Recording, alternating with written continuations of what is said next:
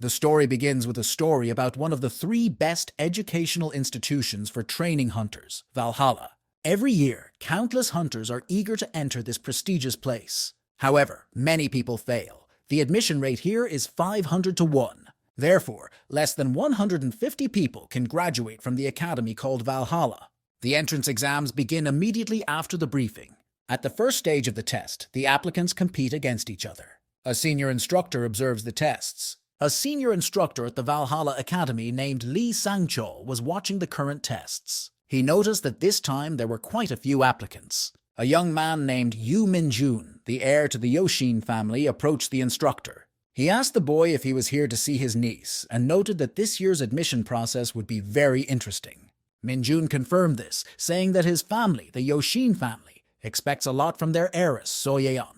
With a stern expression on his face, the instructor repeated the girl's name. Yu Seo-young was the genius of the Yoshin family, which was one of the top 5 families. She was able to master mana at the level of a high school student at the age of 10, and at 13 she was able to add mana to her sword. At the age of 16, she challenged members of her own family to a fight and defeated them all. The instructor emphasized that this was all that was written in her personal file and asked the boy if there was any other information he did not know.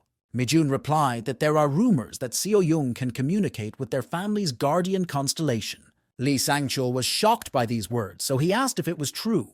The young man confirmed that this was the case, so Yoshin's family expects a lot from the girl. The reason why there are 5 families in Korea is because of the guardian constellation associated with each of them. As a rule, a hunter receives a blessing or makes a contract with a guardian constellation, but the constellations of the 5 families are different. The guardian constellation of the Yoshin family was the god of the sword, and the guardian constellation of the Jonggansan family was the Holy Spear. In the Chojin family, the mischievous constellation was the King of Tao, and in the Osun family, the King of Fist Fighting. In the 5th family, the Dojin family, the guardian constellation was the god Luke. 5 members of these families received blessings, more talents and abilities from their constellations than other families. The difference between receiving a blessing and communicating with a constellation is enormous, because the latter is possible only under a contract with it.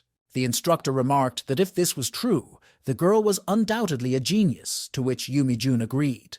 The young man asked how his niece was doing, and the instructor replied that she hadn't started yet. She was supposed to start in about 30 seconds, and Mi-jun asked if he could watch. He was outraged that the instructor told him to go down because of the reporters if he wanted to watch. The young man asked to see the picture on the screen, arguing that Lee Sang-chol was his sampler. The instructor said with indifference that only now the young man considered him his sampler, but he was also interested in watching the competition, so he brought up the screen.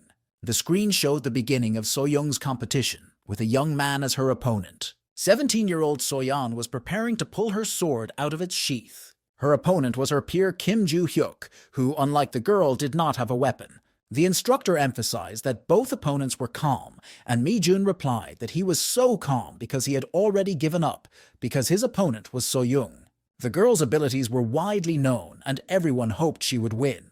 However, the boy's expression did not show any concern. On the contrary, he seemed bored. Lee Sang-chol said that the guy has no fighting spirit at all, so it's likely to end quickly. So-yeon pulled her sword out of its sheath with 3 seconds left before the start. With an indifferent look, the guy was preparing to start the fight. The fight began, and the girl immediately swung her sword, sneaking up on her opponent. So-yeon stopped, swinging her sword, which sparkled with a blue glow. The blow from the sword quickly went straight to Kim Joo-hyuk.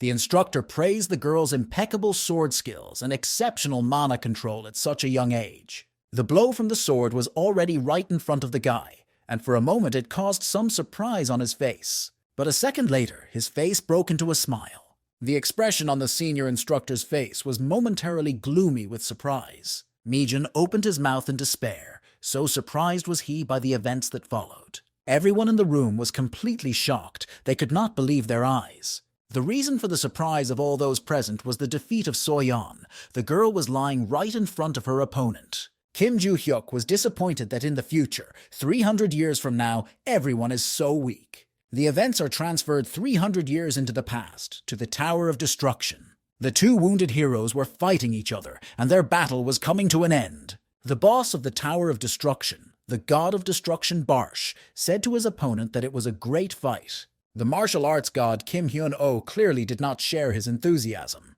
With a single kick of his right foot, he beheaded the god of destruction Barsh. The boss's destitute body fell right in front of him, and the guy sighed in relief. A screen appeared in front of the martial arts god, informing him that he had defeated the boss of the Tower of Destruction, Barsh, and that the destruction of the world had been stopped. A loud sound from the destruction of the tower could be heard around. The hero did not understand what was happening, or whether the tower was collapsing because he had killed the boss. However, the hero realized that this was not the end, and he was just about to rest. The guy recalls that since his childhood he was busy working as a hunter, and as soon as he earned a lot of money and gained recognition, this trouble happened.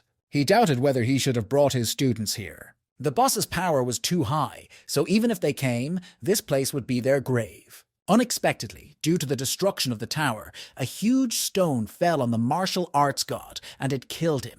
300 years after the fall of the Tower of Destruction, he woke up in the body of a 17-year-old teenager. This satisfied the boy, because the knowledge he had gained when he was known as a martial arts god remained, even though his body was younger and weaker. He believed that he could live in luxury and constant rest if he could adapt to this body, until the translucent window appeared again. It popped up in front of the boy with a warning that the Tower of Destruction would appear in 5 years, and Kim Hyun-on immediately became angry. How he wished Barsh had died back then, but now he can do nothing about it.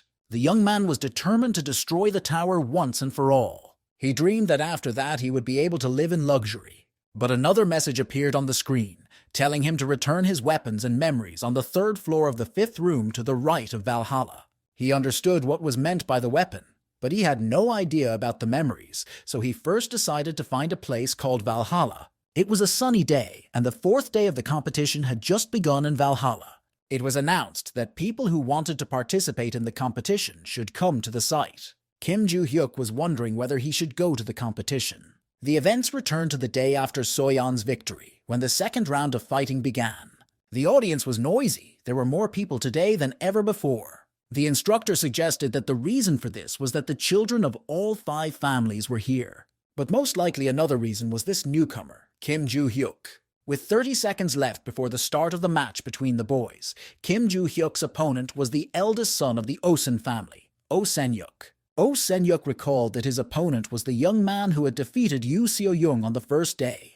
From the outside, the boy didn't seem that strong to him. He thought it would be great to defeat him because his image would improve. Oh Sen-hyuk shouted to his opponent that he would quickly destroy him. However, Kim Joo-hyuk said that the guy shouldn't be such a self-confident fool. He was outraged that the guy dared to call him that, but before he could say anything, the match had already started. Sen-hyuk had no talent for literature, strategy, or martial arts, but he still had a talent that surpassed all others. This talent was his strong physique. He could do things that other people could not do without mana. Even after a little training, his body was getting stronger and stronger, and he was born with a top-level physique, so he was worthy of being called a genius just for that. After Kim Joo-hyuk called him names, the guy was beside himself with rage and rushed right at his opponent. Kim Joo-hyuk realized that the body he was reborn in could not win in the struggle of physical strength. But just because he is physically superior to him does not mean that the guy will be defeated.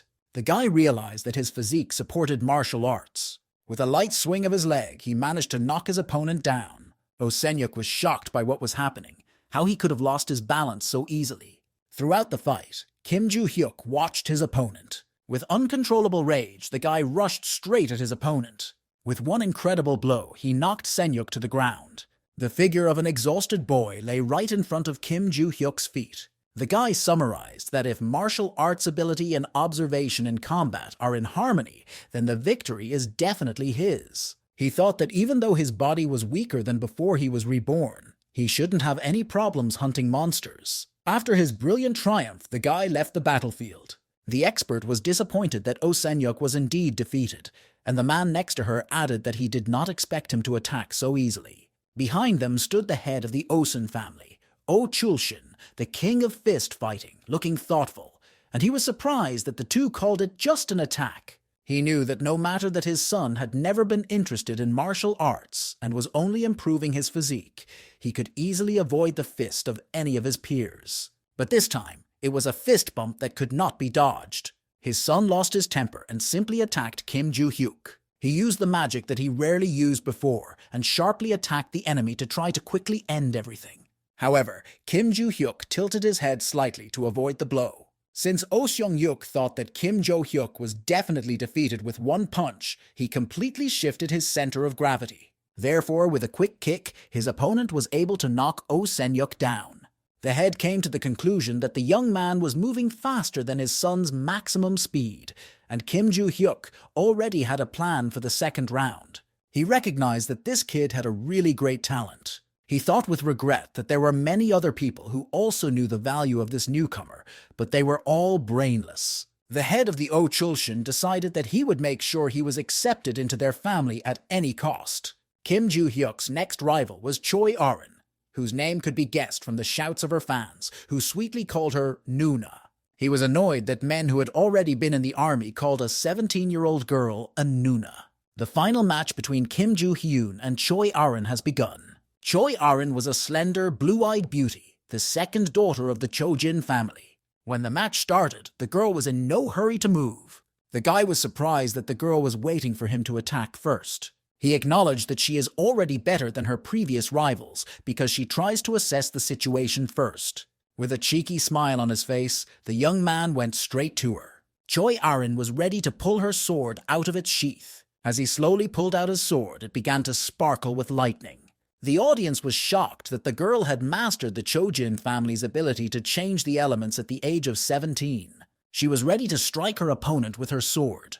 The girl swung her sword as she made her attack. But after the blow passed, the guy was not visible in front of her. But then Joo-hyuk's voice was heard saying that if she showed her eyes where she was going to attack, it would be too easy to dodge. The girl was desperate when she noticed that the guy was standing on either side of her. Suddenly, the young man sent a strong punch directly at Choi Arin.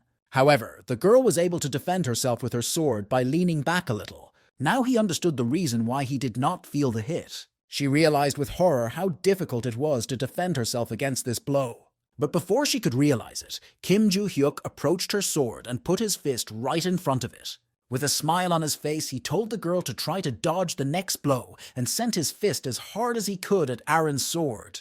Choi Arin was defeated. The girl fell to the ground in front of the protagonist's feet. However, he was surprised to realize that something had just gone wrong with the attack, and he thought his rack had been knocked over. But in the end, it didn't matter to him, because he won. In the table of the top 10 students of Valhalla, Kim Joo-hyuk was ranked first, ahead of all his rivals. The guy was calmly walking down the street, and suddenly a crowd of reporters attacked him. They surrounded him with microphones and begged him to listen to them. Every reporter begged him to join his guild, praising it among others. All the reporters' insistence that their guild was better, their pleas to join, made him furious, and the next day he became a social media star. The next day, the sun shone on the majestic building of the Valhalla Academy. The freshmen were greeted with a speech, including Kim Joo-hyuk. He was bored listening to the story of Valhalla. He noticed that the guy behind him was looking at him sideways. The young man assumed that it was because he stood out too much among the others yesterday. The guy remembered yesterday, the moment when a translucent screen appeared in front of him. He needed to get his weapons and memories back, so just getting in and out would not be a problem for him. The induction ceremony was over, and the boy went to the academy building to the room for simulating virtual battles. 24-year-old Valhalla instructor Kim Legan was not happy about this year's class assignment. In the front row stood Yoo Seo-young from the Yoshin family, and next to her, Arin from the Chojin family. In the midst of everyone, Oh Seong-hyuk from the Osun family stood in a tense mood. The instructor was despondent that, although the classes were randomly assigned, 3 of the 5 geniuses of the big families were in the same class. He glanced at Kim Joo-hyuk, who was standing casually in the back row. The fact that Kim Joo-hyuk was in the classroom with them only made the young designer feel worse. However, he pulled himself together, and in such situations you have to act decisively. He introduced himself to the students as the instructor in charge of this class, Kim Ling-gun. The instructor leaned over to the table and pressed a key on the keyboard. The students were surprised by what had happened and looked around, trying to understand what was happening. the walls of the room in front of them suddenly disappeared, and a view of the courtyard appeared in their place. The students were surprised at where they were, because they had just been in the classroom. The instructor intended to show them some blood right there. Suddenly, an invasion of goblins began to come from all sides. They surrounded the students and were about to attack them. Osenyuk realized that there were orcs and goblins, and about 100 of them. Several goblins were about to rush at the boy.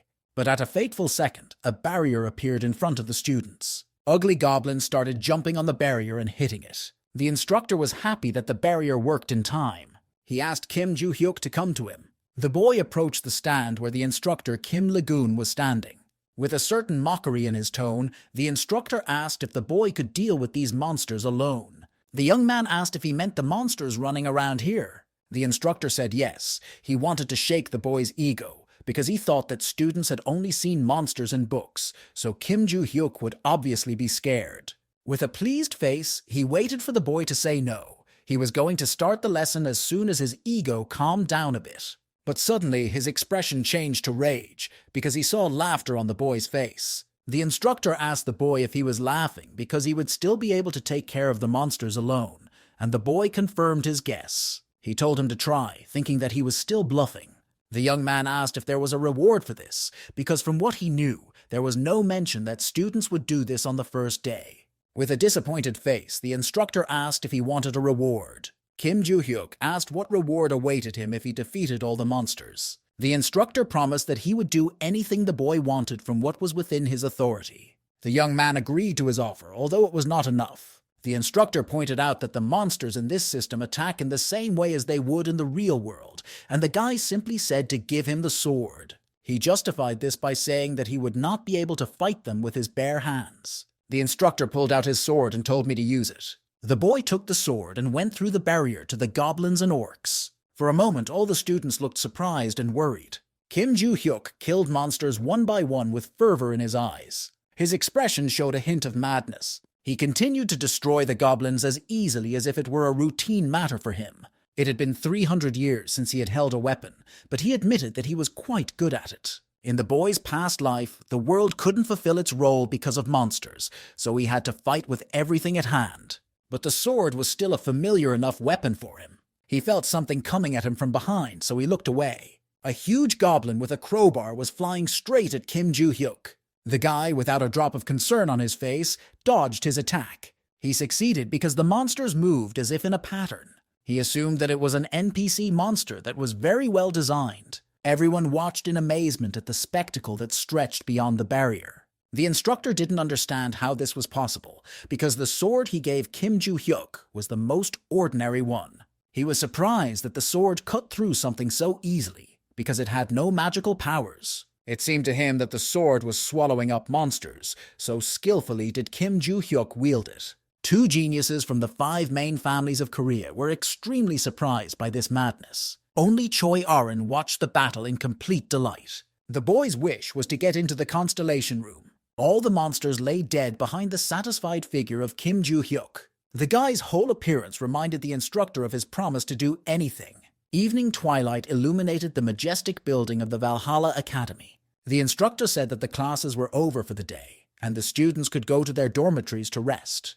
The students began to leave, but Joo-hyuk was the only one who was not happy. He was annoyed that the lesson was so long, he would just take what he needed and get out of here as soon as possible. The boy recalled that he had never been to school before, and studying as a student had never occurred to him. Although the lesson was boring, he took some information from it. This was especially true of the history related to the constellations. He recalled that in his past life there was no such thing as a constellation. The guy mentioned that constellation is a term used to describe the reincarnation of those who have achieved great success into gods. Most constellations are associated with hunters as their holy relics, which endow them with special powers. The Academy of Valhalla is the 3rd largest relic of the constellations. Joo-hyuk came to the conclusion that everything about fencing and how to destroy monsters makes no sense to him. His body was really weak, so he was going to go to the dormitory and take up martial arts seriously. He looked behind him and saw the slender, blue-eyed beauty Choi Arin. The story moves to the teacher's classroom, where the senior instructor Lee Chang-seo remarks to Kim Legan that he has been through a lot. But he replied that it was more of an embarrassment than a difficulty. Involuntarily, he wondered if the guy was really a high school student, because this time he created 120 virtual monsters as a test. The senior instructor asked if the high school student, who had never met monsters before, had really killed them all. Kim Legan confirmed that this is what he had already said. Lee Chung-sol said that the boy had no support because he was an orphan who came from a small orphanage in a very dangerous neighborhood. Another instructor suggested that he might be a falsifier, but Lee Chang-seol denied this because he had conducted his own investigation into the matter. He asked his interlocutor if Ju Hyuk had really asked for permission to go to the Constellation Room and received a favorable response. After the first semester, he will indeed be able to get there if the senior instructor asks the director. He said that because of this, he had to take on quite a lot of responsibility. Kim Legan expressed his concern about what might happen next year. It will not be easy for him to control his class, because in addition to Kim Ju-hyuk, there are 3 other students from 5 large families. The senior instructor informed the interlocutor that an exchange student from the Ventrik family was studying in another class. It was a student named Rodkil Ventrik, and this news really surprised Legan. Legan remembered this guy. He had heard that he had been kicked out of the British Academy because of problems with his cousin. Hearing this, he felt relieved. He thought he would do better than the next class. The story returns to Ju Hyuk, who asks the girl what happened. She approached him and asked him to teach her how to use a sword. The guy pretended not to understand the girl's request. She repeated once again that she wanted him to teach her the sword skills he had demonstrated today. But with a displeased expression on his face, the guy refused her request. Aaron asked why, and Ju Hyuk asked why she was asking him, but he didn't want to do it. Asking if she had anything to say, Ju Hyuk was about to leave, but the girl asked him again to teach her sword skills. Her words made the guy's face flush with rage, and he repeated that he didn't want to. He told her to stop clinging to him, accusing her of having hearing problems. Ju Hyuk said he had no desire to teach her and left. The next day, the hero sat at his desk in his classroom at the academy. Swaying in his chair, Kim Ju-hyuk sat in thought. It was predictable, but his new body was much worse than he thought. Training in martial arts or anything else will be useless, because he has no magical power, and it is difficult for him to control mana. The problem with magic power can be solved if he finds a certain thing, for which he needs to prepare some mana inside himself. Someone approached Kim Ju-hyuk, addressing him by name. In front of him he saw 2 blonde people, a boy and a girl. It was Rodkil Ventrik and his maid Yuria de Felix, who was also 17 years old. Ju Hyuk asked the blonde man who he was with a casual face. Rodkil thought that this was to be expected from an uneducated person. He didn't even know about the Ventrik family. He introduced himself to the guy and was going to ask him something directly. With an ominous expression, he asked if Ju Hyuk didn't want to get stronger. In most families, it is harder for the side branches of the family line to achieve power and wealth than for members of the main family line. However, the Ventrik family has a mask with a beak that is the guardian of the constellation, and this distinguishes their family from others. But the Ventricle family decided to make a contract with a family member who was not a member of the main branch, which was a way for the chosen person to make a contract with the constellations without contradictions. The Ventrik family has a lot of power in Europe, so they can choose anyone as a contractor. Thus, the side branch of the family could even wield the same power as the main line, and Rodkil Ventrik, who is supported by his family, became too arrogant because of this. Not so long ago, there was a stir in the British Academy, which led to his expulsion. His maid followed him out of the British Academy, and although he had been expelled before, he was sure that he would always find a way to get back on track. He remembered a young lady who would definitely like his actions. His plan was to bring Kim Ju-hyuk, who is now in the spotlight, to his side. Rodkil told the boy that if he obeyed him, he would take him to the constellation of the Ventricle family. Ju-hyuk looked at the boy defiantly and called him an idiot. Ju-hyuk's audacity surprised the blonde boy to no end. He asked if he had misheard, and Ju-hyuk replied that he wasn't stupid because Ju-hyuk wasn't really interested in the guy. Ju-hyuk continued that if he said such nonsense, he was truly an idiot. Rodkil Ventrik was incredibly angry because of the boy's words, but then a voice behind him ordered him to return to his seat. The guy was unhappy that someone dared to call him by his full name. He looked around and saw a senior instructor. This was not a British Academy, but it was Valhalla. Lee Chung-sol said that no matter how big the Ventrico family is, everyone has to obey the local instructors. After these words, the blonde man with a disgruntled face headed straight for the exit. Closing the door, he promised Kim Joo-hyuk that they would meet again. The guy reacted to these words with an imperturbable expression. Classes ended and Kim Joo-hyuk went to the dormitory. He was unhappy that he hadn't learned anything new today and had instead contacted another fool in the morning.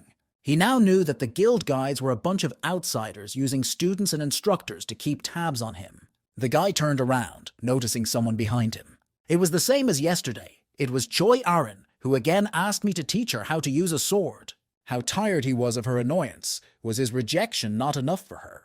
The majestic building of the Valhalla dormitory is illuminated in the evening twilight. Everything in the upper-class room in which Rodkill Ventric lived gave off a luxurious feel. Mirrors, wardrobes, and a lamp. However, the lamp fell victim to his aggression. The fragments of the lamp spilled onto the rug, and Yuri's maid stood quietly behind the sofa. Rodkill was full of rage that an orphan like Kim Joo-hyuk dared to humiliate him. The guy told Yuria to call Desera. He had to deal with someone. Yuria did not answer him, so he asked her again. The girl was still looking at the floor, not daring to look at the guy. But suddenly Rodkill grabbed the girl and pulled her by the hair. In an aggressive tone, he ordered the girl to answer. In a crazy voice, he asked her if she really still thought she was the eldest daughter of a noble family. As a reproach, he asked if he should kick her out of their family, to which the girl, with fear in her eyes, replied no. After answering, the guy angrily threw Yuria to the floor. Rodkill ordered in a supercilious tone to contact Dicer again. There was something that needed to be sorted out. He also added that the son of the Rice family was in the 2nd grade at the academy, and he needed to tell him that he wanted to see him, and Yuria gave a sign that she understood. The events are transferred to Valhalla's dormitory, Kim Joo-hyuk's room. The young man was sitting in the lotus position, practicing the accumulation of mana.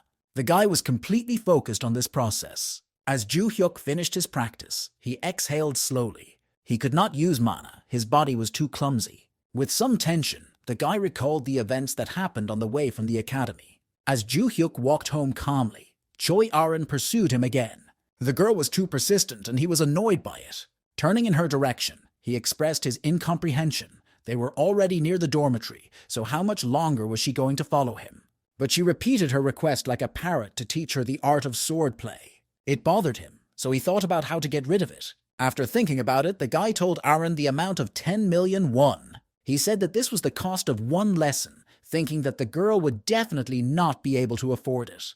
For a moment, Choi Arin doubted what she should do next. Kim Joo-hyuk said that was it and he was leaving, but the girl asked him to take his phone. The guy thought about it for a moment but gave her his phone. He handed it to her, wondering what the girl needed his phone for. Choi Arin said she would write down her phone number here. Handing back the phone, she added that it would make it easier for her to transfer funds. Kim Joo-hyuk did not quite understand the meaning of these words. His face immediately tensed with surprise as he looked at the phone screen. The screen showed that a transaction of 100 million won had just been made to his account, and the guy stood there in shock. The girl shyly asked if he would teach her now. Joo-hyuk mockingly replied that he wouldn't, refusing the transaction. He recalled this and was surprised how the student was able to send 100 million won. The guy thought that if he agreed to teach her, he wouldn't have to give away all his secrets, which was a lot of money, but it didn't matter to him anymore. It was just money, and he needed to find something first, even though he had very little mana. Immediately, Kim Joo-hyuk began to dress to go on the road. His intention was to find his secret hiding place. So the boy went to the Valhalla Academy. He was walking through the forest near the academy, carrying a backpack with a shovel. He checked the area before entering the academy and found that most of the marks made 300 years ago had been destroyed.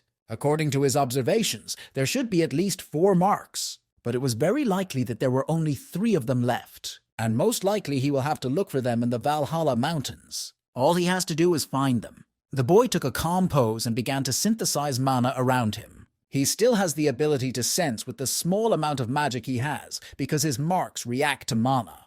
Not far from him, a small amount of space glowed with a blue glow. It was his mark. At this point, Kim Joo-hyuk took a shovel and started digging a hole. He quickly got tired because his new body was too weak. If only the guy had known it would be so difficult, he would have buried his treasure in a safer place. If the Tower of Destruction had not appeared, he would not have had to hide his treasure. The world was on the verge of destruction, and there was no place for its riches, so he made notes and put them all here. The glow of dawn illuminated the majestic building of the Valhalla Academy. Finally, Ju-hyuk managed to find the note, and he hoped that his treasures were safe. The morning rays of the sun harmoniously illuminated the figure of the boy standing near the newly found mark. The guy leaned over to the keyhole, which was quite large. An ordinary key would not fit in there, so the guy synthesized a magic thread. He made a key out of it and turned the keyhole. The door to its riches opened, and the light from the sun immediately illuminated the area. Kim Ju-hyuk began to slowly descend to his treasures. He landed on the floor right in front of his gold. He enthusiastically turned to the treasures, wondering how they had lived here all this time without him. The boy looked with pride at all the riches stretched out under his feet. He was relieved that he didn't have to worry about money anymore, and only had to find something. But immediately his eyes were filled with surprise at what he saw in front of him. In the middle of the pile of gold coins were dark blue guardian stones. The boy remembered that to keep the notes safe, he had put some magic into the stones, and now the day had come when he had to use them. Ju-hyuk lifted a single stone with his palm, and a light blue glow came from it. The boy's body was completely enveloped in the glow from the stone he was holding in his hand. He began to expect the magical power to overwhelm him. The guy decided to take care of the leftover preservation stones first. He was in doubt whether he should leave the heavy gold bars and take the lightweight jewelry. A bright day stretched over the majestic building of the Valhalla Academy. But the main character was clearly not in the best of moods. His whole body was sore from the recent excavation, and he didn't think he would use the marks in the future. But his complaints about life were interrupted by a blue-eyed girl who sat down at his desk. Like all the previous times, Aaron asked me to teach her the art of swordplay.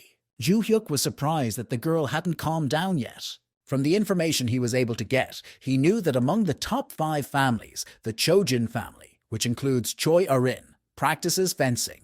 The boy asked the girl why she was asking him so persistently, because she could learn more from her family. However, Arin insisted that she wanted to learn from him, and she had never seen anyone better at swordplay than Ju-hyuk. But the boy objected that Arin's father was better with a sword than he was. He was a hero of Chojin after all. The girl was about to say something about her father, but her intentions were interrupted. Instructor Kim Lagoon entered the classroom and called Ju-hyuk to follow him to the teacher's lounge. The boy was surprised why he was called to the teacher's room. The instructor reminded him that it was about what Ju-hyuk had asked last time, and that he should be interested. He said he would leave and started to get up from his desk. Choi Arin was upset that this time her request was ignored. However, the guy did not forget about her, and as he was leaving, he told her to come to the training ground at 6 in the morning tomorrow. The girl was surprised at first, but promised to come. Kim Ji-hyuk stood erect in front of the instructor in the teacher's room. Ligon said he had a lesson coming up, so he would speak quickly.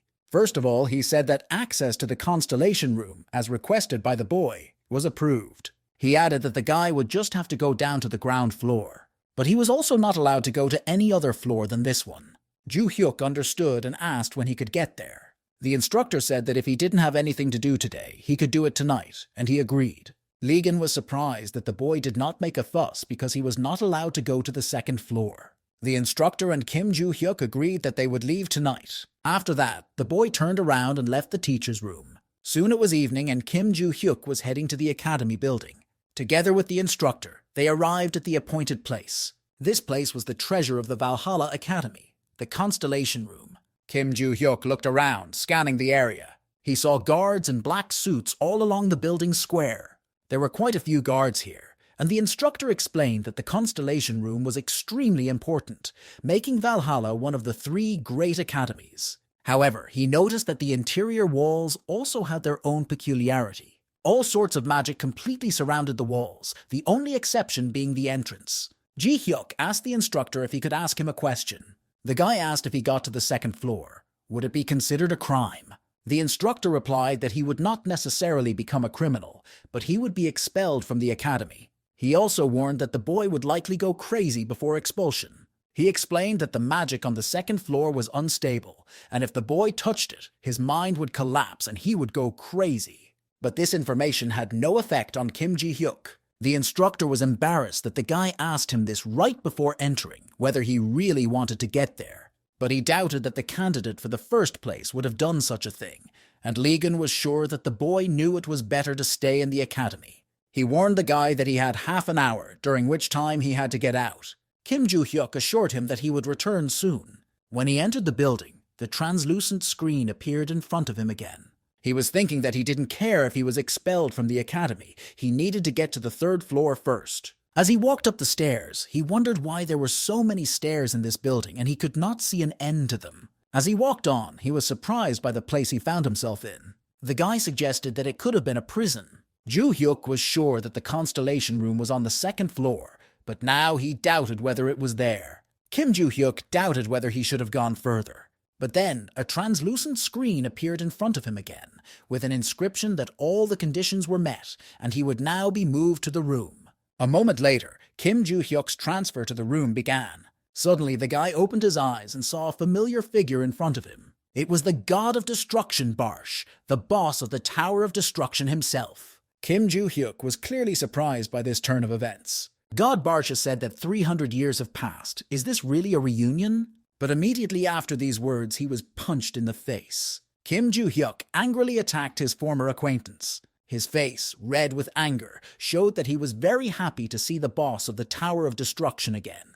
God Barsh begged the boy to wait and calm down so they could talk. However, in response, he again received a fist bump with a death wish. Finally, Kim Joo-hyuk got his anger out and calmed down. After all these blows, the guy was quite tired. He emphasized that he is not the kind of person who uses his fists in a fight. But he continued to beat Barsh again, explaining that this time it was different because he had ruined his comfortable future. He recalled that all that time he had been training his students, but this guy had ruined his wealth and his honor. However, a former acquaintance stopped him by asking if he was interested in the place he was in. Joo-hyuk emphasized that there was nothing in this room. Barsh explained that this is an imaginary world, that is, a space in a relic. He continued his story about how his real body ceased to exist 300 years ago, and the person he sees now is just an incarnation in the imaginary world. Joo-hyuk suggested that Barsh had been wearing the relic all along. The boy wanted to make a guess as to what this might mean, but his old friend interrupted him. The boss of the Tower of Destruction said with delight that he was now a constellation. However, Joo-hyuk's face did not show the same enthusiasm. Full of rage, he struck his interlocutor again. Outside, instructor Kim Lagoon was still waiting tensely. There was some anxiety on his face. He was worried that the guy would throw something away this time. And when Joo-hyuk came out of the building, the guard stopped him to scan him. The instructor asked the boy if he had done anything strange, and he replied that he was just looking around. He confirmed this by repeating the words that he could not go further because he would have gone crazy if he did. The teacher gave the boy a sign that he understood and told him to go home. With a smile on his face, the guy walked away from the building. As he walked along the road, he recalled the events of the evening. First of all, he recalled a conversation between him and Barsh. Joo-hyuk didn't care if he became a familiar constellation. He was interested in getting an answer to another question. He asked Boden Barsh if he was the one who created the translucent notification window and what it was. However, he rejected his guesses, saying that he did not know who did it. Joo-hyuk took the boy by the collar and was about to hit him again, but he shouted that he was telling the truth. He explained that after Joo-hyuk killed him, Barsh was inside this thing for 300 years without any energy. Joo-hyuk then asked who sent all the messages, but the boy replied that he had received them as well. Barsh received a message that he could contact the reincarnated Kim Joo-hyuk and get his memory back. Then this suspicious person appeared in front of him, and he assumed that it was she who made the boy the owner of the Tower of Destruction. Joo-hyuk asked who this person was who made Barsh the owner of the Tower of Destruction. The guy replied that he didn't know, because all memory of that part had disappeared, and he didn't think that the memories would come back immediately. He then asked what was in Kim Joo-hyuk's message. The guy replied that it asked him to find his weapons and memories, and he could not read what was below because it was censored with squares. He also added that he does not remember losing any memories because he still has memories of the Tower of Destruction. Barsh assumed that the boy did not have all his memories, but he had found a weapon, so his memories would return on their own. Joo-hyuk wondered what kind of weapon he had found. Barsh explained that this space is the inner world of 4 types of weapons, pastoral swords, which have become sacred relics. He also added that he became a constellation because he used his pastoral sword as a relic. The protagonist again went to Barsh with an outburst of aggression. He came back from his memories to reflect that his pastoral sword had become a relic, and a constellation now lived inside it. The guy just wanted to destroy and forget this sword, but he couldn't. A weapon appeared in his hand, the same pastoral sword, no matter how worn, but it hides Bars, who was once called the King of Destruction. So there's nothing to be done, because the quest that appeared in the translucent window is only available with a pastoral sword. A voice came from behind him, asking if it was really him who had won first place at the commencement ceremony. A group of hooligans with colorful hair was heading straight for the boy.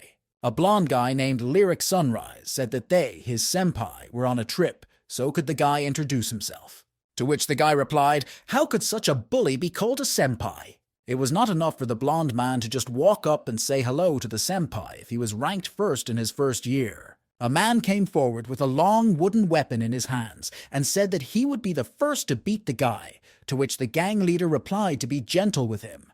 He started to say something about the difference between the first and second year at Ju Hyuk, but this story was interrupted. But then the man was kicked right in the stomach. With his excited look, the boy challenged the hooligans to a fight. The next blow he delivered was a kick to the man's face. He flew back to the crowd of hooligans from such a strong blow. Everyone around was extremely surprised by this sight. The head of the gang, Lyric Sunrise, was immediately angry about this. A sword appeared in the guy's hands, and the hooligans noticed that he definitely did not have one before. Ju Hyuk rejoiced in the pleasant feeling of a perfect grip that had been so long ago. He threatened the hooligans that if they did not attack him immediately and stayed where they were, he would smash their heads. The story is moved back 3 hours to Rodkill Ventric's room. Rodkill said to Lyric that he needed to settle some easy business. He asked Lyric to deal with the impudent classmate. For this, he offered a reward of helping the Sunrise family. He said that this student was first-year student Kim Ju Hyuk and asked him to deal with him. It doesn't matter how he does it, he even authorized the use of weapons. With an ominous face, Rodkill asked if Lyric was willing to do it. In response, the guy said he understood. After the conversation, he left the room and headed out. Lyric thought that it didn't matter that this guy was ranked first among the newcomers. He couldn't be a rival for the seniors. Freshmen and seniors differ from each other because of the contract with the Constellation. In the second semester of their first year, students have to go to the Constellation Room and sign a contract with one of them, after which they become contractors. When students become contract students, they can use the power of their constellation, and Ju Hyuk was born into an ordinary family, so he doesn't have his own guardian constellation. With a cocky face, Lyric thought he could easily defeat him. That's what he thought 3 hours ago. But in reality, the situation was completely different. Kim Ju Hyuk continued to beat the hooligans with his pastoral sword. A man with red hair and a knife in his hand was preparing to attack Kim Ju Hyuk. But a moment later, Ju Hyuk's sword was pointed at his neck. The next blow knocked the man down and sent him flying. He looked up and saw something flying at him. One of the hooligans took a swing and flew straight at him. With rage in his eyes, this hooligan fiercely wished the boy would die. However, Kim Ju Hyuk easily dodged the oncoming attack. The bully did not understand where his recent attack had gone. Ju Hyuk was right behind the bully and mocked him for not hitting him, and with his next punch he sent this guy flying as well. The head of the gang was shocked by his skills, as sophomores must have high martial arts skills to become contractors. Kim Ju Hyuk addressed the hooligan saying that, didn't he say he would smash the heads of all those who would just stand there? The hooligans were considering whether to attack him or not. At once, Lyric shouted at them not to be afraid, because they were only a freshman. The guy defiantly said, "Does the boss of the hooligans have a little fighting spirit?" Lyric Sunrise grabbed a sword and was about to attack the boy. However, something suddenly prevented him from moving on. It was the tip of Ju Hyuk's sword pointed directly at Lyric's stomach. The guy said he warned me that I shouldn't stand still. The next moment, an incredibly strong blow passed through the body of the gang leader. Lyric couldn't understand why he hadn't realized when the guy came so close to him. The next moment, the guy was already unconscious on the ground. Ju Hyuk started hitting him with his palm, shouting at him to wake up. The guy asked who he was and why he attacked him. The blonde man replied that the boy hadn't heard that they were his senpai, who were a year older than him. He was surprised that a group of senior students came with weapons to beat up a freshman, and he asked who sent them here. Lyric said that the reason for this was that it was all done only to break the nose of the first-place winner. Ju Hyuk was surprised that this was the custom of hooligans. He leaned into his bag and was about to leave. However, the blonde man stopped him by threatening that Ju Hyuk would not be able to go to the academy normally after that, because if people found out, he would be expelled. He asked if he really wanted to tell the story of this battle. If a story comes out that several sophomores came to beat up a freshman, they will be ashamed to go to the academy. So he advised him to act wisely if they wanted to graduate from the academy and join the guild. After these words, the guy went to the dormitory. Rodkill Ventric was still waiting for a phone call from Lyric. And then the phone rang from a call. The first question was whether Senpai could beat Kim Joo-hyuk. But the interlocutor said that he was refusing this job. After these words, Rodkill Ventric's entire body was filled with anger. Rodkill asked Lyric what he was talking about. Lyric warned the boy to stay away from everything related to Kim Joo-hyuk. Rodkill recalled that the last time he spoke to Lyric, his voice seemed rather self-assured. The caller wanted to hang up, but Rodkill asked him to wait. Rodkill assumed that the boy was saying this because Kim Joo-hyuk had beaten him, so he suggested that he report it to the administration. He said that if the guy has visible injuries, it means he has enough evidence, so he can safely do it. Rodkill said that if he did, he would give him the amount he promised and try to make sure that his family could finance them. However, he replied that it would not matter even if the Ventric family agreed to finance them. After all, they will not be able to regain this honor they have already lost. After these words, his interlocutor hung up the phone, and Rodkill was very angry because of all the words he had heard. He threw his phone on the floor, smashing it to pieces. He looked down at the floor and sat in thought. After that, he turned to his maid Yuria. He asked if the girl had already contacted Dicer, to which the girl replied yes. She told him that Rodkill wanted to meet in person. But since Dicer is far away, it will take him a while to get here. The guy asked where he was. After these words, the events are transferred to the majestic building of the Valhalla Academy in Mexico. Inside the building was a mountain of beaten students. Sitting on their bodies was Dicer Ventric, who had just learned that Rodkill wanted him to come to Korea. He was told to come to Korea to take care of a man named Kim Joo-hyuk, and a reward was already prepared for him. He thought it was a very good turn of events because he had no one to ask for money after he was kicked out. The next day, the plot unfolds in Valhalla's training room. Joo-hyuk was impressed that the training room was as big as the academy. It made him want to go for a run right away. But his expression changed to one of surprise when he heard a voice in his head asking why he had come to the hall. It was Barch's voice, telling him that he was wearing the sword that Joo-hyuk had won for himself. The guy said he was surprised. For a moment he thought Barch had somehow gotten out of the sword, and then he would have had to beat him and drag him back in. The tower boss replied that nothing of the sort had happened, so he didn't have to worry. But Joo-hyuk asked if his companion was sure that everything was fine. After all, the sword became an artifact and is now kept in Valhalla, and they left the Constellation Room with it. However, the friend replied that there was nothing to worry about, because he had replaced the sword with an exact copy. Joo-hyuk asked him where he learned to create it, and Barch replied that he had lost all his strength when he came to, but that's exactly what he managed to do. He added that he did not know why he had this ability. When the guy was doing stretches, he bent down and saw a familiar figure in front of him. It was Choi Arin from the Chojin family, whom he had told yesterday to come to the hall. He was surprised that the girl did come. She asked if he was going to teach her the art of swordplay right now. The guy said no, they would start by improving her endurance first. With innocence in her voice, the girl asked why she was doing this. He said she could leave if she was not satisfied, but she said she would stay. Her boyfriend recommended that she start stretching. He also explained that the greater its stamina, the better it would be able to absorb mana and control it, although these were the basics of improvement. He reflected on the fact that for some reason, traditional training methods put more emphasis on mana than on endurance. He noticed that although Arin had a lot of mana, she had the stamina of a sword-wielding novice. The girl announced that she had finished stretching. The guy said that now they were going to start real training. They started the training with push-ups, and it was clear that Choi Irene was having a hard time with it. The next exercise was a chair pose, and Joo-hyuk was able to do it even with a barbell. The last step was lifting dumbbells, which was very difficult for the girl. After these exercises, Arin, exhausted from the exertion, laid down on the floor. However, the guy said that this was just the beginning of the training. He was surprised that the girl was tired so quickly and told her to stop lying down and get up. After saying that she still had 20 kilometers to run, her face broke out in a cold sweat. Another school day has come at Valhalla Academy. Joo-hyuk was worried about Arin's health, and they put more effort into it than last time, and her physique gradually developed. However, it was clear from the expression on Arin's face that she was having a hard time with these training sessions.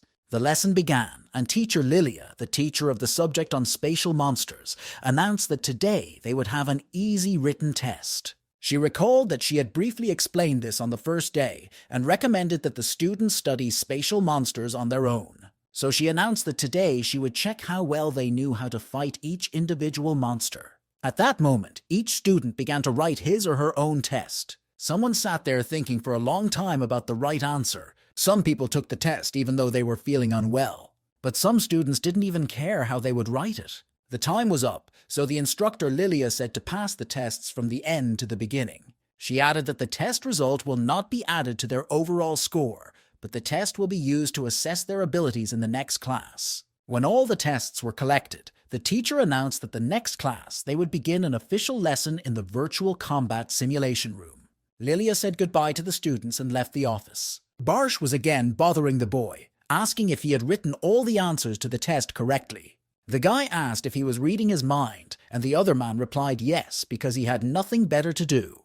But he clarified that he could only hear what the guy thought about him. Joo-hyuk replied that he wrote the answers as he knew them. Instructor Lilia was sitting at her desk in the teacher's lounge checking students' work. The instructor's name, Kim Joo-hyuk, immediately came out of her mouth aggressively. She was angry because she thought his answers were complete nonsense. The instructor Kim Lagoon was calmly walking around the teacher's office with a cup in his hands. However, there was something that aroused his interest. He noticed how Lilia, the instructor, was checking the tests of the students in his class. Ligon approached her and asked if these were really the works of his class, and the woman confirmed his guess. The instructor added that in preparation for the mock battle, she told them to learn how to kill monsters, so she gave them this test to test their knowledge. As expected, in a class with children from famous families, they all excelled. The instructor said he would not distract her then and left. Kim Ligon walked over to his table and calmly began to drink tea. But the next moment he choked on it when he heard a familiar name.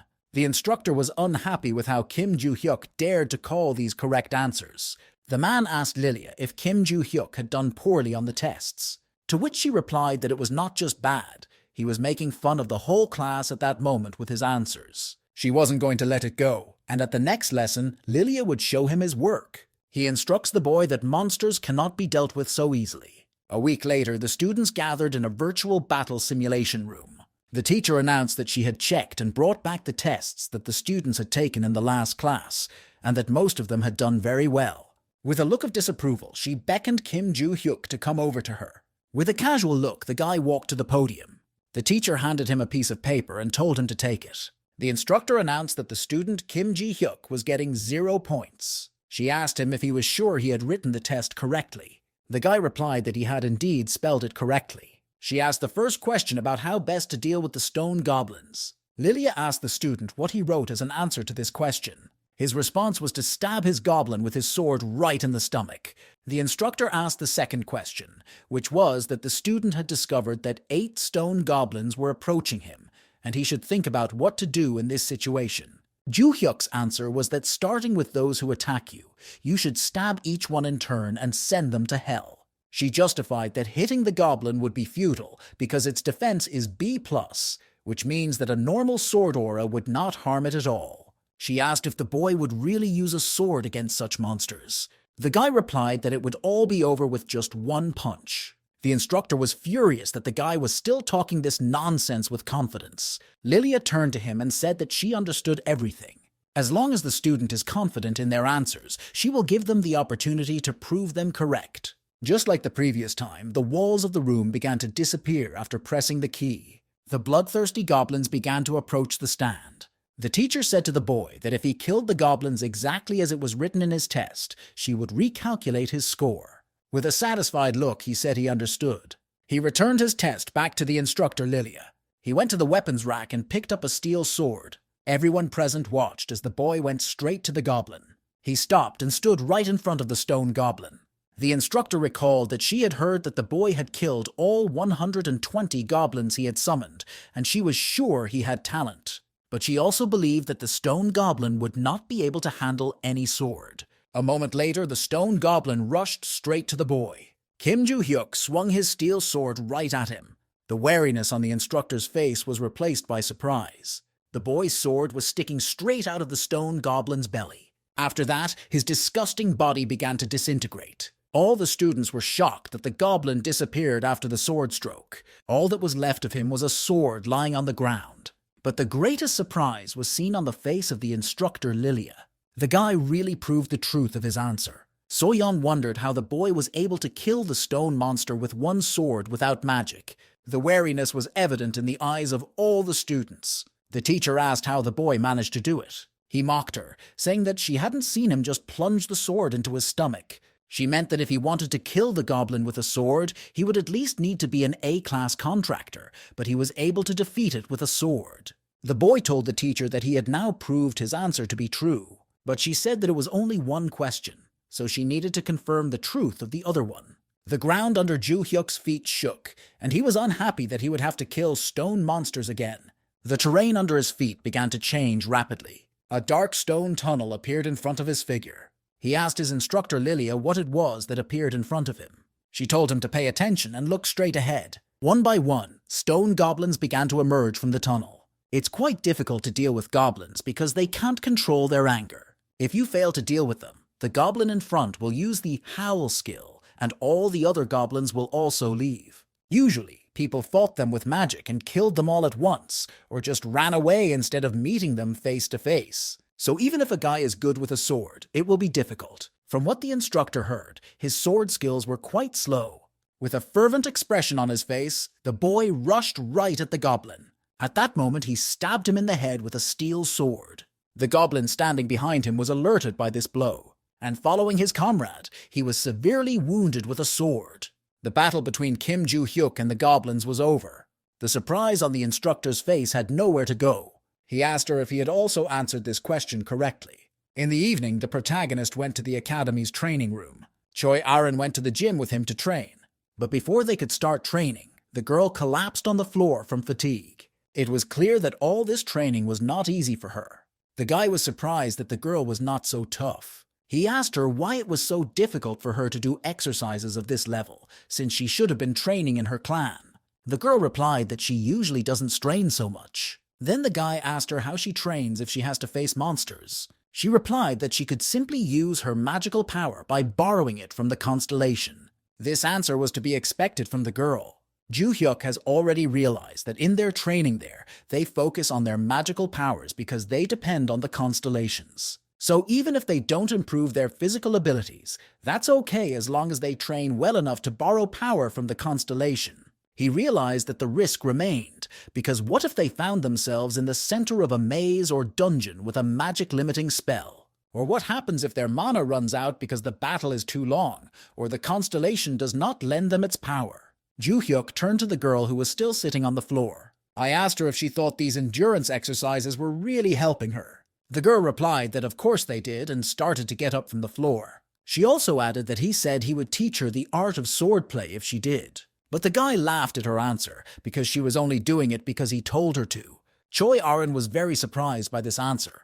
The guy told them to finish up for the day because they had to go to the academy soon. The girl asked if he was going to leave the room too. He replied that he wanted to make another approach and asked if Aaron wanted to do it too. After hearing these words, the girl immediately imagined it and became puzzled. He realized that it was futile, so he just told her to leave. Choi Aaron walked to the exit of the hall and said goodbye to the boy. Ju-hyuk went on to continue his training. Barcha spoke to him, asking if the girl's name was Choi Aaron. He noticed that she continued his training without a single complaint and asked why he decided to help her with her training. The guy replied that it was only because she insisted so much on him teaching her his sword arts. The god of destruction asked if he had shown the girl his sword skills. The boy replied that he had never shown it to her. She had just noticed it when he used it during class. Bars thought it was interesting how she realized his power just by watching the fight, and he was of the same opinion, so he planned to teach her a little of his art. Beside him, he heard the sound of someone sighing and turned to him. The guy was not alone. Oh Senyuk was training in the gym with him. His former rival was lifting a huge barbell. After this exercise, he sat down for a minute to rest. He also noticed that someone was watching him. At the same time, the two boys looked at each other. Ju-hyuk asked how long the boy had been here. Oh Senyuk said that his usual occupation before entering the academy was sports, so he has been training here ever since. After this answer, he left the training room of the academy. Ju Hyuk mentioned that Oh Seung-yuk was able to train for so long because of his talent. Barch asked why Ju Hyuk was interested in this guy. Ju Hyuk noticed that Oh Seung-yuk was clearly smarter than those who were just practicing their magic. After that, he asked what these guardian constellations were doing. The guy went on to continue his training. Barch said that he knew nothing about other constellations, even though he was a constellation, and all he had done for 300 years was to be isolated. He noticed that the boy would be able to learn more about them if he completed a new task in the system. On the translucent screen, it was written that the task of returning his weapons and memories had been completed. Instead, it was a chance to visit the house of Madagai Rona in the Eye of the Great Forest. The boy recalled hearing about the Eye of the Great Valhalla Forest in class, the last place they trained during the first semester. He thought that if it weren't for this damn quest, he would have just run away and taken his stuff, but it looks like he's going to have to be careful for a while. Barsh was surprised by this decision because he had recently made a lot of noise because of a fight with hooligans, but the guy said that they had come up with it themselves. He added that he had already restrained himself for a very long time. If he hadn't done so, his head would have exploded, but he hoped that after completing the task, he would learn the secret. The action shifts to the Ventricle family's huge mansion in the UK. Inside the mansion, masks with beaks stuck out of the mirrors. Portraits of the guardian of the family constellation also hung near them. The vice president of the Ventric clan, Adelia Ventric, sat at a long table in front of the painting of the constellation's guardian. The lady ordered her butler to report on the progress of the case. The servant said that the maze on the outskirts of Reading had already been taken care of. She praised their work and asked if he had anything else to say. The servant said that he was considering hiring some competent people he had found on the way. One of Robert's destroyed clan had survived the maze. He added that the two people he found were quite strong, as they were A-rank contractors. Adelia ordered them to test their abilities and bring people to her, and asked if that was all he wanted to say for today. The butler added that he had information about Rodkill. The lady asked if something had happened to Rodkill again. The butler said that he had been given information related to Desera Ventric. He said that Rodkid had summoned Dicer to South Korea. When the vice president heard this name, her expression changed to fury. Dicer Ventric was a problem child in his family. He committed many terrible acts using the name of the Ventric family. At the age of 19, he killed 5 people in an English academy just because they started arguing with him, and at the age of 20, he was expelled from the Ventricle family. Adelia wondered why Dicer was meeting Rodkill, since he had been in hiding for many years. She ordered me to continue to monitor Rodkill. She also added to inform him that if he did anything strange, the vice president would kick him out of the family. The butler said he understood, finished his report, and left. After he left, the vice president was left to ponder. She believed that all of her brothers had the power they deserved, and that such power was not for scum. Adelia believed that power should belong to only one person. That in the end, all power is meant for Adelia. After these words, the lady looked at the painting behind her. It was a painting of the Ventric family's guardian constellation. At the Valhalla Academy, a teacher was explaining to his students that the word thief consists of 2 words, evil and deed, which literally mean an evil person. He added that in modern society, the word thief is used to describe people who use the power of the constellation with evil intentions. Thieves usually act alone, but they can also create organizations. Among these organizations, the most notorious was the One God Group. Ju Hyuk reflected on the fact that he feels he is getting stronger from regular training. His body also has a talent for using mana. Although it was not at the level of genius, it was much better than his body before the transformation, but it still seemed strange to him. He did not understand why his body was in such a bad condition. The first day when he did the key circulation, he could barely finish because he had less mana than a normal person. And his physique was so bad that after a little digging, he felt like he was going to faint. But he realized that even with a body like this, it shouldn't have turned out so badly, and he guessed that something had happened to the body in the past. But after a moment, he decided that there was no point in worrying about it. A thin woman's hand approached the boy's desk. When the guy saw it, he didn't realize what was happening at first. Looking closely, he saw that Yu Seo-young had put a note on his desk. Ju Hyuk took out and unfolded the note from the girl. When he opened it, he saw only the simple word, hello. The fact that there was only one word in the note made him angry. It was already getting dark outside, and classes at the academy were coming to an end. The teacher told the students that they could leave the academy this weekend, but they had to submit an application. When the instructor finished his remarks, he said that was all for today. Ju-hyuk is really thinking about leaving the academy this weekend. The guy filled out an application and wrote that he wanted to go for a walk outside. Barsh was surprised that the boy was planning to go outside. He asked where the boy was planning to go, but their conversation was interrupted by someone's greeting. He turned around to find out where the voice was coming from. Behind him was his former rival from the opening round, Yoo Soo-young. He asked what kind of joke she was making and what she wanted from him. He even kindly replied to the girl's note, but she did not respond in return.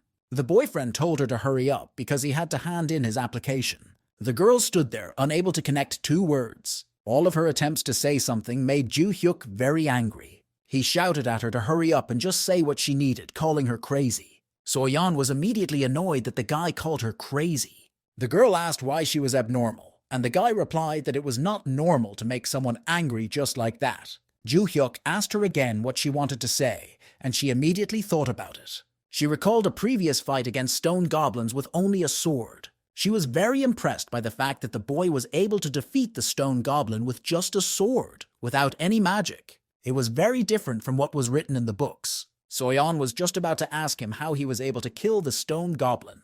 The girl did not understand why her head hurt so much before she wanted to ask. As soon as she made up her mind, Instructor Lilia jumped in front of her with the same question she wanted to ask Ju-hyuk. The guy was puzzled by the fact that the instructor popped up so suddenly. He wondered why she was suddenly jumping into the conversation. He thought she hated him. He said that she must hate him because he put her in an awkward position when he denied all the questions. However, the instructor Lilia said she didn't care, because before she believed that there was only one way to kill monsters, but he showed her that there were many others. She grabbed his shoulder and was about to say something. The instructor asked the boy if he wanted to become her assistant, to which he immediately refused. She begged the boy to become her assistant and make an article about monsters with her, but he kept refusing her. So-yeon clearly did not like the current situation. She breathed out a sigh of relief and decided that she didn't need to ask the guy about it anymore. The evening glow of twilight illuminated the majestic building of the Valhalla Academy. The next day, Kim Ju-hyuk set off for the outside world. The majestic expanse of the market stretched before his figure. The action moves to the dormitory of the Valhalla Academy. Kim Ju-hyuk was sitting at his desk in his room. Barch asked him what he was looking for, and he said that he was looking for information about the place he was going to.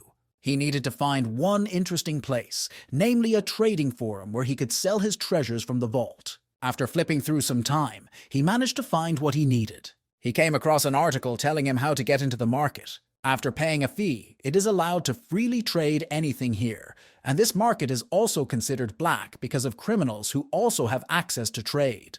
The reason why this market exists is because the person who created it is a guardian constellation called the Secret Master.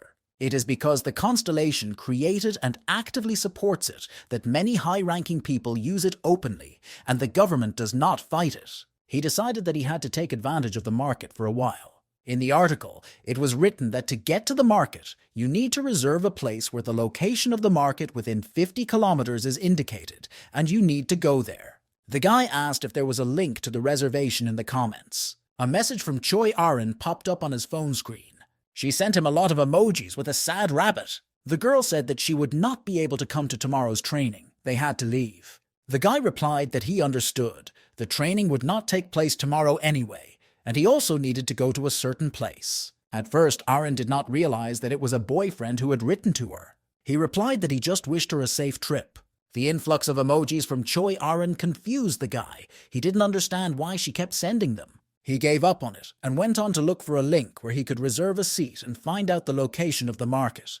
When he found the link, he clicked on it. After that, he headed to the location specified in the link. This place was supposed to be a building that looked like an old cafe. After some time, he managed to find the building.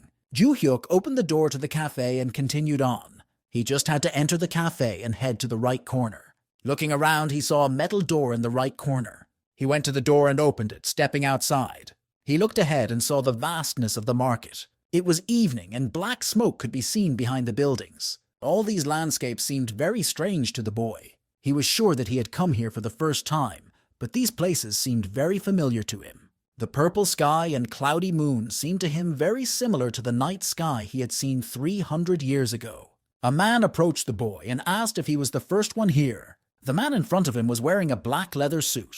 Ju-hyuk mentioned that this was the employee he had read about in the post. The guy confirmed that he was here for the first time, and the man in the suit asked if he knew how to use the market. The guy replied that in a certain way, yes, and pulled out 2 million won. He handed the money to the guard, who thanked him profusely. Ju-hyuk had spent all the money he received for taking first place in the entrance exams, and he had only 30,000 won left, so he hoped to make money here. The guard asked him if he had anything to ask him, and he said yes. The guy said that he wanted to sell some jewelry he owned, but did not know where to go. The guard asked if he wanted to put them up for auction, but Ju-hyuk just wanted to sell them quickly. The man in the suit recommended that he go to the market in the 3rd district, where there are many traders who buy jewelry. The security guard recommended Maurice as a reliable person who had the best prices.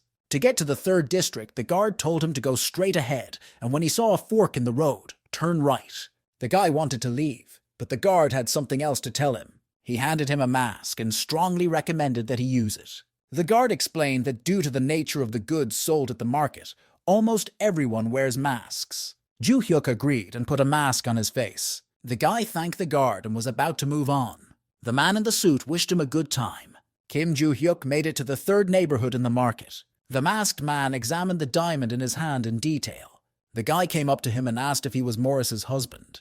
The man looked at the boy and replied that yes, it was him. Ju-hyuk told the seller that he had some goods he wanted to sell right now. The seller replied that if it was gold or jewelry, he would be able to evaluate it very quickly. The guy looked into his backpack to pull out what he wanted to sell. He was holding a small black bag. He then put it on the seller's desk and said he wanted to sell its contents.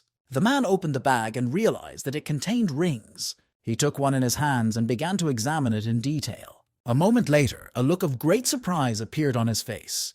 The seller realized that he was holding an artifact from the Era of Destruction. Whichever way he looked at it, he realized that it was an artifact of the Era of Destruction. He asked if the other jewelry in the bag was the same. The bag contained almost a dozen precious rings. The seller realized that they were all really from the same era. The guy asked how much the merchant could offer him for all these jewelry. For a moment, the seller thought about how much it should cost. He wondered how the guy got so many artifacts since he sounded like he was a little over 20 years old. He asked Kim Ju-hyuk where he got these artifacts. The guy replied that he had heard that they don't ask about such things here and asked if he was mistaken.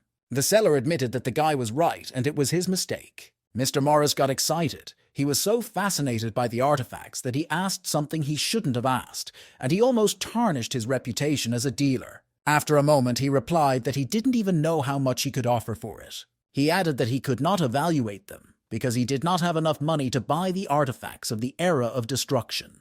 Ju-hyuk was surprised and asked where he should go to get paid for them. The seller said that on his way here, the guy had to pass by a tall auction hall building. The guy asked how long it would take to sell it if he put it up for auction. The man replied that the average is about 2 weeks because there are many people who have reserved seats and it will take some time before the auction hall opens. He added that the guy would need to go through verification to receive the payment. All this information upset the guy. Ju-hyuk then asked how much he could earn from the auction.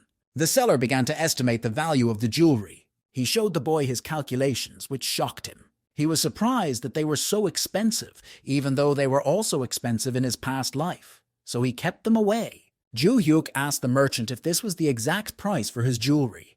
The seller replied that this was only his personal estimate. Even if he sold everything he had, he could buy only 3/4 of the value of these jewels. The guy was extremely surprised by this assessment and asked if it was true. He decided that he would sell the part he offered to the trader. The man was extremely surprised by this offer. The artifacts of the Age of Destruction are sold at a high price, not only because of the period of their origin.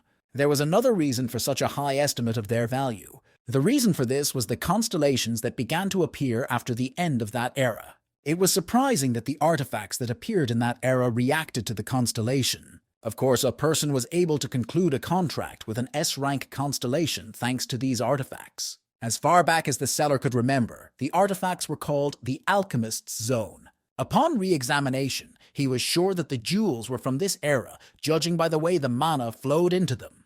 The magic liberated at the end of the Age of Destruction seems to still be in effect. The seller was surprised that he was able to buy 8 artifacts of that era so cheaply. He thought that today was his lucky day. Suddenly a man approached him.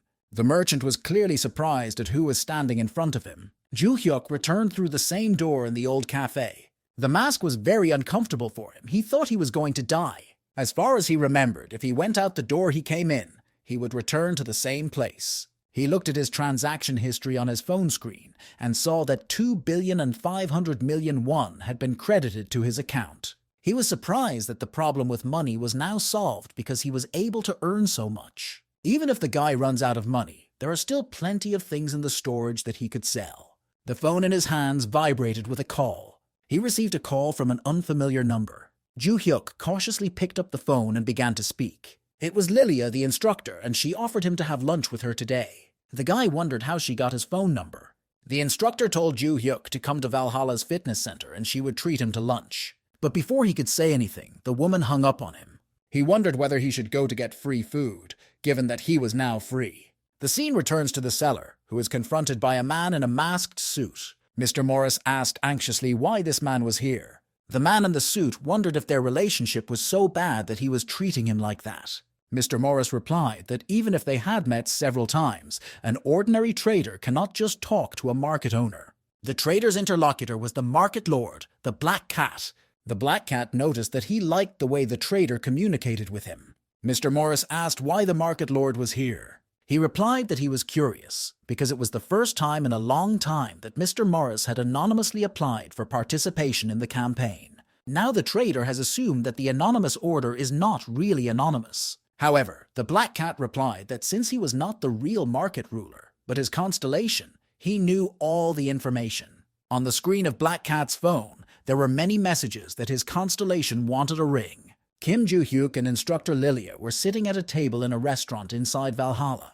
Mrs. Lilia closed her eyes and ate spaghetti. She was amazed at how delicious they were. The woman noticed that Kim Ju-hyuk was looking around. She asked the boy why he wasn't eating, and he replied that he was wondering why Valhalla had such a place. The woman explained that in addition to the school canteen and the restaurant for teachers, there is a faculty restaurant and regular restaurants like this one. Lilia was surprised that the boy didn't know this, but he said that he wasn't really interested and started to eat. He then asked why the instructor had called him here. After these words, the teacher persistently asked Ju-hyuk to become her assistant, but he immediately refused. The instructor first asked him to think before answering, saying that if he became her assistant, he would have many advantages. The woman thought that the guy guessed what they were going to talk about, so she asked him to at least listen to her. She started by telling him about the benefits he would get if he agreed. First of all, the boy will be awarded a scholarship, which, according to the instructor, is a big plus, but the boy was clearly not impressed. The woman then added that the boy would have the opportunity to write his thesis with her, and if he did, new horizons would open up for him. If this happens, the boy's name will become known in the world's Monster Research Institute, and wealth and fame will come by themselves. Also, instead of being allowed to go out once a month, he will be able to go out more often than twice a week. The guy asked if there was anything else. The instructor Lilia thought for a moment. As a final argument, she added that he could work with her, but the guy replied that she was just being narcissistic. However, the instructor continued to persistently ask him to become her assistant. He thought that if he could benefit greatly from it, he would consider it. But there was nothing special about the offer, so he refused once again. For the boy, it was more important to find the eye of the great forest that the message box sent him. He could only get there during the first-year performance evaluation, and he told the instructor again that he did not plan to be her assistant and write his thesis. The woman then asked if he would like to exchange information, if she would give him information that would interest him. In return, she wanted to know how to hunt monsters. The guy asked what kind of information, and the instructor replied that it was about Choi Aron, with whom he was talking.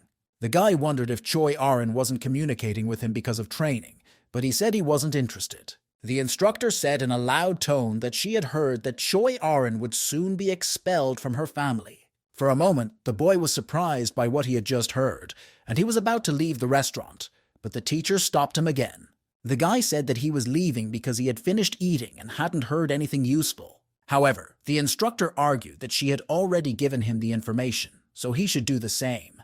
Jo Hyuk denied everything because he did not want to hear this information. He added that there is something he is personally interested in. The boy asked the instructor why she behaved so childishly when she was quarreling, but was so strict during the lessons. The woman said that she was the most responsible instructor, so if she fiddled around for too long during class, students might have problems. Monster hunting is directly related to the survival of students, so if it becomes lenient during training, students will not be able to remember their goal. The woman proudly said that she was just fulfilling her duties as an instructor. The guy admitted that it was pretty cool. He told her not to be sad and walked out of the restaurant, but the woman followed him, saying that he should at least repay her for the information she had told him. The story moves to the majestic home of the Chojin clan. Choi Aron and his brother were sitting right in front of the patriarch of their clan, who was the master of the Jeans Guild, Choi Jongseok. He said to them that the reason he called them today was to ask them about their intentions regarding the choice of their family's heir. Choi Aron's brother was named Choi Jinyeon. He was a hunter of the Kins Guild and the eldest son of the captain of the Chojin family. 17-year-old Aron was the second daughter of the Chojin family. The chairman said that if they managed to pass the qualifying test, they would have the opportunity to sign a contract. When signing the contract, they have to use the Blue Moon Sword, a sacred relic of their clan, as a sign of recognition as heirs to the family. But there was also a condition if they did not pass the test. According to family tradition, they will be excluded from the family. After his story, he asked if they still wanted to take the test. The eldest son of the family captain said yes. Choi Aron also said she would do so. The patriarch said that they will begin the selection test in 3 weeks, and now they can be free. The second daughter and eldest son of the family captain walked along the paths of the clan house. The guy asked if the girl was really so indifferent to the situation. The girl was extremely surprised by this question. Her brother said, "Didn't she see the look on her father's face when she confirmed that she was going to participate in the qualifying test?" Aron recalled that their father's expression was indeed very stern. The guy suggested that the girl would not really stop until she achieved status in the family. He emphasized that the girl was an illegitimate child. The reminder of this angered Choi Aron.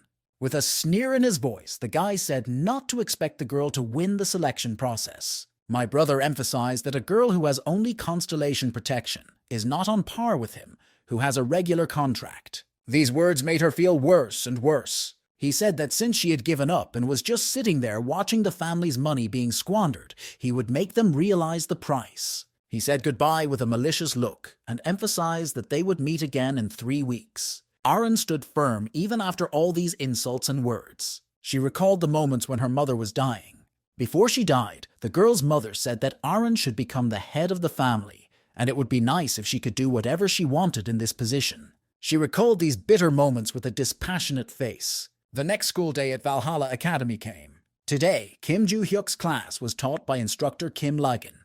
The guy was sitting there looking pensive as usual. Barsh reminded him that he had midterm exams coming up, and he was surprised that he was worried about something like that. The boy should pay more attention because his class teacher is explaining the midterm exams, but he usually doesn't pay attention to what is said in class. The instructor told the students that they should all know this, but in Valhalla, exams play a very important role. As with the midterm and final exams, students with the lowest scores will be immediately expelled from school. He expressed hope that the students would prepare well for the written and practical tests and told them to do their best. He thought that the practical test was not as important as the written test. He was supposed to stay at this academy until he got to the eye of the Great Forest, but he didn't even know how to get there. After these thoughts, he turned to Barsh.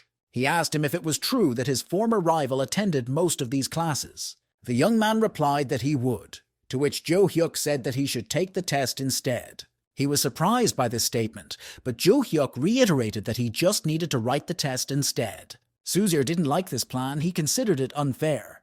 But the boy laughed that Barsh would tell him the answers when he took the test anyway, so he had no choice. The instructor concluded his lesson and wished everyone success. He threw on his briefcase and was about to leave, but he heard someone speaking to him. It was Choi Aron who approached the boy.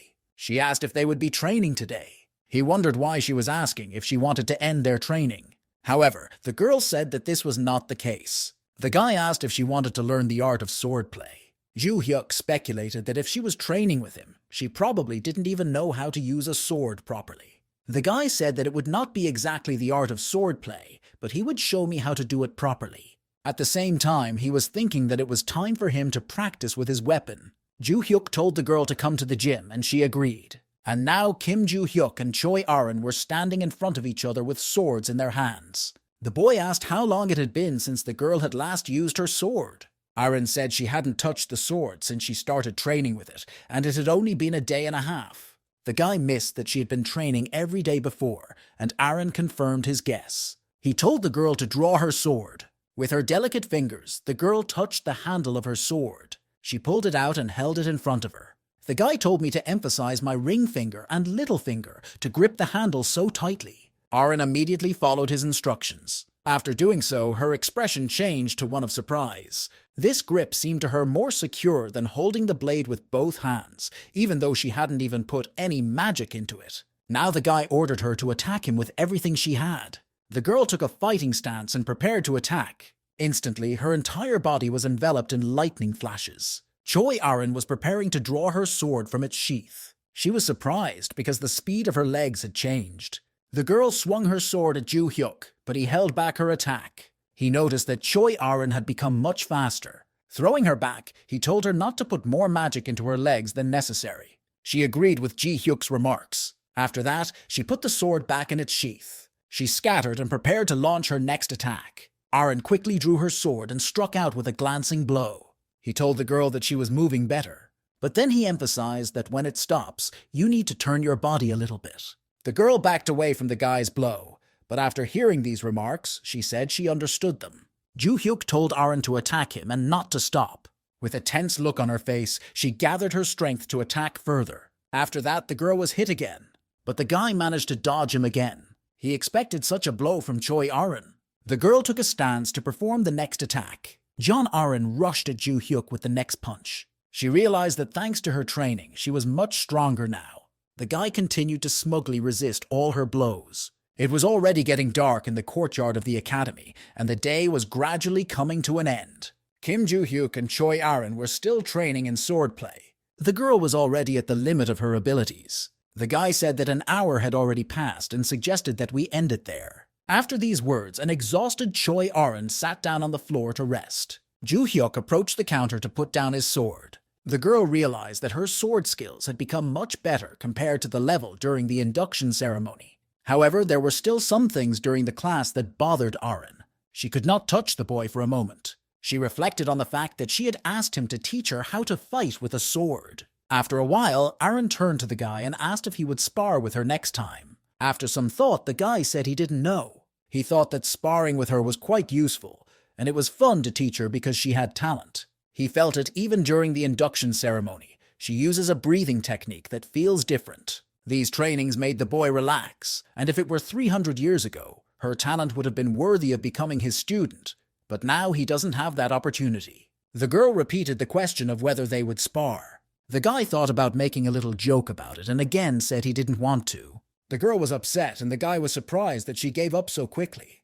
The girl said he was right about her. If Aron follows his words, she will definitely become even stronger. He thought about the meaning of her saying that he was right, and said that they had enough training for today, so they were done for the day. The next day, all first-year students gathered at Valhalla Stadium. Yoo Seo-young was nervous because it was her first time at the stadium after the induction ceremony. Mr. Senyuk was surprised that so many freshmen gathered. Choi Aron stood among the crowd of students with an impassive face. Joo-hyuk did not understand why they were all gathered here. Barsh recalled that the class teacher had told him about it 2 weeks ago. The senior instructor asked for attention and began to talk about the midterm exams in Valhalla. This time, the intermediate practical assessment was the dungeon attack. The students were informed that they would have to unite and go to an artificial dungeon. The terrain around the students began to change. Rooms appeared around them one by one. The instructor said that they were free to create any team, with 8 people optimally in the team, and students could form them as they wished. Instructors will only grade students based on their level of contribution during a dungeon attack. After these words, he began to announce the criteria for disqualification. If students do not finish in 5 hours, they are eliminated. Lee Sang-chol emphasized that the difficulty of the dungeon is F+. After that, he announced the start of the exam. There was an immediate commotion everywhere, and everyone started forming teams. Instructor Ligon noticed how excited all the students were. However, the senior instructor was counting on something else. Soyeon was telling her team that their dealer, the player who does the bulk of the damage in a battle, was not good enough, and they needed someone else. The girl reflected on the fact that she didn't need to choose someone better than herself. 5 hours is enough for 8 people in an F+ dungeon. Some guy offered his candidacy. The main thing was teamwork. With a group of 6 people, they could cope with the task. The test may look simple, but the main thing here is to show your abilities. The instructor noted that if a child comes from an influential family, the essence of this exam becomes immediately clear to him or her. Other students entered the room in groups of 20, or there were also groups of 8 people in one. If the team is not balanced enough, disputes often arise. The senior instructor told Ligon that in about 30 minutes, all the participants would enter the dungeon, so they needed to get ready to count the points. Kim Joo-hyuk looked at the groups of students heading for their rooms. After that, he looked at the instructors and assumed that students who had already entered would receive points immediately. He was thinking about what to do next. He saw the figure of Choi Arin standing all alone. He approached her and asked if she hadn't entered the room yet. He emphasized that almost everyone had already done it and asked what she was going to do next. She replied that she would do as he said. These words put the guy in a temporary stupor. He was concerned that she had been following his words since the last training session. The boy said he would go there alone so the girl could do the same. She asked if she was sure she should go alone, and the guy said that it didn't look like a difficult task, so she should. After these words, the boy calmly walked into the dungeon room. Other students saw Choi Arin standing alone without a team. They approached her and kindly asked her name.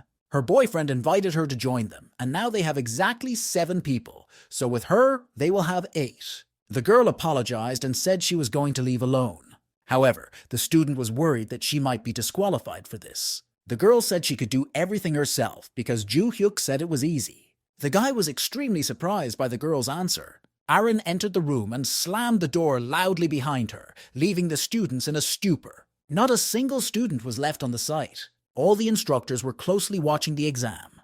Kim Lagoon was extremely worried about his students. It was clear that many of them were frightened when they met the stone goblin. First grade B student Yoon Kyung-hyun was awarded 2 points. Bae Yae-ji, a first grade B student, was awarded 3 points. Their partner from the first B class, Yeon-jin, was awarded only 1 point. Kim Ligon observed how quickly the senior instructor conducted the assessment. It was a rough estimate, which makes people think it's too strict, even though the instructors evaluate everything so quickly and accurately without any mistakes. When instructor Lee Sang-chol was a soldier, he was called a legendary master of clearing, with a dungeon clearance rate of 99%. So the junior instructor assumed that he understood the essence of dungeon attacks better than anyone else, so he could give him such a score. For this, he did not respect the senior instructor Lee Sang-chol. At the time, the instructor thought that overall it was a pretty good course. He believed that the children of 5 large families were doing quite well. Among them, his favorite was one wonderful student, namely Yoo Soo-young, who best demonstrated her leadership skills. She ordered the archers to kill the goblins attacking from the side. The stone goblins continued to launch strong attacks on the students. The girl supported her comrades, shouting that the front line should not fall. At the same time, she ordered the archers to fire. Several arrows hit the body of the stone monsters. After that, Soyeon attacked the weakened goblins. The girl skillfully destroyed them. After that, the goblins disappeared, which meant that the students had won. The instructor was delighted with how well they were doing in clearing the dungeon, and the girl assigned certain roles to her team members and made moves that would definitely earn her points. In addition, she is a great leader of her team members because she was confident that they would clear the dungeon. He believed that if Soyeon passed her midterm exams well, it was only a matter of time before she would rise to the top. If Kim Joo-hyuk hadn't beaten her during the entrance ceremony, the girl's talent would not have been tarnished. Remembering the boy, the instructor asked how he was doing. However, the search engine screen showed that nothing was found about Kim Joo-hyuk. The teacher was surprised by this, because this search engine can find any information about all the students who entered the dungeon. The senior instructor assumed that the boy had already passed the intermediate test. He looked at the table listing the artificial dungeons and found that Joo-hyuk was the only one on the list. The instructor was very surprised that the guy had already cleared the dungeon, and he did it alone, without a group. Looking at the time, he was even more surprised, as the cleaning time was 23 minutes and 32 seconds. As impressive as the boy was during the induction ceremony, it wasn't something a 17-year-old high school student could do, so the teacher decided to review the recording. He clicked on the recording and started watching it. At first, the guy stood calmly, holding his sword. The next moment, a crowd of stone goblins was heading toward him. Before starting the attack, Kim Joo-hyuk decided to stretch his muscles a bit. He quickly rushed toward the advancing crowd of goblins. The monsters clearly did not expect this turn of events. Kim Joo-hyuk, all satisfied, stabbed the goblins with his sword. The next moment, half of the goblins' faces were destroyed.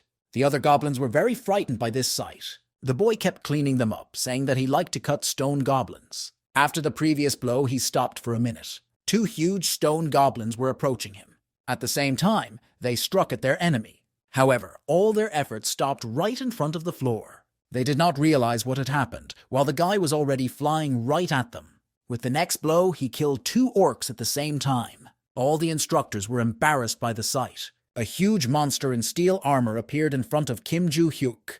It was a special golem that was modeled specifically for the midterm exam. With his huge hand, he intended to strike the boy. But the young man continued to look at it with great fervor in his eyes. A moment later, he attacked a huge golem with his sword. The golem's head rolled back and it began to disappear. It was already obvious to the teacher who would be the first winner of this exam. Of course, Kim Joo-hyuk took first place in the exam. When the time allotted for the test expired, students began to come out of the dungeon rooms. Some teams were in a bad mood, while others were quite cheerful. Yoo Seo-young and her team have also left the dungeon. At the same time, Oh Sen-yuk was looking at the condition of the other students. Choi Arin walked dispassionately out of the dungeon room. Kim Joo-hyuk has been waiting for the test to be completed for a long time. And so Kim Le-gun reviewed his students' results. His students took the top 4 places in the ranking. He was very surprised by this order of names. The instructor approached Lee Sang-chul and told him that the results had already been published. He expressed his concern because the results were quite unexpected, as Kim Joo-hyuk took first place. The senior instructor agreed that it was quite unexpected. In fact, he didn't expect the boy to take first place, but he was more shocked that he had gone through the dungeon alone and hadn't been injured.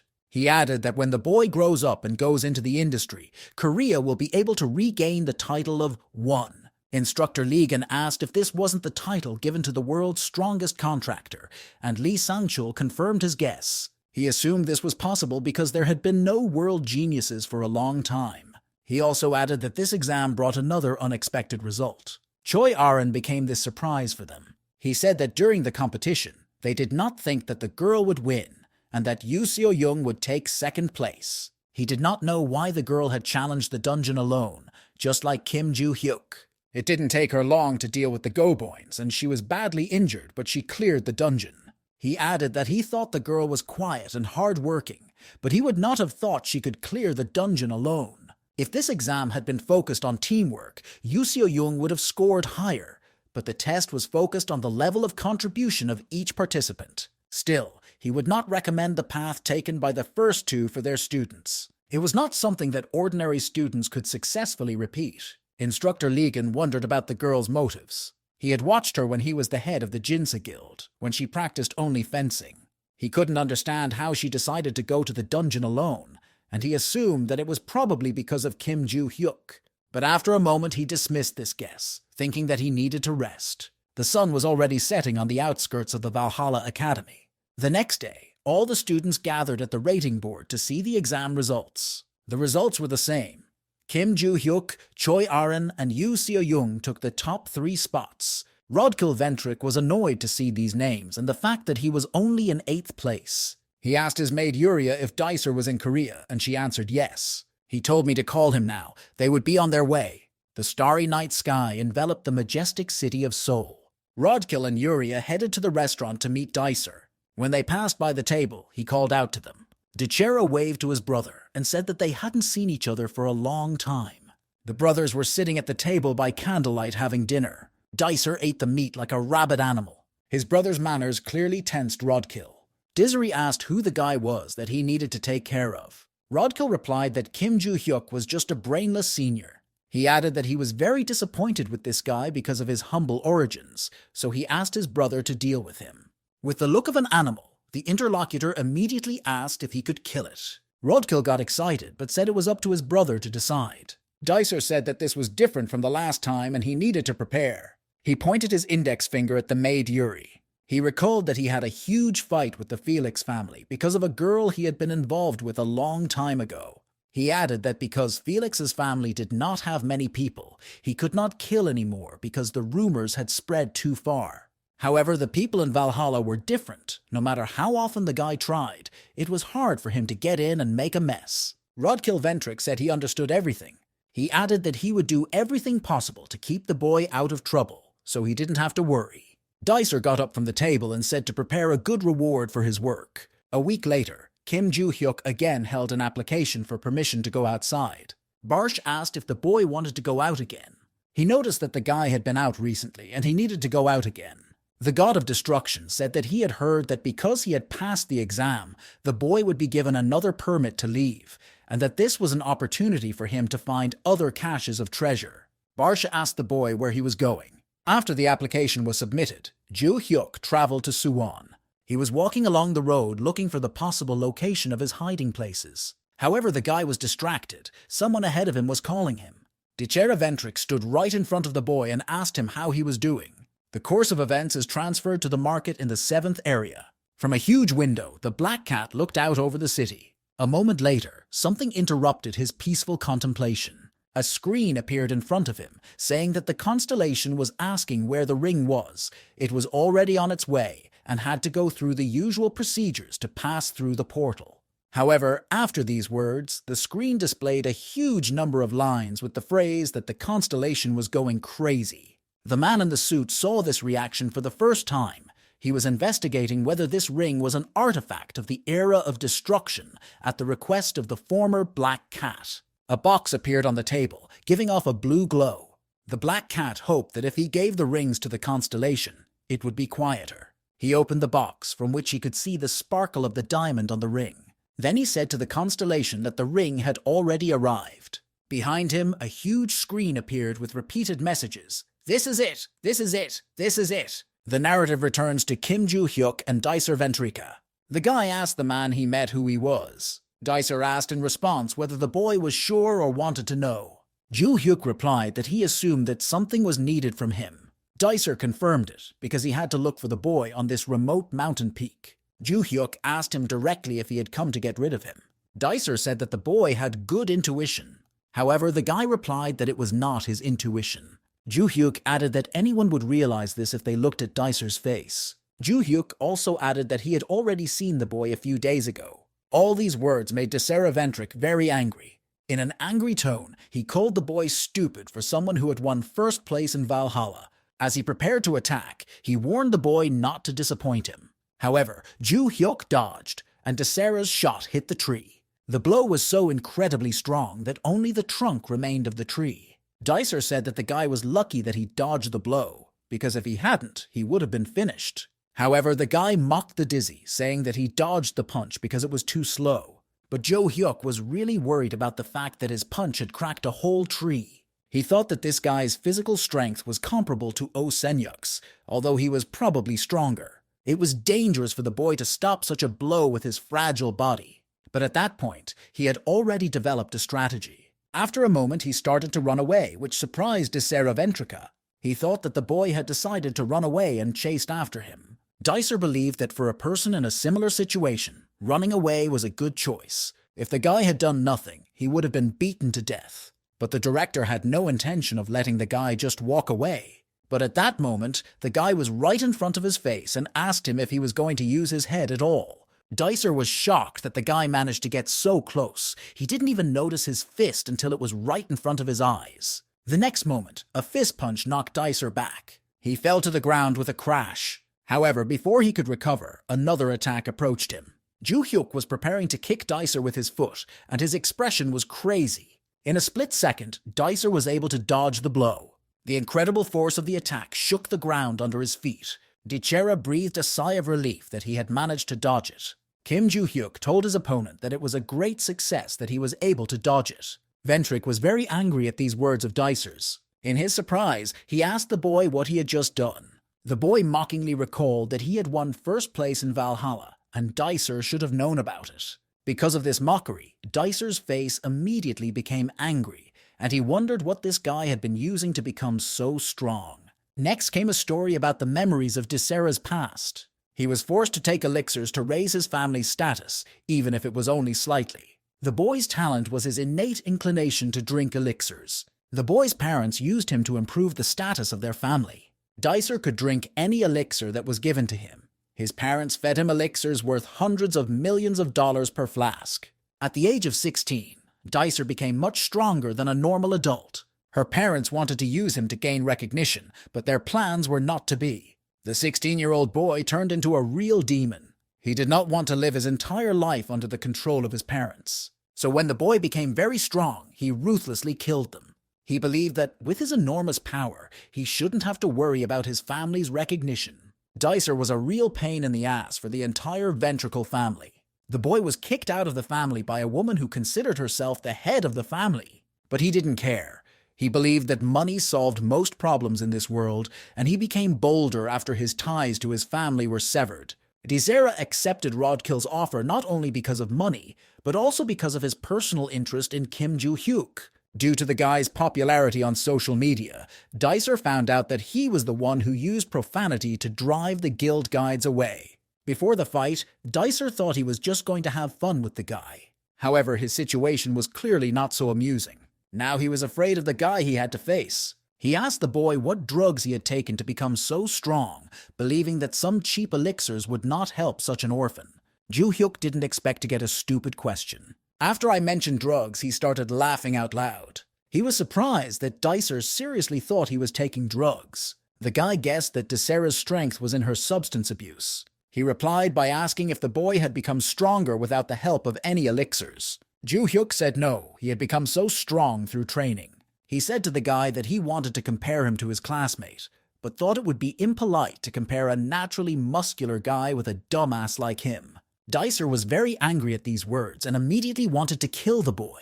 He had a thing that he was not allowed to use here, but he decided to do it. The guy pulled a small blade out of his pocket, after which his body was enveloped in an ominous aura. Kim Joo-hyuk was surprised by the influx of this magical power. Dicer could feel his strength growing with the help of magic. He began to say something to Kim Joo-hyuk.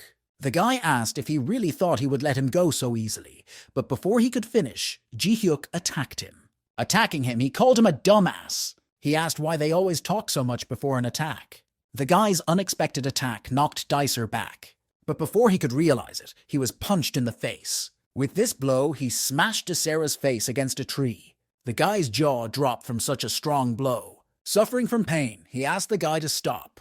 Joo-hyuk took the attacker by the hair and said that he could not kill him yet. He would have forgiven him if all he had done was to get into a fight, but the guy said he wouldn't let him go that easily. Tensing his fist, he said to the boy that he wanted to ask him something. Before that, he told him to clench his teeth. Rodkill Ventrik was sitting on the couch waiting for news from Dicer. He thought that Dicer had already dealt with Kim Ji-hyuk, and given his character, he may have killed him. He will have to clean up after him. But it's good that it's not on the territory of the Academy, and the fact that the boy went outside at such a beautiful time made his expectations much easier. He leaned on the back of the sofa and called for the maid Yuria. Rodkill told her to get the car ready. He was distracted by the sound of a call on his phone. It was a call from Dicer, which he had been waiting for so long. He picked up the phone and asked if the guy had already dealt with Kim Joo-hyuk. However, for some time, only silence was heard on the other end of the phone. After that, I heard heavy exhalations, which really embarrassed the guy. Joo-hyuk said to him that he must have guessed what happened, given how much his jaw had dropped. On the other side, Joo-hyuk was sitting next to Dicer, holding the phone. He said into the phone that he would try to translate what his brother was trying to say with heavy sighs. His translation was, if he dies, burn 2 incense sticks for him. Joo-hyuk warned Rodkill to wait for him. After these words, Rodkill Ventrik hung up the phone. It made Kim Joo-hyuk angry. It was rude because he didn't say everything. Looking at the boy, he wondered what to do with him next. At that time, Yuri's maid Felix prepared tea for Rodkill. She came over and apologized, saying that his tea was ready. But Rodkill shouted at her to leave him here and go away. The girl quietly put the tea on the table and left. The situation was out of control, so it was only a matter of time before the news reached the Ventrik family. However, the guy reassured himself that on the other hand, things might not be so bad. He believed that because the boy was an orphan, he would not be able to get to Rodkill. The guy decided not to tell anyone about what happened for a while. He would just have to watch. Joo-hyuk continued to walk calmly around the neighborhood. Barsh asked the boy if he would really just leave the attacker there, to which the boy replied that when the time came, he would tell about the incident. Barsh asked why the guy didn't just kill the attacker. However, the boy emphasized that in his previous life he would have done so, but because he was Joo-hyuk's high school student, not Kim Hyun-oh's, he would have gotten into trouble. Barsh thought that this behavior was really like him, and added that there was something he was worried about. He was worried about the magic that the guy released when he was preparing to attack. This magic seemed very familiar to him. If Dicer had released more magic, he would have been able to confirm this with certainty. But even so, he felt that he had already encountered such magic. Joo-hyuk said that 300 years ago, monsters sacrificed dogs and cows to use this kind of black magic. After the boy's answer, Barsha said that he clearly knew how to distinguish people by their magic, a reproach that irritated the boy. Joo-hyuk suggested that perhaps the hidden side of the blade that the boy wanted to use was related to this power. Joo-hyuk recalled asking the boy about the person who ordered him to attack him. Dicer tried to say something, but he couldn't. The guy realized that it was because he had dislocated his jaw, so he decided to put it back in place with his own hands. He warned Dicer that it might hurt a little. After that, he asked the guy again who ordered the attack. After a few seconds of silence, the guy accused me of putting his jaw in his mouth to make him give answers. So he took his hand and asked him if he thought he could keep silent. Dicer wondered why the boy was holding his fingers, and a moment later he screamed from the pain in his several broken fingers. After that, Dicer admitted that his client was Rodkill Ventric. The guy said it could have been that blonde guy, but now he's sure. Joo-hyuk asked the attacker who he was and where he was from. He didn't look like a student of Valhalla.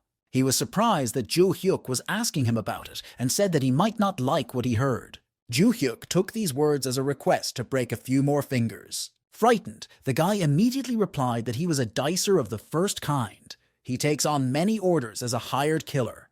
The guy remembered that he had heard about the first type somewhere and replied that the guy was just a miserable hooligan who was paid money. Dicer replied that he was just lucky if he considered them all scum.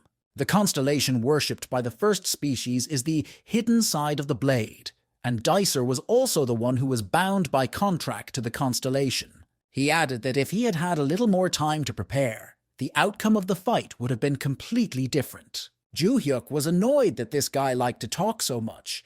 He would have just left him alone if he had just shut up and told him who he was involved with. After these words, he put his fingers on Dicer's face. With a crazed expression on his face, he told the boy to shut up, and a pitiful cry rang out.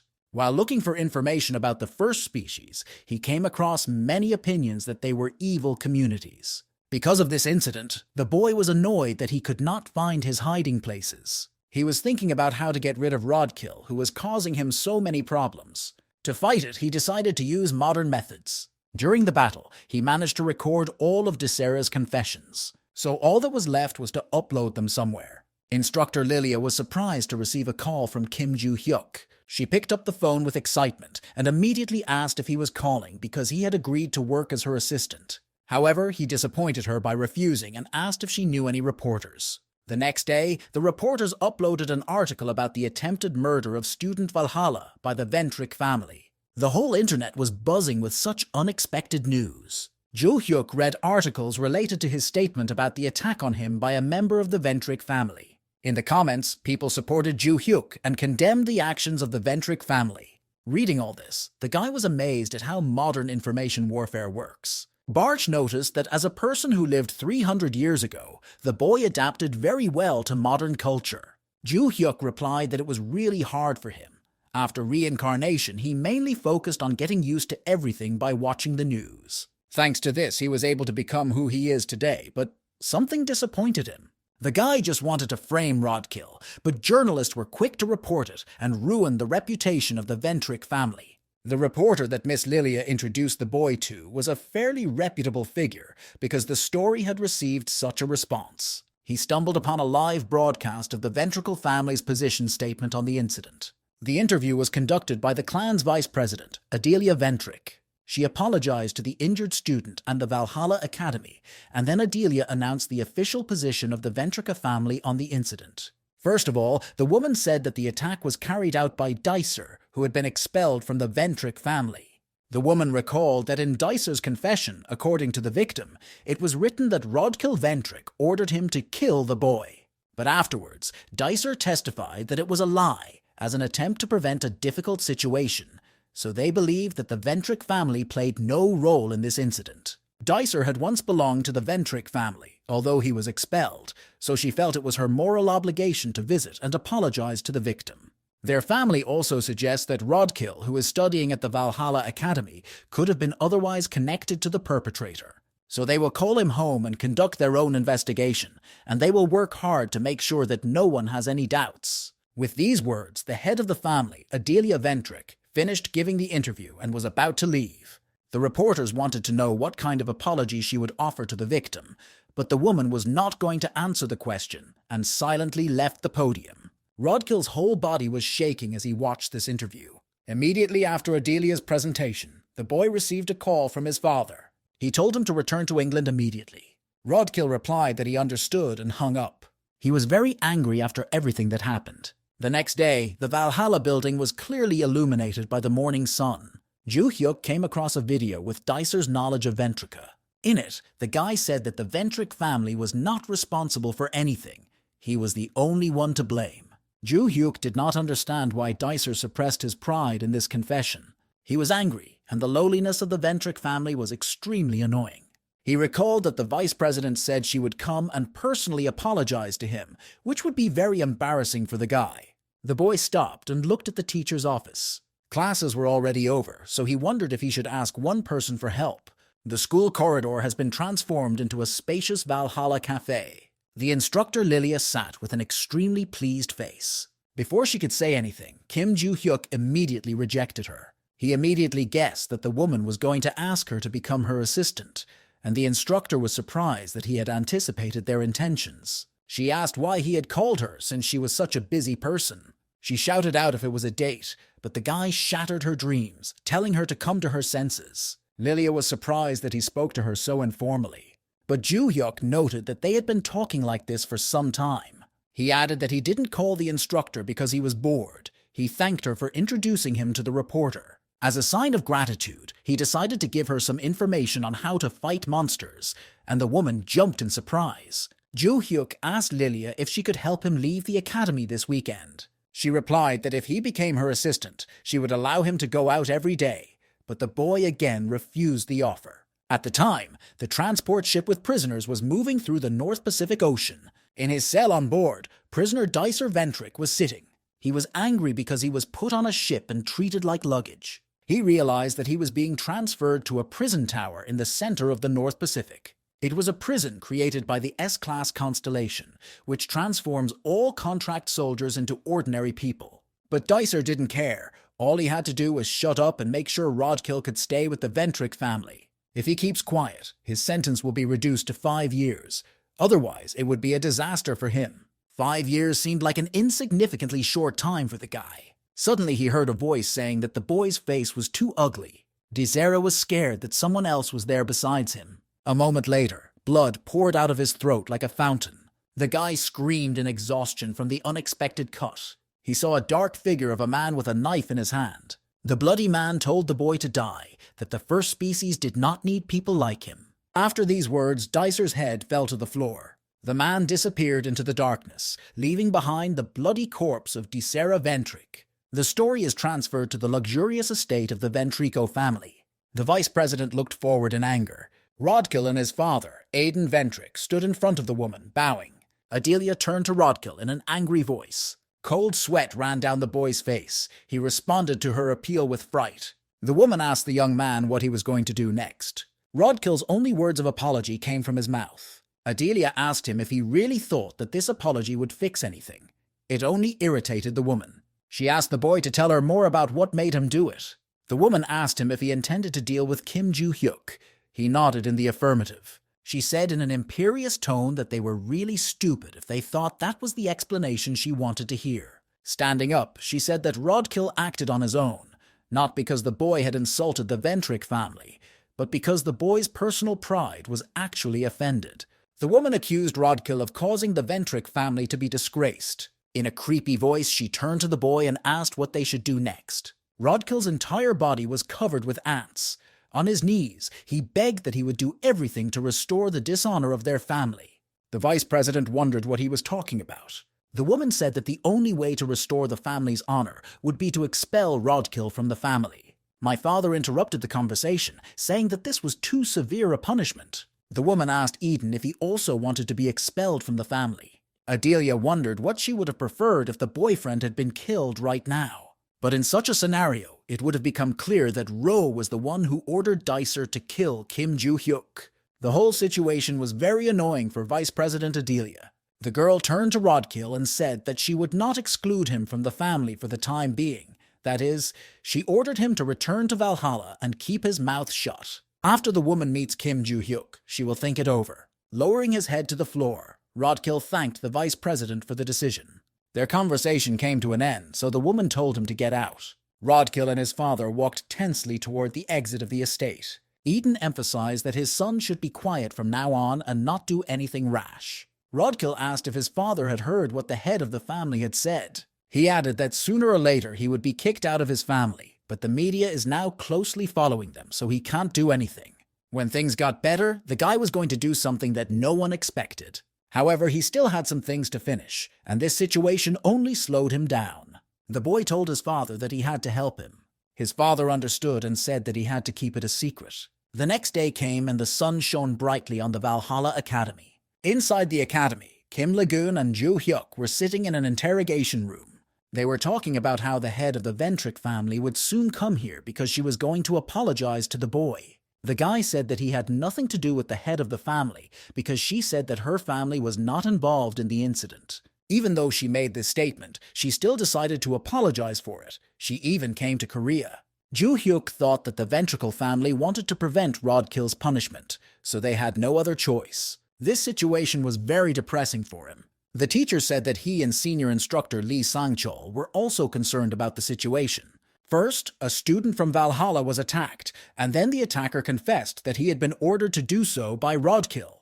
Legan couldn't believe that they really wanted to protect their family's reputation by humiliating the boy's recorded confession, so they wanted to hide the whole truth. To protect the students of the academy, Rodkill should have been expelled, but not long ago the Ventri family donated a large sum of money. Therefore, it is likely that the academy will turn a blind eye to this, since most of Valhalla's funding comes from donations from large families. The guy realized the situation and said he would talk to the so-called head of the family. Kim Legan was surprised that the boy had such a normal reaction.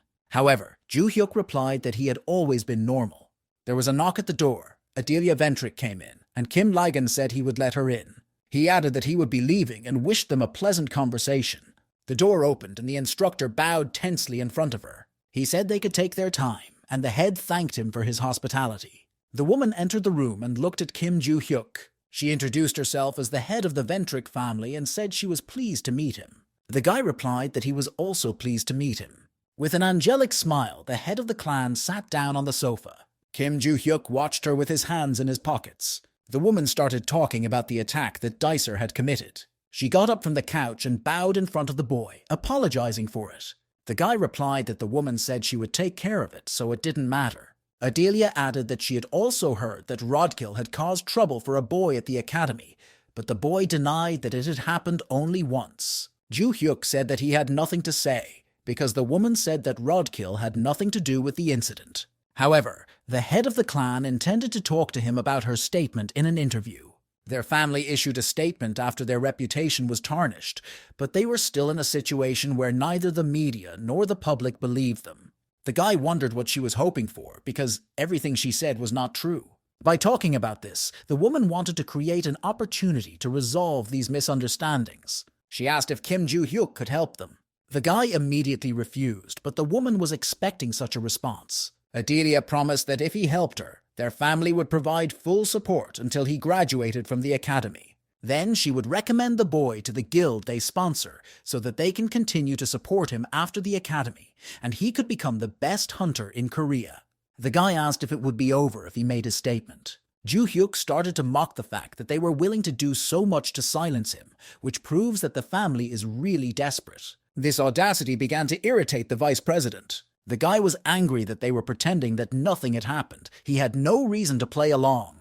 He stated that he did not want a reward. All he wanted was to see the Ventri family disgraced. From an angelic voice, Adelia's tone of voice changed to fury. Her ominous aura enveloped the room, and she reproached Ju-hyuk for daring to speak to her like that. He was amused that the woman had finally shown her true colors. She said that she came to this academy to make him comfortable, but he dared to behave so arrogantly. She threatened that she should have just killed him. She wanted to be noble and give him a chance, but the guy just gave him up.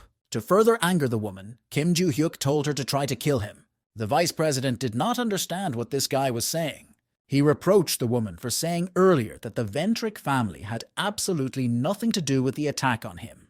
But to back up this lie, she wanted to invest a huge amount of money and time in him, and now she just wants to kill him.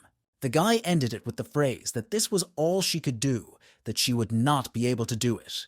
The atmosphere around the woman became even more oppressive. He reproached her that even if she attacked him, she would not be able to kill him. After all these words, the head of the Ventri clan, full of rage, stood up from the couch. The oppressive atmosphere around her faded, and she calmly turned to the boy. As she was leaving the room, she told the boy that she would make him regret what he had said today. In the end, she was unable to accomplish anything, but just talked incessantly. Barsh approached the boy and asked if he really thought he had done the right thing. To this question, the guy replied that he hated ignorant people who think that everyone should worship them the most. Kim Ju-hyuk guessed about the clan leader's future intentions. He added in passing that this is also why he hates Bars. Since there were no more classes today, he decided to go to the gym much earlier. Outside, the sun was brightly illuminating the outskirts of the city. Ju-hyuk was on his way to the gym while watching the news on his phone. However, when he almost reached the hall, he saw that Choi Arin was also there. The girl was talking to some guy. Her interlocutor was Choi Jin-yeon, the eldest son of the Chojin family. He asked the girl if she still really thought she could win. He also added that it would not make sense. No matter how hard the girl trains in Valhalla, it would be useless. So if she wanted to remain a member of the family, he told her not to come to the qualifying test this weekend. He backed this up with the fact that he did not want to see the girl humiliated. But the girl haughtily refused. He said that she really didn't understand what was going on and why she was refusing when he was giving her one last chance. But she sternly replied that he was a fool and didn't understand what was going on. Jin-yeon was shocked that the girl had called him names. Ju-hyuk appeared and immediately asked the boy why he was so eager to stop someone who had invested so much of his work. Arin's brother was surprised that the guy didn't even know him and dared to be rude to him. Ju-hyuk replied that he didn't care who was in front of him, whether it was the king, the president, or anyone else. He told the boy to leave the academy if that was all he had to say. Ju-hyuk asked Choi Arin if she agreed with him. The girl nodded her head in agreement. He was furious at the rudeness and told Choi Arin that they would see each other at the test. After these words, the eldest son of the family captain strode away from the academy. The girl thanked the guy and he offered to go for a workout. She added that when the guy asked her if she agreed, she wanted to answer differently. The guy asked her how she would answer, and the girl's lips started to use foul language and he asked her to stop. They went to practice, saying that he wouldn't be able to come on the weekend because he would be on a business trip, but today they would do their best to train.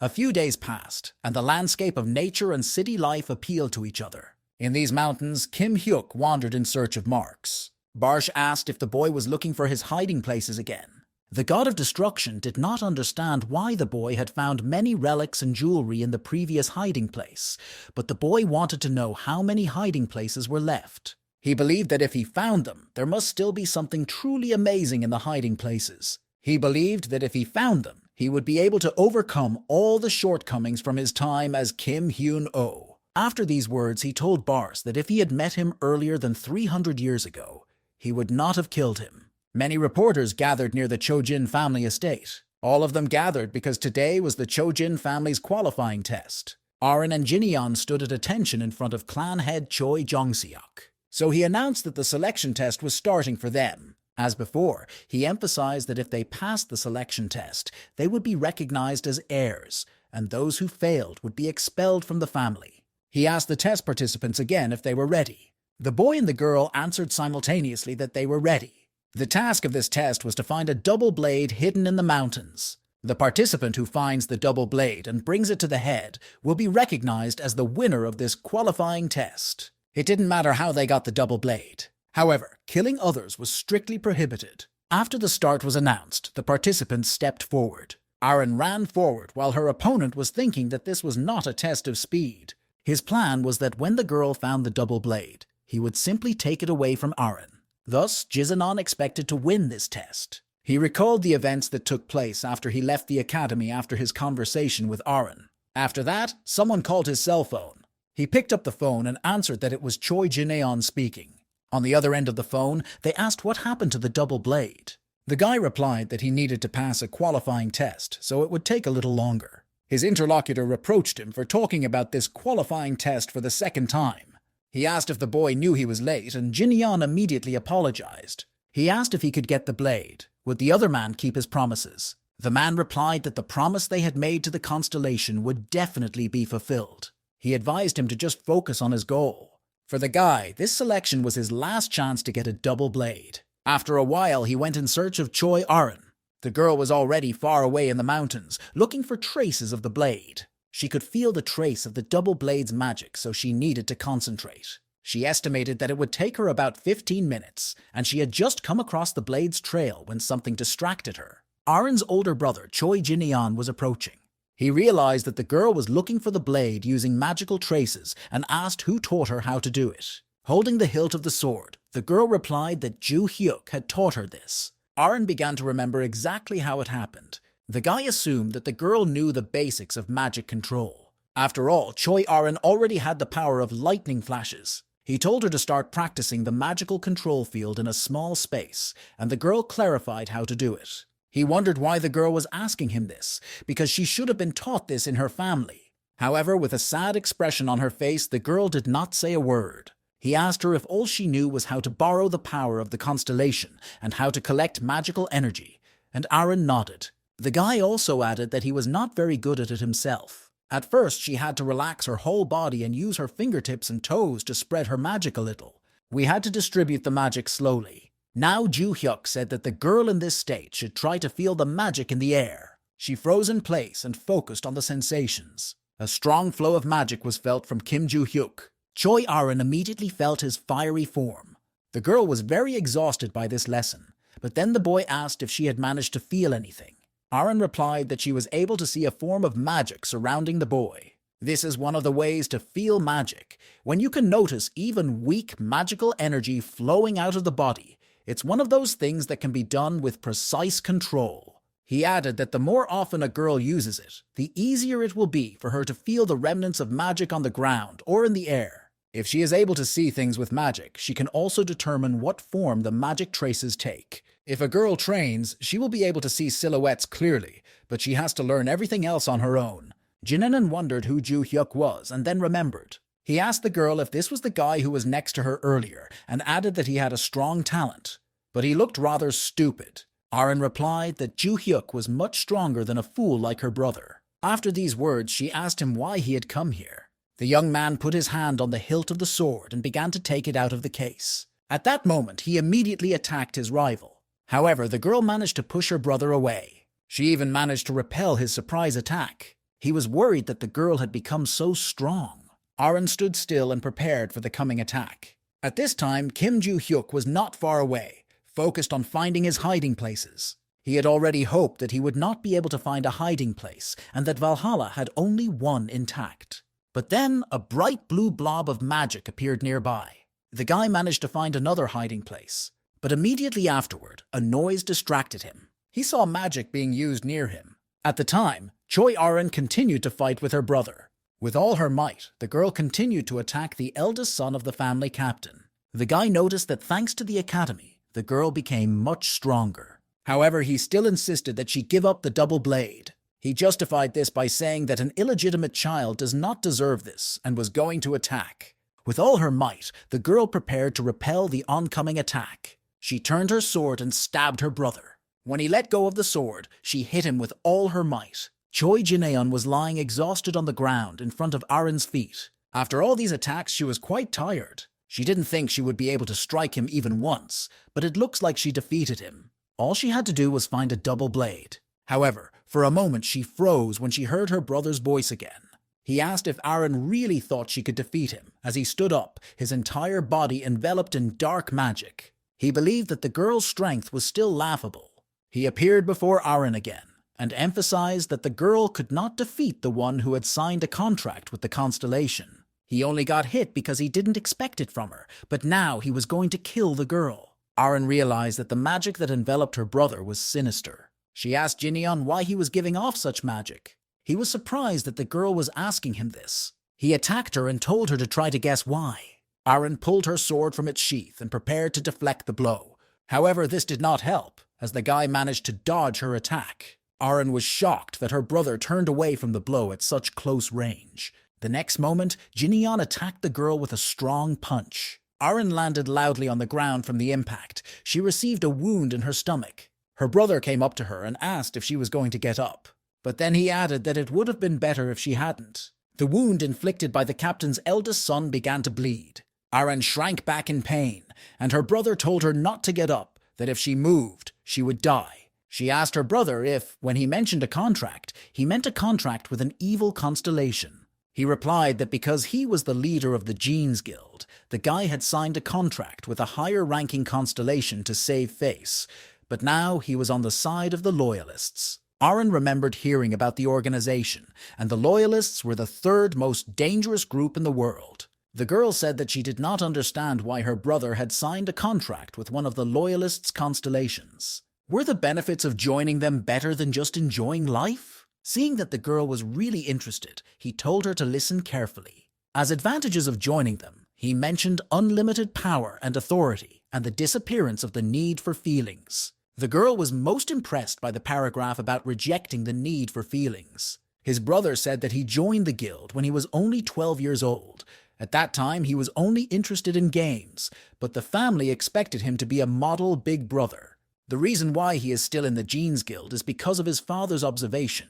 Being there was never his own choice. In his teens, he met a man from the devotees. As soon as the boy met him, the man invited him to join them, encouraging him that he would be able to satisfy all his desires that were in his heart. He guessed that the man already knew about his temperament. He described his temperament as a complete disgust for people. But in order to join them, Jineon needed to obtain their family's heirloom, the double blade. He added that if the girl had simply given up, there would have been no second test, and the guy would have automatically received this double blade. Aren was confused that it was already the second test. 10 years ago, the family's eldest daughter, Choi Ah-jin, took part in the first selection test.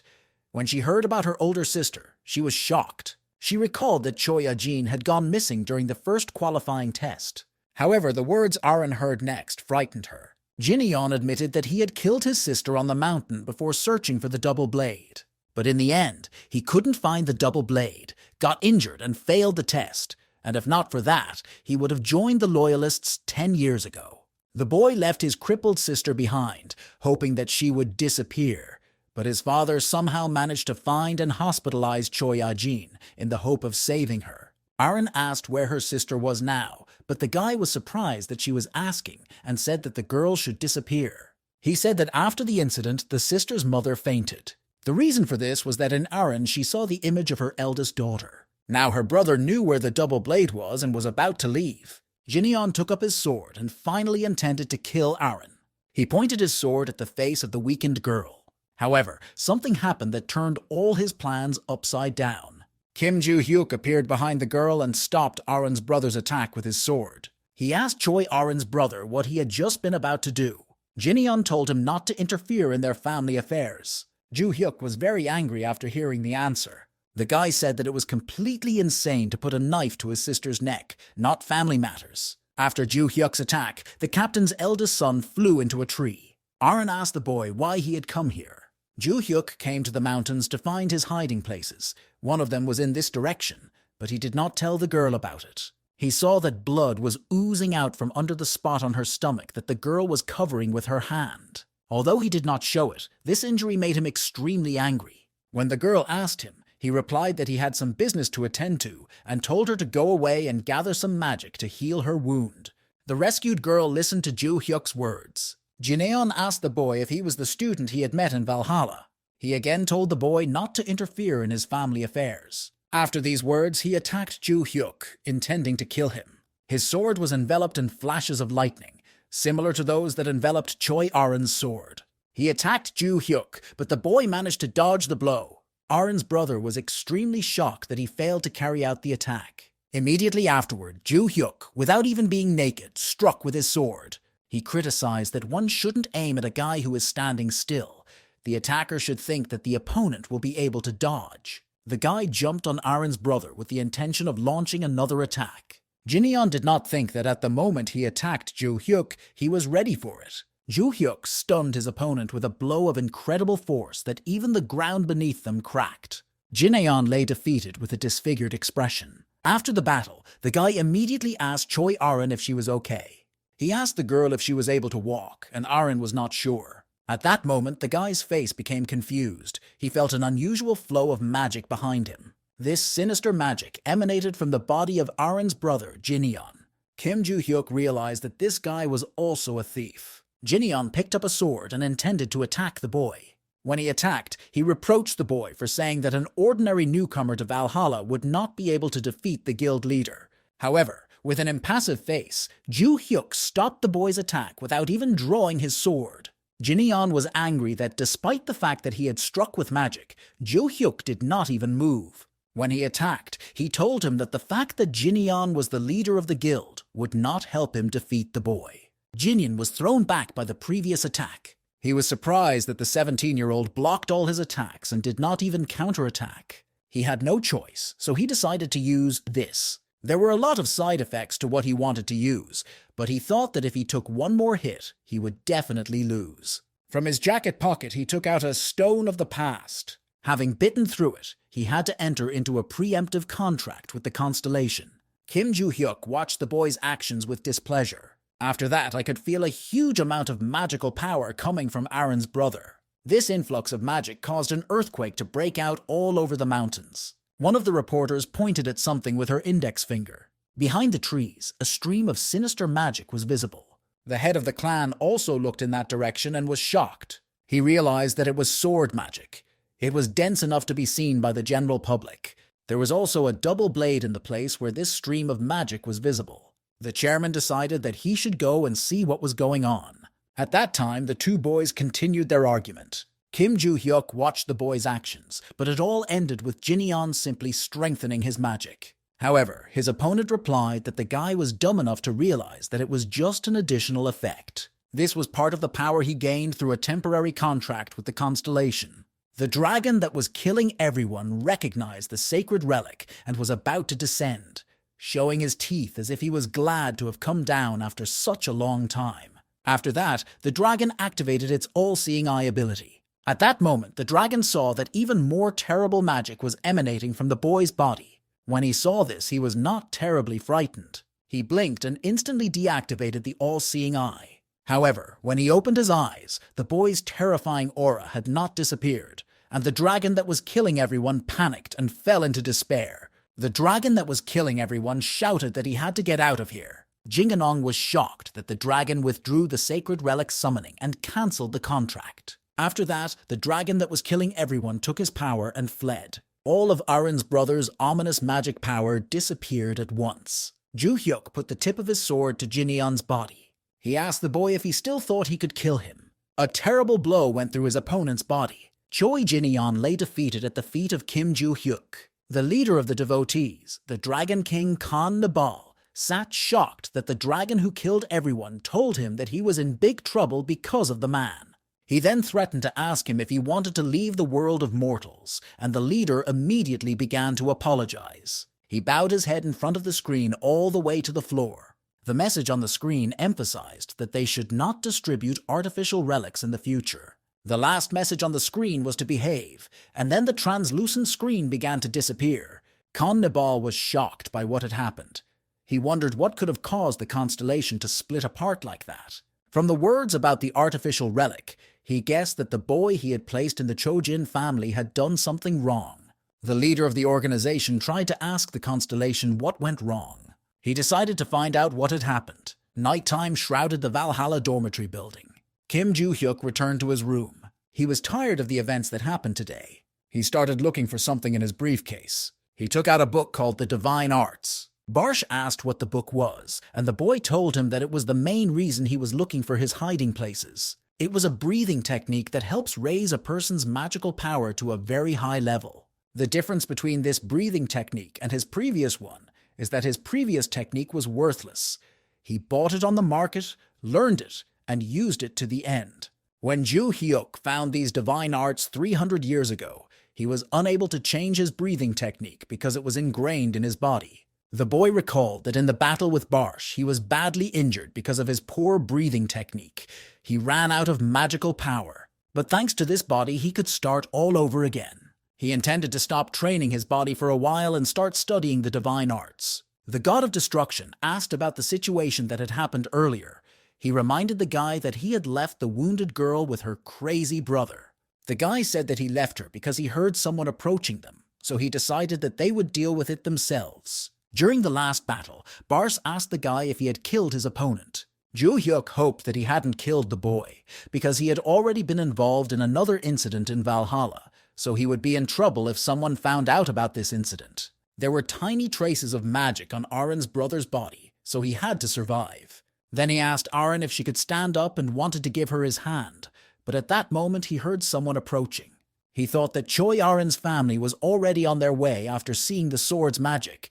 This made it difficult to find the hiding places. After thinking about the situation for a while, Joo-hyuk turned to the girl, telling her to sit and wait for her family to get here, and added that he had something to do in this place, so he had to leave.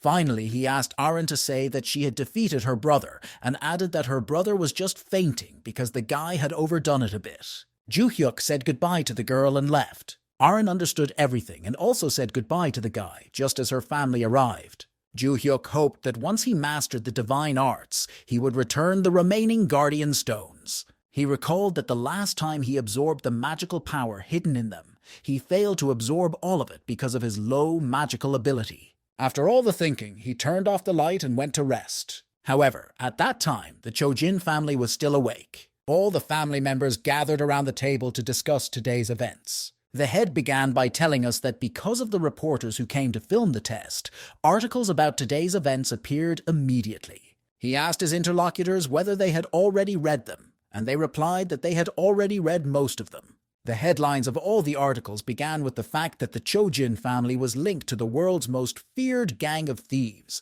the Loyalists. Articles with similar titles went viral very quickly. The head of the clan said that he could not believe that there was a criminal in their family. He said that the association had published an official letter, and he had received a statement from them. He added that when this happened to the Ventri family, it had nothing to do with them, so they just kept quiet.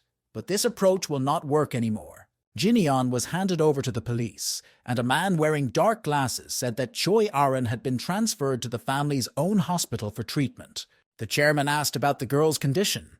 He was told that the wound was significant, but the bleeding had stopped.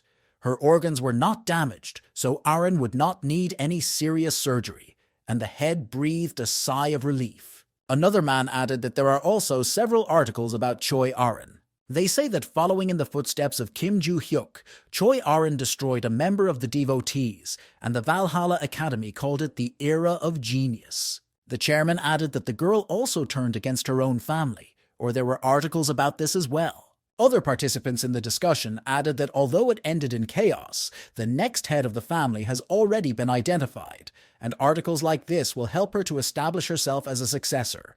The chairman replied that they were right. However, at the time, he was thinking, it's good that Aren has a legitimate chance of success, but it's very strange that she defeated Jinyeon on her own. He began to recall the moments when they found the boy and girl. The wounded Aren was sitting next to her unconscious brother. She explained that her brother had attacked her with sinister magic, so she knocked him out. He asked her how she could defeat him because there was a lot of magical power over the mountains. At that time, other family members were lifting the wounded Aren.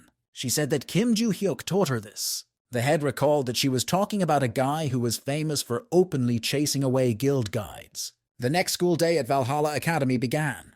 Kim Joo-hyuk walked into the classroom and grabbed the back of the chair to push it back. However, his attention was diverted by something else. He looked at Choi Aron, who was sitting silently at her desk. He thought that the girl was hospitalized, but if she was here, everything should be fine.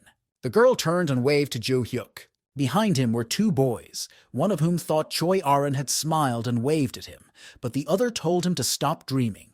It would never happen. He recalled how he had mastered the divine arts technique yesterday.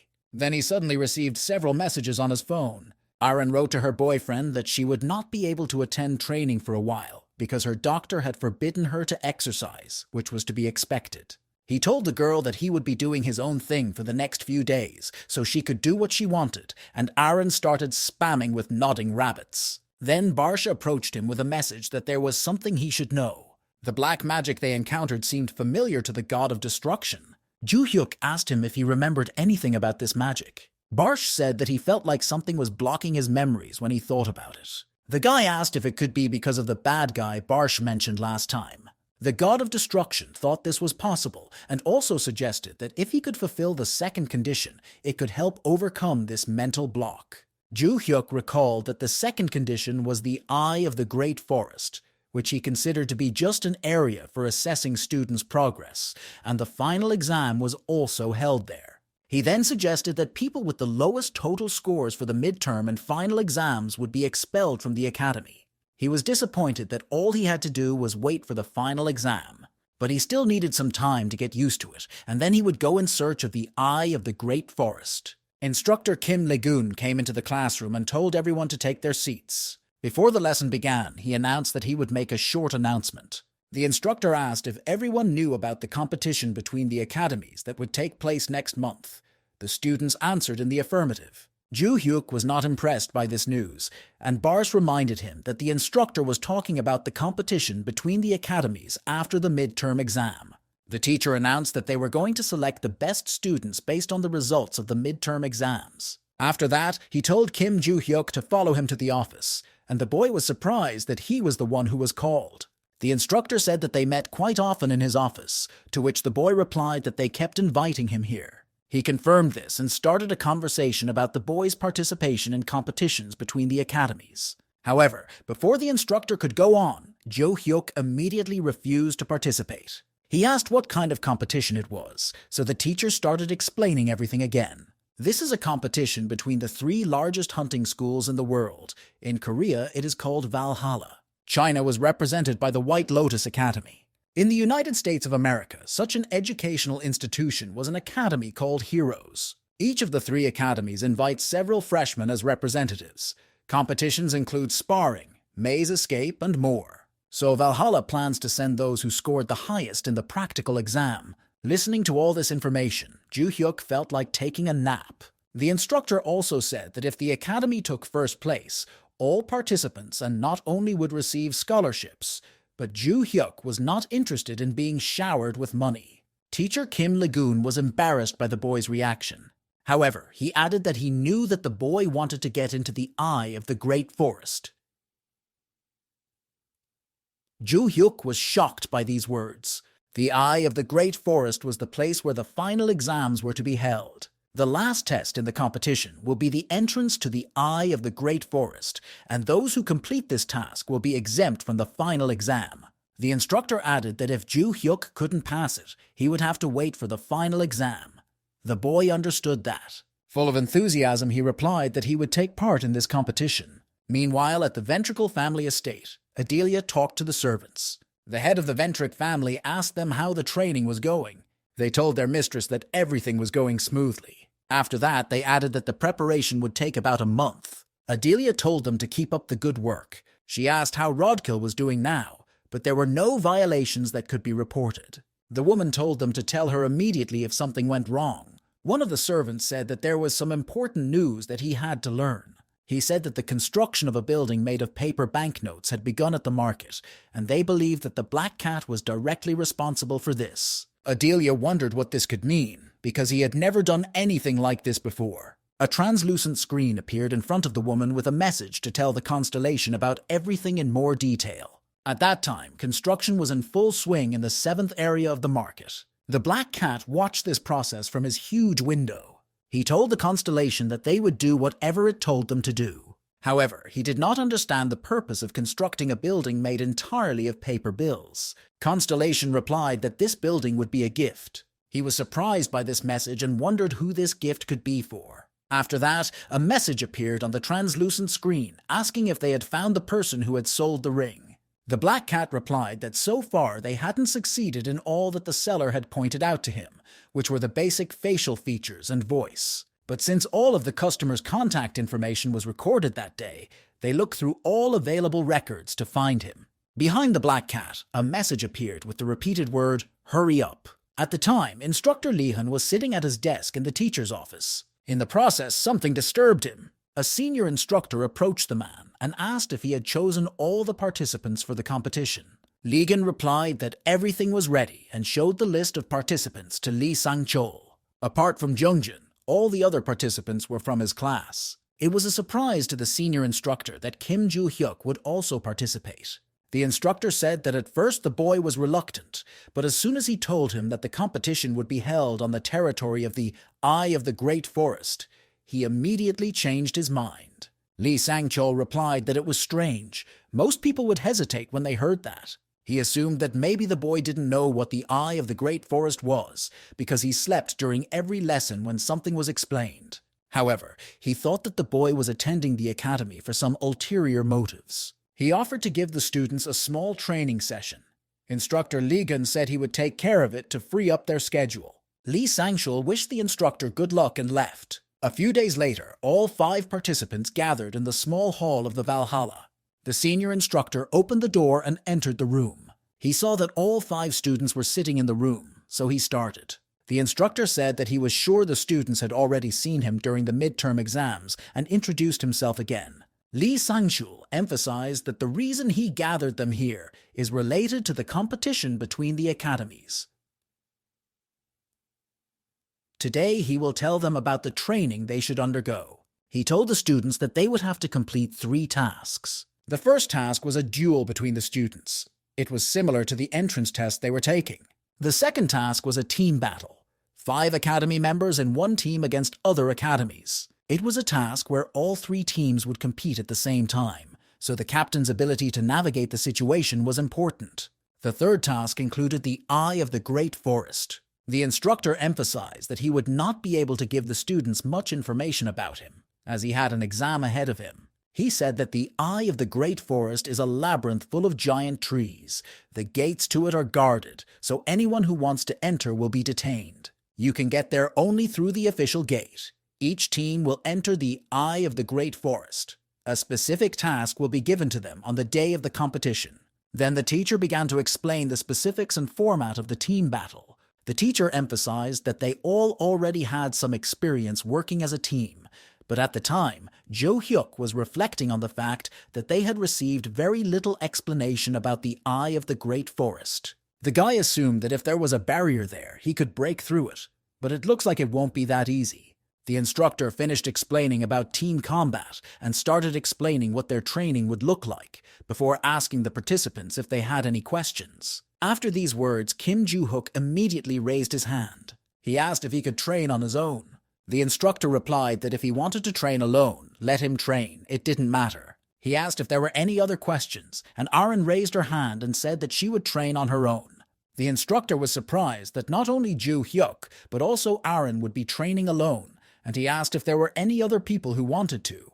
There was silence, so he decided that there were no more applicants. He finished and said goodbye until the next training session. All the students except Joo-hyuk and Choi Aaron began to leave the room. The guy hoped to absorb all the mana and master the new technique before the competition began, so that when the competition started, he would be prepared. Aaron called out to the boy when he was thinking that he would spend the time he had left on training his body. She asked the boyfriend if she should just join the training, but he was surprised that she was asking him because she was going to train alone. He added that the girl said she wouldn't be able to train too hard. Then Aaron recalled a conversation with instructor Kim Legan. He knew that the girl hadn't quite recovered from her hospitalization, but he thought he should ask her in person. Then he asked her directly if she was going to participate in the competition. Aaron asked if Joo-hyuk would be participating. The instructor was surprised by her question and said that he would. The girl replied that she would also participate then, although her wound had not yet fully healed. She assured the instructor that she would be fine. She was already halfway to becoming the head of the Chojin family. However, thanks to Ju Hyuk, she now has another goal. Now Choi Arin wanted to become stronger. She also wanted to help the boy achieve what he wanted, just as he had helped her. He was nervous that the girl was talking, and then suddenly stopped and laughed. In any case, she couldn't have been practicing very hard. The guy recommended that she stick to light walking for most of the workout and keep all her energy to a minimum. Before leaving, he added that when he finished his work, he would help the girl a little more and said goodbye. At that time, in another city, screams were coming from an eerie abandoned building. The beaten man asked to be released. He promised the attackers to give him whatever they wanted. A bald man with a creepy face was holding a knife. The next moment, the knife flew straight into the guy's heart. And at that moment, he bowed his head and died. Lisa's companion reproached the man for not finishing the guy off faster. The two were from the Samsol Alliance, and the hairless man's name was Al. She received a message. She thought it was a new order. Al asked her if they had already sent a new target to kill. The woman showed him an image on her phone. It was Kim Ju-kyung from Valhalla Academy. Lisa pulled the knife out of the guy's dead body. Her partner asked why they were ordered to kill the student, but the woman replied that the client must have paid a lot of money. She added that the client wanted them to kill him in a month during a competition. Al was unhappy that they couldn't kill him now, but Lisa replied that the security of the academy and the dormitory was very strong. They wouldn't be able to simply break through the barrier. He also noted that there would be participants from other academies during the competition, which could be more dangerous. Lisa answered that on the third day, the competition would be held in a town called the Eye of the Great Forest, in a maze of trees. Students will have to find their way out of it on their own, so there will be no instructors in the forest. The participants will be watched from above by a large drone, apart from the guards at the entrance, while others will be watching from the observation room. So these two will have to hide and wait for the right moment. Al replied that it wasn't fun, but Lisa emphasized that they would have to do it anyway. A month passed, and the first day of the competition between the academies began. All the students were excited before the start. Rodkil Ventric sat tensely and thought. He recalled a phone conversation with his father. Rodkil told his father that he had received the money from him, and added that he would figure out what to do with the money himself. A moment later, he told his father that he had ordered Kim Ju-hyuk's assassination from the Samsol Alliance, and his father was shocked by the news. The boy replied that there was nothing that could link his father to his actions. Samsol Alliance accepted Rodkil's order. My father recalled hearing about them, especially Il Shin, the head of the Samsol Alliance. It was a team of 3 people who worked together to become invincible. His father told Rodkil not to do anything that would give the boy away. Rodkil promised him that, and hung up. The Alliance has already told the guy that they will deal with Ju Hyuk during the competition. So Rodkil decided that he didn't need to stay to watch the competition. He got up and told Yuri that they were leaving. Mr. Valhalla announced that he was happy to see all the spectators and students. He introduced himself as the chairman of the Valhalla Academy Committee, Shim Dekwon. Before the competition began, he had to introduce all the participants. The first participant was the White Lotus Academy from China. The next was the Heroes Academy from the United States of America. The final participant was the Valhalla Academy from Korea. The man announced that the competition would last for 3 days. Today, the first stage of the duel between the participants would take place. He told the representatives of all the academies to return to their seats and wait to be called. Instructor Lee Sang-chul watched the participants from the spectator stand. He was distracted from his contemplation by a voice addressing the man. Jack Rover, a senior instructor at the Heroes Academy, approached him. He told Lee Sang-chul that they hadn't seen each other for a long time. The man confirmed this, calling the other person his third place. Jack Rover said not to call him that, because Valhalla was not the only one who took first place. He went on to add that this year everything will be different. He was sure that the heroes would take first place. Jack asked Lee Sang-chul if he knew who the world's strongest contractor was. Valhalla's instructor nodded in the affirmative and said that it was the same guy named Logan, who is known as the Destroyer.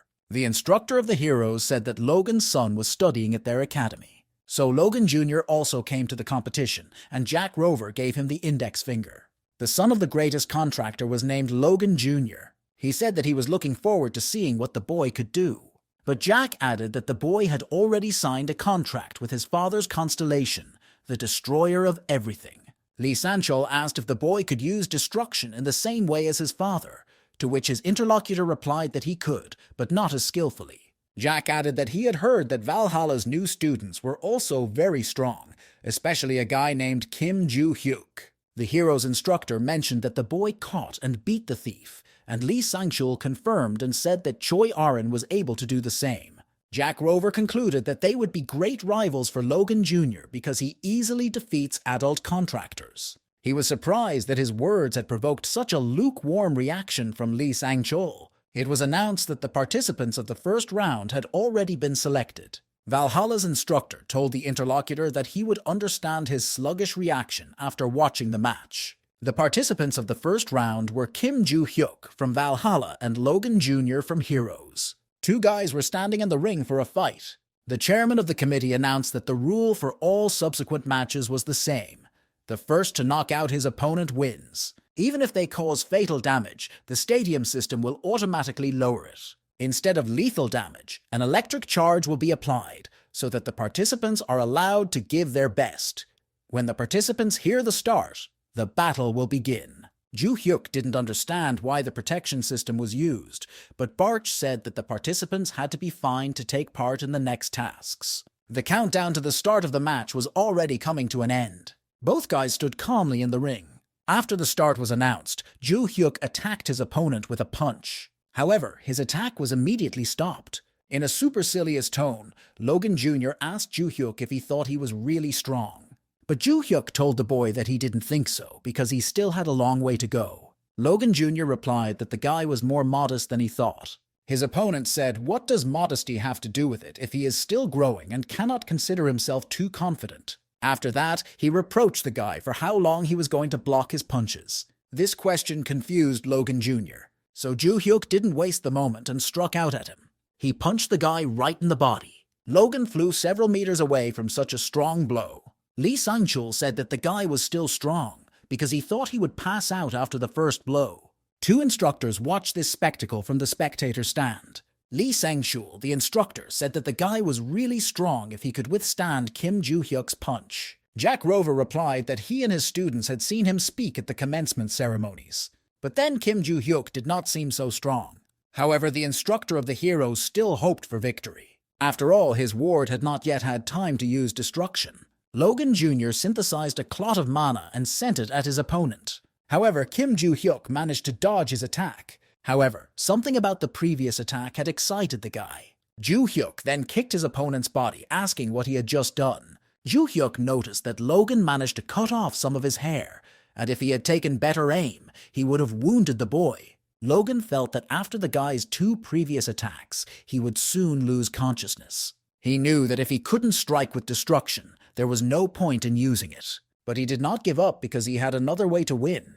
He concentrated the magic in his hands and directed it to the floor. The ground under the boy's feet began to collapse. Joo-hyuk asked his opponent why he was destroying the floor. After that, Logan hit the floor hard, and stone fragments flew into the air. The guy thought that his opponent would not be able to dodge the attacks if he could not see them. He decided to attack Joo-hyuk from the blind spot. However, his opponent immediately realized where he was hiding. Logan caught his eye and was nervous that he had managed to see him. But it was too late. He was not going to back down. But the next moment, a stone fragment hit him in the face. Joo-hyuk approached him and asked if he really expected to hide behind pieces of stone. He then added that the boy should have attacked him directly if he decided to use magic. The next moment, Joo-hyuk punched Logan in the face. Such a strong blow knocked the guy back a few meters. The first round is over, and Kim Jae-hyuk from Valhalla Academy was announced as the winner. The senior instructor was not surprised by what he saw, but Jack Rover was stunned. Instructor Lee Sang-chul emphasized that this guy is really a monster. In the next round, against a student of the Blue Lotus Academy, Hailey An, the boy also won. The same thing happened in the next round against Lee Bella from the Heroes Academy. In the final round, his rival was Choi Arin. She said that even though they were both Valhalla students, they reached the final round, and it looked like the Academy's victory was guaranteed. She then added that there was no reason for this round except to determine the ranking.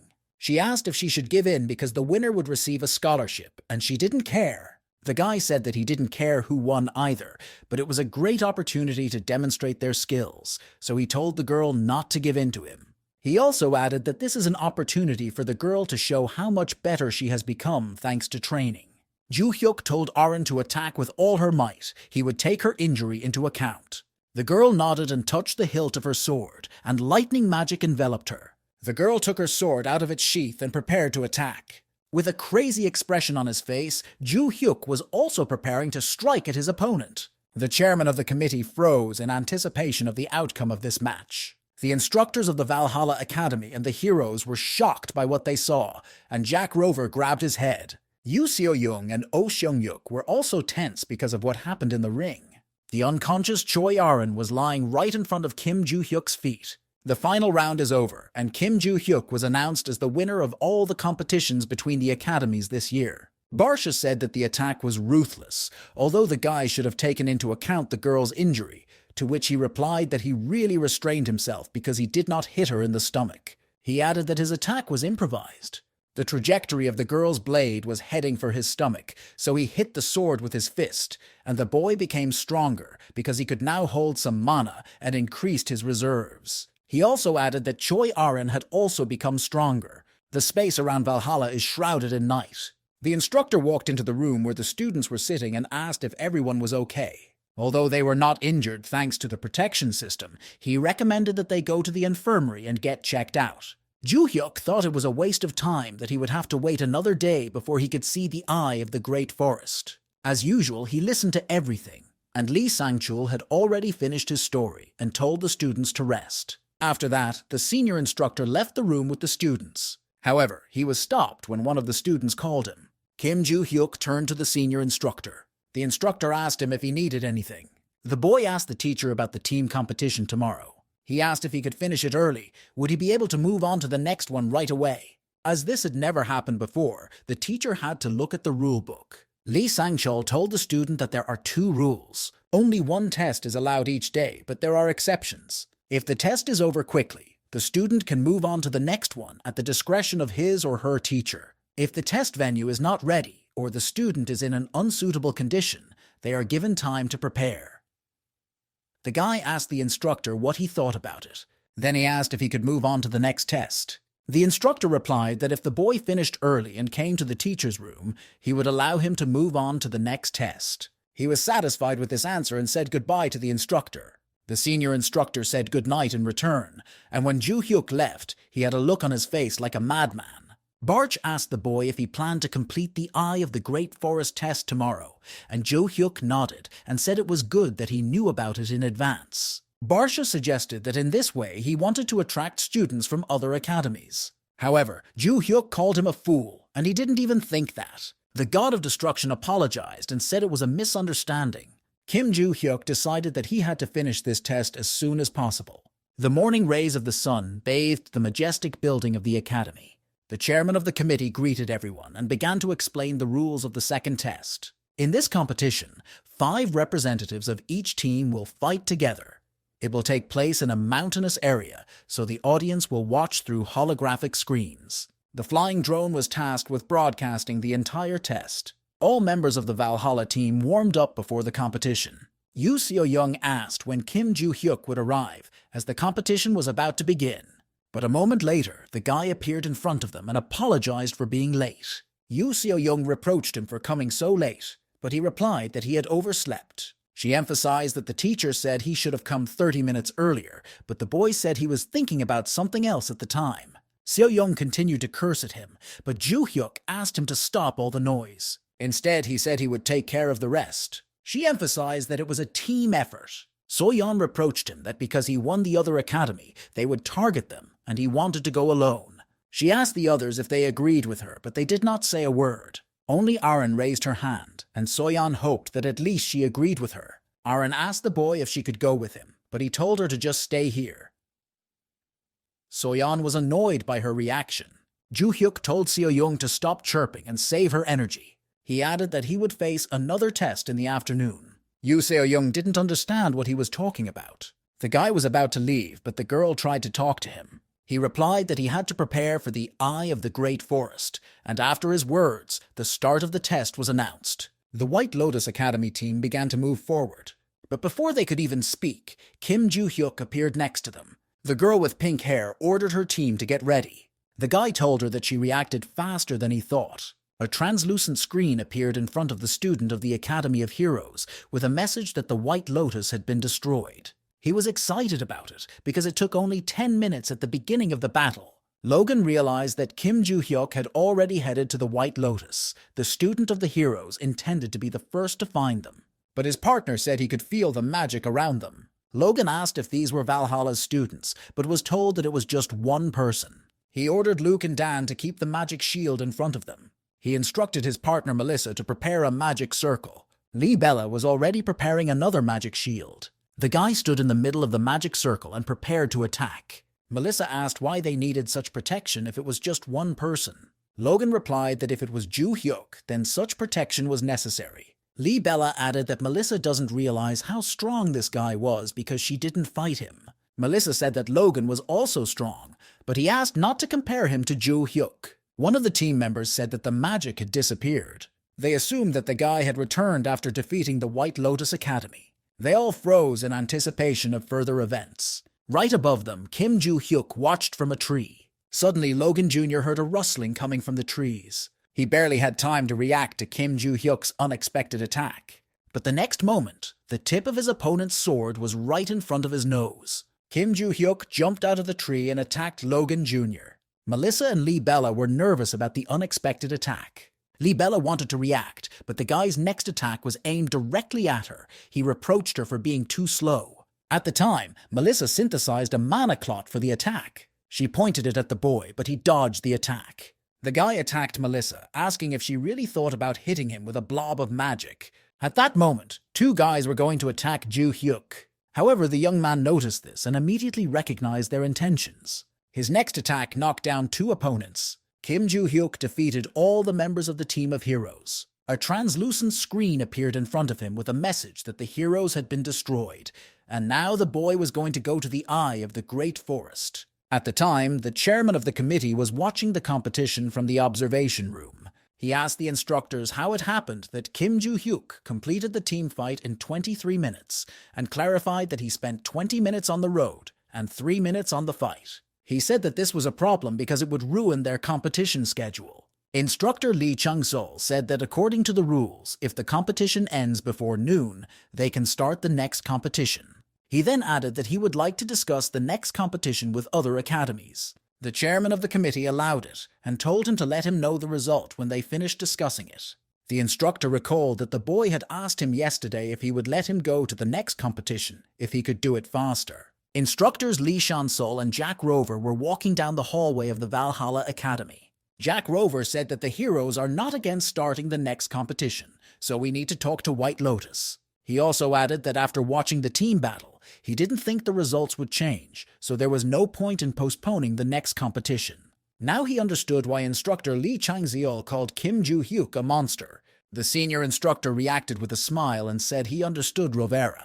So they went on to discuss it with White Lotus. In the break room, the students of the Valhalla Academy were waiting for the instructor's decision. Yoo Seo-young reflected on the fact that she did not expect Kim Joo-hyuk to finish the battle alone. She was going to take the initiative, as their teacher told her to be the team leader, but she couldn't do anything. In addition, she lost to Choi Aron in individual matches. She had heard that Kim Joo-hyuk had taught her, and perhaps that was the reason. She realized that at this rate, she would simply continue to fall behind them. She wondered if she had asked Kim Joo-hyuk to teach her, whether he would have agreed. A moment later, the announcement of the competition began. The students were told that the test, Eye of the Great Forest, which was supposed to be held tomorrow, would take place today at 13 o'clock. Everything happened exactly as Kim Joo-hyuk expected. Joo-hyuk said he had something to say before the next competition started. He announced that in the Eye of the Great Forest he would act independently, each person surviving on his own. After adding that if they had any problems, they could call him, Soyeon was annoyed that he had decided to act alone again. They have already won the 2 previous challenges, so if they don't get the lowest score, they won't lose. Soyeon assumed that even if it was a survival maze, there shouldn't be many monsters. Joo-hyuk noticed Seo-young's thoughtful face. He asked if she wanted to say something, calling her a bird. She was annoyed that he kept coming up with nicknames for her, but Aaron thought that Birdie was a cute name. At 13 o'clock, all the students gathered at the gate of the Eye of the Great Forest Labyrinth. The chairman of the committee announced that the last test of survival in the maze was about to begin. As in the previous test, the audience will watch through holographic screens. Before starting, the chairman began to talk about a more specific task and evaluation criteria for the maze test. He began by saying that the Eye of the Great Forest is a labyrinth whose shape resembles a forest, as the name suggests. The maze was a unique environment where the rain never stopped and the monsters were low level, so there were few threatening factors. The real threat to survival was the rain and thick bushes. The test tested the students' ability to survive. Before students enter the maze, they are measured for their body condition and checked again 5 hours later. The closer the student is to the initial state, the higher his or her score, and fights between teams are prohibited. The huge gates of the forest open to the students. At the time, Lisa and Al from the Samsal Alliance were in an abandoned warehouse. The head of the alliance, Il-Shin-Ja, under the pseudonym Olia, approached them and said that the students had already entered the Eye of the Great Forest, so they should go there. The magic that supported the two people was blocking the entrance to the labyrinth, so the three decided to deal with them first. After that, they teleported to the maze. Suddenly, something caused surprise on the face of the instructor, Lee Sang-chol. All surveillance cameras stopped broadcasting the competition. The simultaneous failure of all the cameras seemed suspicious to the chairman of the committee. He asked one of the guards if he had contacted the guards at the gate, but the guard said that no one was answering. The senior instructor said that the students might encounter unexpected problems, so it was decided to enter the maze. All the instructors went to the labyrinth, and what they saw there shocked them. The bodies of the guards were covered with huge debris from the gate. At the time, the students did not even realize that they were in danger. Melissa turned to Logan Jr. and said that Bella was not feeling well. However, Bella objected, saying that the rain was too unexpected and cold. Logan told the girl that if she got hypothermia, she would be eliminated. Even if they couldn't win, he wanted to score high. He decided that they needed to build a hut and hide from the rain. He told Melissa to gather large leaves, Dan and Luke to gather branches. Logan himself was going to level the ground and dig a hole. But suddenly a large dark ball appeared in front of him. The three from the Samsal Alliance came out of it. Lisa was unhappy that it was raining, and Al said to ignore it. They had to finish the mission. In a creepy voice, Al said that he was going to find Kim Joo-hyuk and kill him. But the guy in front of him was not the intended target.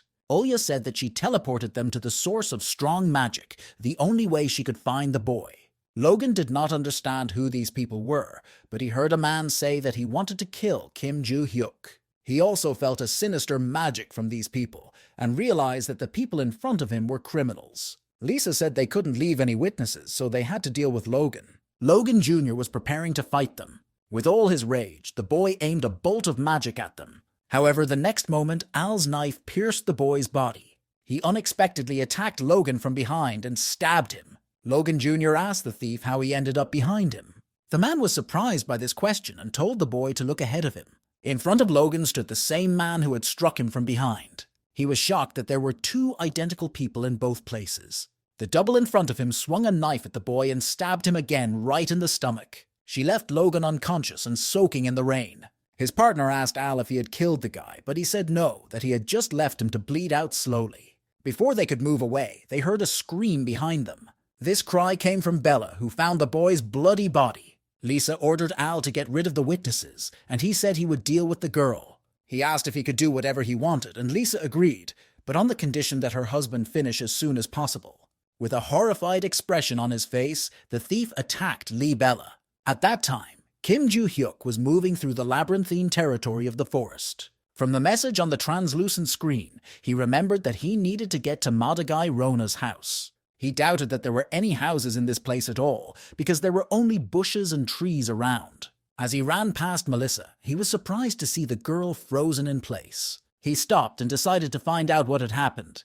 The girl screamed because she saw the wounded bodies of her classmates and a sinister man with a knife in his palms. The thieves were annoyed that there were so many witnesses. However, something behind the girl caught Al's attention. He saw Kim Joo-hyuk standing right behind the frightened Melissa. Lisa said that the target had come to them. Al said that the guy must have run to the girl's screams, and he saw this as an advantage, that he had not killed all the witnesses at once. Joo-hyuk was alerted by the fact that the thief said something about the word target. At that moment, something else caught Kim Joo-hyuk's attention. He saw wounded students from the Heroes Academy lying on the ground. He told Melissa that while he was dealing with the thieves, she should help the wounded. The girl didn't understand at first, but the guy said that her classmates were still alive. He immediately noticed that they had been deliberately stabbed so that they would not die immediately, but he did not understand why they would leave them bleeding to death. He called the thieves wild dogs who ruined his mood. After that, he added, since they had broken in, the guy would get rid of them. Al told the guy that he didn't realize what kind of situation he was in, because now he was stuck in this maze. He told the guy that they had broken in through the only entrance to the maze and disabled the surveillance drones. This means that teachers should have noticed it by now, but they won't be able to get here quickly. Because the thieves completely destroyed the entrance, it will take at least an hour for the teachers to get there. Joo-hyuk was clearly not satisfied that he had only 1 hour. He asked the man if he had really said that the boy had only 1 hour to find the place. Al didn't understand anything the guy said. Both of the thief's doppelgangers rushed at Kim Joo-hyuk. However, Al stuck the knife into the ground instead of into the guy's body. He did not understand where the boy had suddenly disappeared to. But the next moment, Joo-hyuk attacked the thief, threatening to kill him. The tip of Joo-hyuk's sword slashed right into Al's face. This blow sent the thief's body flying back several meters. With a loud crash, his body fell straight to the ground.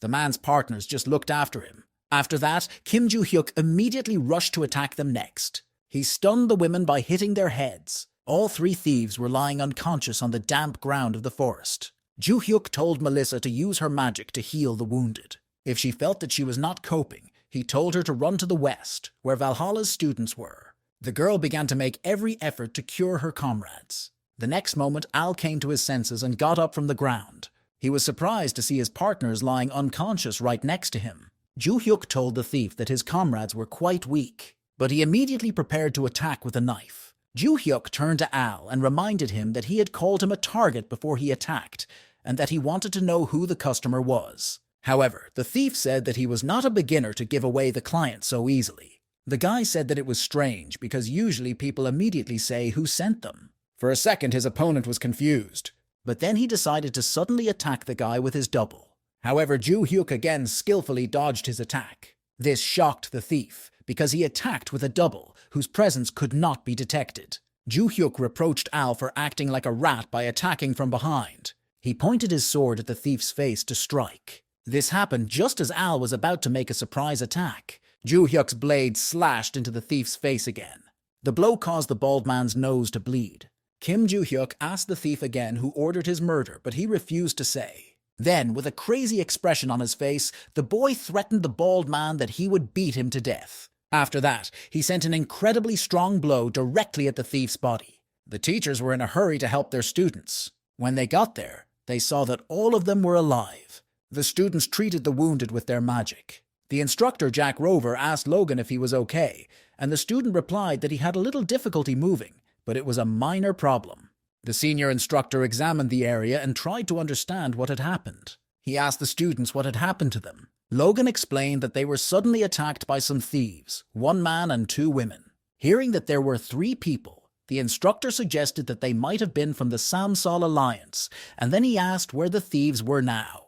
Logan pointed to the spot where the unconscious criminals were. Lisa's body was lying on the damp ground. The body of her unconscious partner was leaning against a tree. The student said that Kim Joo-hyuk defeated them all. The instructor noticed that the forest landscape around the thieves was destroyed.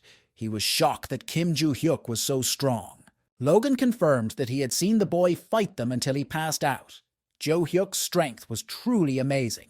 They couldn't even touch him. The guy completely destroyed them. Logan realized that when he fought the guy, he didn't even see half of his true strength. He thought he was going to be the strongest of the participants, but it seems that it hurt his pride. Jack Rover told Logan not to be upset, because Kim Joo-hyuk is truly an anomaly. Instructor Lee Sang-chul asked where the 3rd attacker was, and Logan replied that Kim Joo-hyuk was still dealing with her. He and Instructor Lilia looked back and saw the girl's head. Kim Joo-hyuk stood in front of the attacker's body and said that he was trying to find out who was behind it and what their goal was. The senior instructor was happy that the guy was okay. The teacher said they should discuss everything in more detail when they returned to the academy. He added that the teachers would help the injured students and take them to the hospital, and ordered Valhalla students to find the White Lotus and report the situation. That was the end of their competition. Nighttime enveloped the territory of the Valhalla Academy. Kim Joo-hyuk took a shower and was about to go to bed to rest. He is very tired after all the events that happened today. Barsh noticed that the boy had used too much mana to deal with the thieves. But Joo-hyuk was in a good mood because everything went as he wanted. He managed to take the item from Madagai Rona's house, as required by the task. He reached into his pocket to pull out the sphere. Although it was difficult, the guy was happy to get it. He began to recall the events of the day. Il-shin woke up and felt a pain in her head. She heard a voice ordering her to get up. She saw the figure of Kim Joo-hyuk in front of her. He asked the woman what her abilities were. Joo-hyuk guessed that the three were from the Samsal Alliance. He recalled that 2 of the participants were fighters, and the third person supported them. The guy guessed that the girl was the person who served as their support. He repeated his question about her abilities and ordered her to answer. Il-shin surrounded herself with a ball of dark magic and said that she would not tell him anything. However, this bullet did not stop the boy from approaching Il-shin. The girl was shocked that Joo-hyuk was able to stop her. After seeing everything, the boy realized what kind of ability Il-shin had. He asked the girl if she had the ability to create a magical space around herself and teleport with it. Her face showed that he was right. After that, he approached her and said that she should help him. With a sinister smile, Joo-hyuk said that if she helped him, he would not do anything to her. So thanks to the girl's abilities, he managed to get this field. Barsh reproached the boy for not keeping his promise, as he knocked the girl out, although he promised that if she helped him, he would not do anything to her. He argued that when he asked her who ordered his murder, she did not confess. Now that Joo-hyuk knew they were from the Samsal Alliance, he could guess who their client was. Of course, it was Rodkill, who had already made 2 attempts to attack the boy with other people's hands. To proceed further, he needed to get more information. He doubted whether it was worth destroying the Rodkill family if they interfered with him. But whatever the case, he had already found the sphere and completed the previous task. The next task appeared on the translucent screen, to meet his lost memories in a dream. The boy was surprised that he would just have to sleep. Barsh assumed that if the boy succeeded in finding his memories, he would also get his back, as he had received a notification with the same task. So Kim Joo-hyuk decided that it was worth a try. He turned off the light and prepared to fall asleep. Joo-hyuk still didn't understand what lost memories she was referring to, because he didn't think he had lost any part of his memory. But he still fell asleep, hoping to see something. The dream began with events that happened 300 years ago. The wounded Kim Hyun-oh leaned against the wall, waiting for his own death. Just like 300 years ago, the stone block was coming at the boy, portending death. And now the fateful second for our hero was about to come. But at that moment, time suddenly stopped. It was not only the stone blocks that stopped, it seemed that the whole world froze at that moment. An unknown being appeared in front of the powerless figure of Kim Hyun-oh. This being said that it would take care of his name, and that it would take care of the names he was protecting in this world. After that, the unknown figure began to disappear into thin air. After that, the course of time went back to normal, and the same thing happened as 300 years ago. At the fateful moment, the guy woke up from a nightmare. Joo-hyuk was shocked by the events that happened in his dream. He could not believe that these were lost memories. The guy asked Barsh if he could remember anything. The god of destruction replied that he was a tiger. Joo-hyuk did not understand this answer. The boy imagined a fluffy, fat tiger, but Barsh argued that it wasn't as cute as Joo-hyuk's imagination. The guy asked him if he remembered what it looked like, but Barsh said he did not remember any details. The answer of the god of destruction meant that he had not seen the unknown creature, and Joo-hyuk decided that he would find out who it was himself. The guy asked Barsh if he could remember his name, or if he had heard his name pronounced, but he was denied. So he assumed that the memories Barsh had seen were meaningless, but he was surprised that he did not remember his name. At that moment, a translucent screen appeared in front of him again. The next moment, a message appeared on the screen with the text, "Study of the Great Palace of Ahala Alfredi, Johnny's secret room." The last line contains a request to face the truth. Joo-hyuk didn't understand what kind of palace Ahala was and what kind of truth he had to face. He decided that after today's training he would ask Lilia about the Great Palace of Akala. The morning rays illuminated the majestic building of the Valhalla Academy. Kim Joo-hyuk and Choi Arin had already been working out in the academy's gym. Along with them, Oh Sen-yuk was also pumping his muscles in the building. However, something momentarily distracted him from his studies. Yu Seo-young approached him and asked why he was here. However, the guy replied that he should have asked why the girl was here. Ashamed, she replied that she thought her reason was similar to his. She had a great sense of pride, but she was a little jealous of Kim Joo-hyuk. However, Oh Sen-yuk replied that this was not why he was here. He had been involved in weightlifting for a long time, so his stay had nothing to do with Kim Joo-hyuk. He suggested that the reason Seo-young is jealous of Kim Joo is because she lost to Choi Arin. At first, the girl was concerned about this question from her classmate. However, So-yeon admitted that his words were true. The girl began to remember the duel between her and Choi Arin. She was about to pull her sword out of its sheath and strike her opponent. However, Choi Arin steadfastly blocked all of So-young's attacks. Then So-yeon was going to strike with her mana. She sent a magical blow directly at her opponent. Arin raised her sword above her head and was about to cut off the oncoming attack. The girl managed to destroy the magic with her blade. Yu Seo-young was surprised that Arin was able to do it. Following the previous one, she sent 3 more magical attacks at her opponent. Huge circles of magic were already approaching Choi Arin. She was about to draw her sword again and repel the attack. Arin stopped all 3 of So-yeon's attacks with one cut. This greatly confused her opponent. Before she could recover, Arin was approaching her, preparing to attack. As Arin approached, she launched an attack directly at her opponent's body. This attack knocked Yu Seo-young to the ground, and Choi Arin was declared the winner. She told her classmate that thanks to Kim Joo-hyuk's help, Arin had become much stronger since the graduation ceremony. So-yeon constantly trained only her magical power and sword skills, but Arin did strength training, even though no one in her family had ever taught her how to do it. She suggested that this is why Arin was able to develop so quickly. In response to the girl's words, Oh Sen-yuk said that she should approach Kim Joo-hyuk, not him. Seo-young realized that she needed to get an answer from Joo-hyuk because she couldn't wait any longer and needed to achieve real results and improve her abilities. So the next moment, she approached Kim Joo-hyuk directly. He asked what the bird needed from him, and the girl was annoyed that he called her a bird again. The girl started her appeal by saying that the guy was already training Arin, so she wanted to read if he could train her too. However, a senior instructor appeared behind her and prevented her from finishing.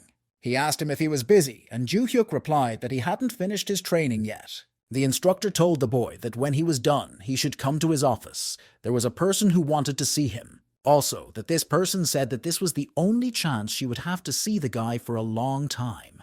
Joo-hyuk replied that he understood and would come. So-yeon felt ashamed that she was interrupted again and could not say anything. However, Joo-hyuk addressed the girl, calling her a bird. He told her that if she wanted to train with them, she should ask Choi Arin for a daily routine and follow it. If the girl does well, he might start teaching her. Arin was there and said he would explain everything to her. The guy had already finished training, and at that time, the daytime was giving way to evening. He followed the senior instructor to his office. Joo-hyuk asked who wanted to see him, and whether this person was going to meet him right now. Lee Sang-chul replied that maybe the guy was guessing who it could be. The instructor opened the door to the small hall to let us in. In the hall stood exhausted Rodkill and his maid Yuria.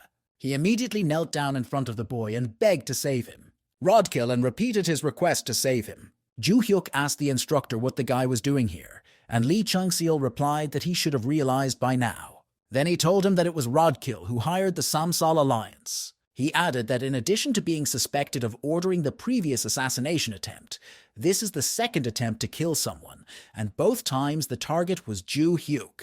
The media put pressure on the man to give up all the information, and now all the headlines are about the Samsal Alliance and the guy who organized the attack on Valhalla. It was Joo-hyuk who leaked the information to the press, asking why he should forgive Rodkill if his family starts cleaning up his mess again.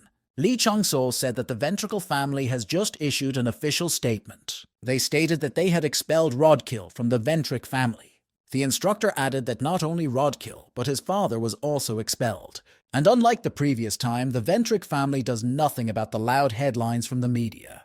Rodkill now had no defense, and the boy asked him how he imagined that he would save him. Rodkill asked me to give him one chance. Joo-hyuk asked the boy if Rodkill's words would be the only evidence of his intentions. With a wasted face, he begged Joo-hyuk to tell everyone that Rodkill was innocent. However, the boy cringed at these screams and said he did not want to do it. Rodkill asked if it was because he hadn't apologized for everything yet. The next moment, he begs Ju Hyuk for forgiveness and said that he would never inconvenience him again. But the guy said he didn't need an apology. Rodkill asked if maybe the guy wanted money, but Ju Hyuk replied that he didn't need the money either. After these words, Rodkill looked back frantically. He grabbed Yuri's wrist and pulled him toward him. The guy offered to give Ju Hyuk the girl instead of apologizing. He emphasized that she was a direct descendant of a noble family in England, and owning her could raise the boy's status. This made Ju Hyuk angry, and he asked Rodkill if he thought that a person could be disposed of as an object. But the guy said that Yuria was his property. He pulled her hair and told them to look at her neck. The spell around her neck was proof that she belonged to him, so he said that if the guy wanted to, he would give Ju Hyuk to Yuri. With a furious expression on his face, the instructor realized that the girl had a taboo spell around her neck. Yuria was sealed by magic, which did not allow her to act against the will of her master. He realized that an ordinary person could not cast such a spell. This meant that someone helped Rodkill do it. Ju Hyuk began his speech by saying that people like Rodkill have existed since ancient times. They imposed taboos on other people's bodies and sold them. At that moment, Kim Ju Hyuk touched the seal on Yuri's neck with his magic. But with all his strength, the boy stretched and broke the spell. For some time, the girl was in a shallow trance. The seal on Yuri's neck began to disappear.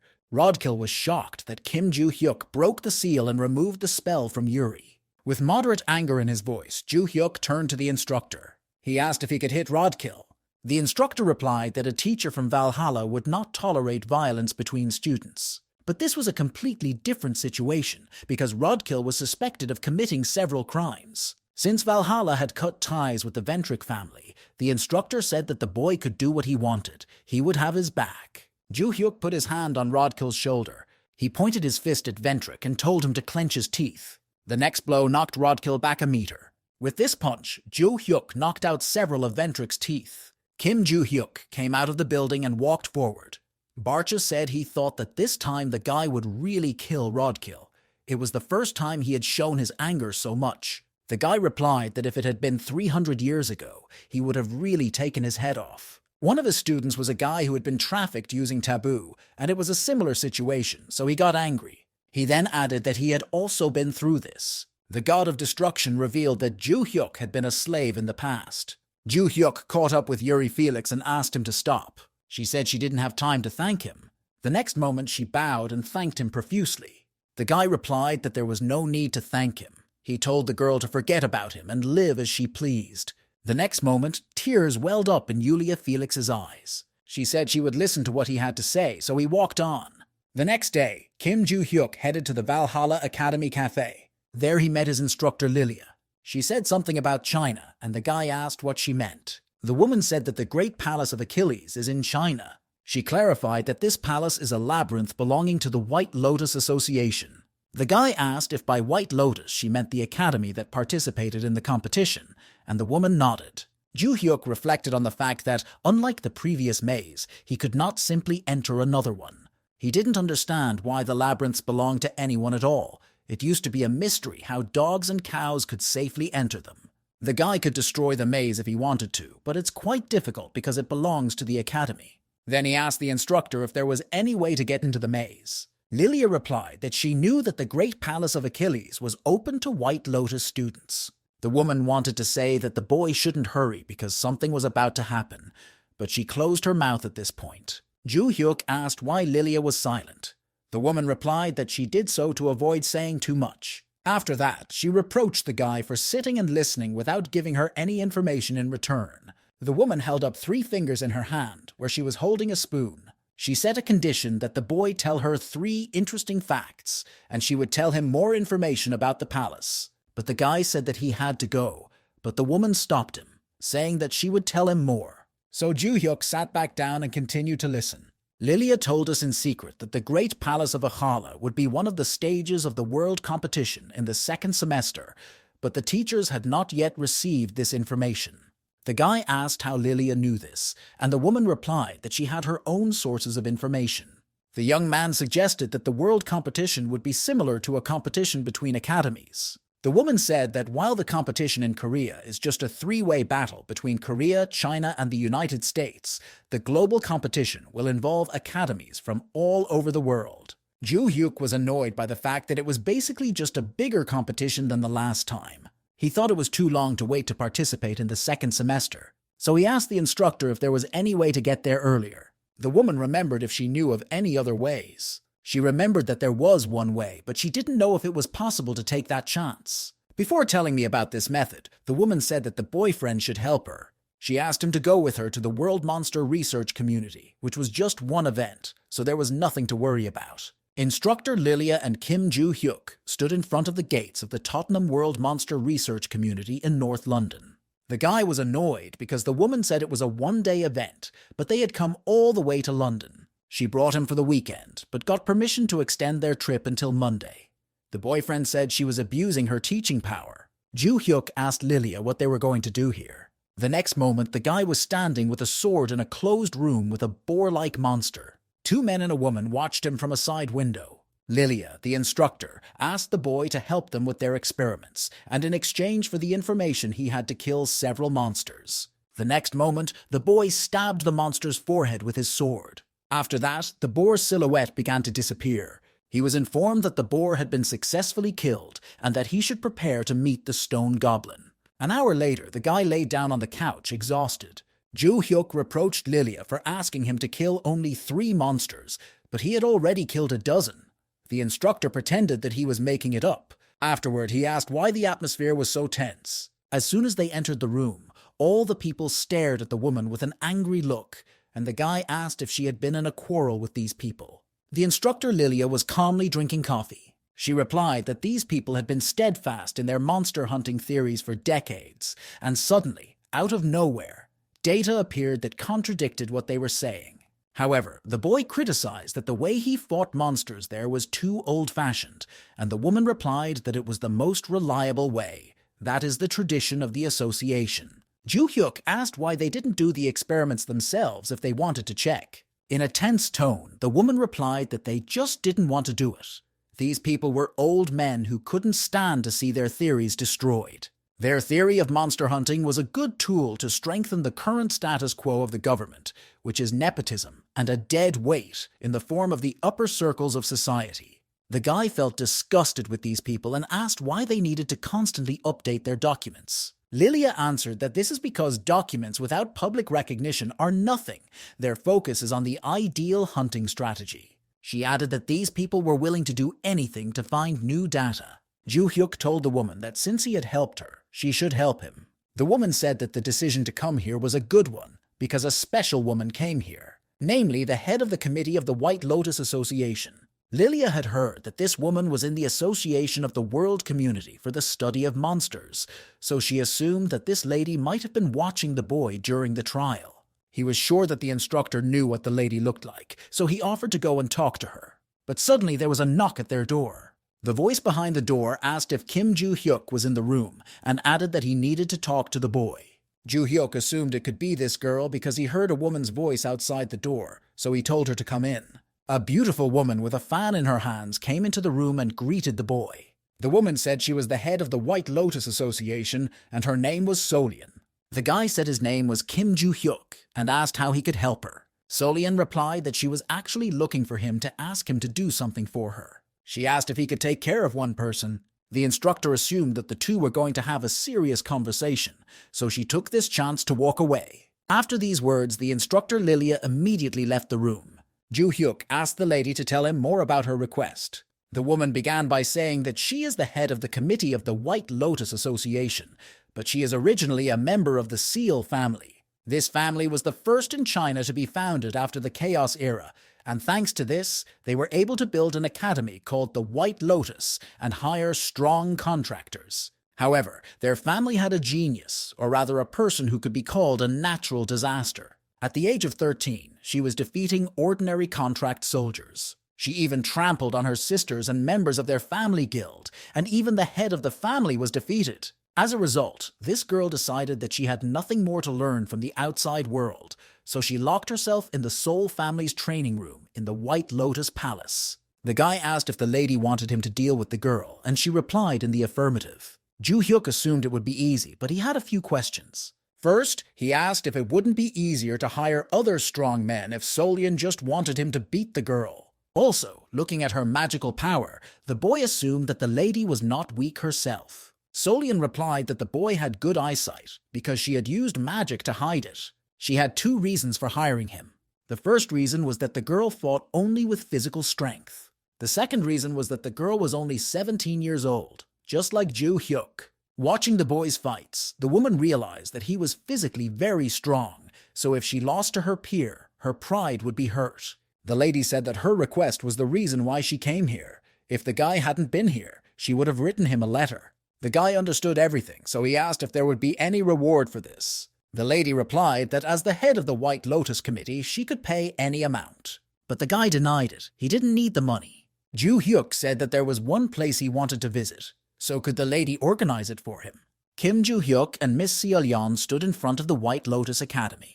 The guy did not expect the woman to bring him here on the same day he agreed, let alone on a private flight. She replied that the guy said he was free until Monday, so it was an opportunity to get the case over with much faster. The lady asked Ju Hyuk if he still wanted to get the right to enter the Great Palace of Valhalla as a reward.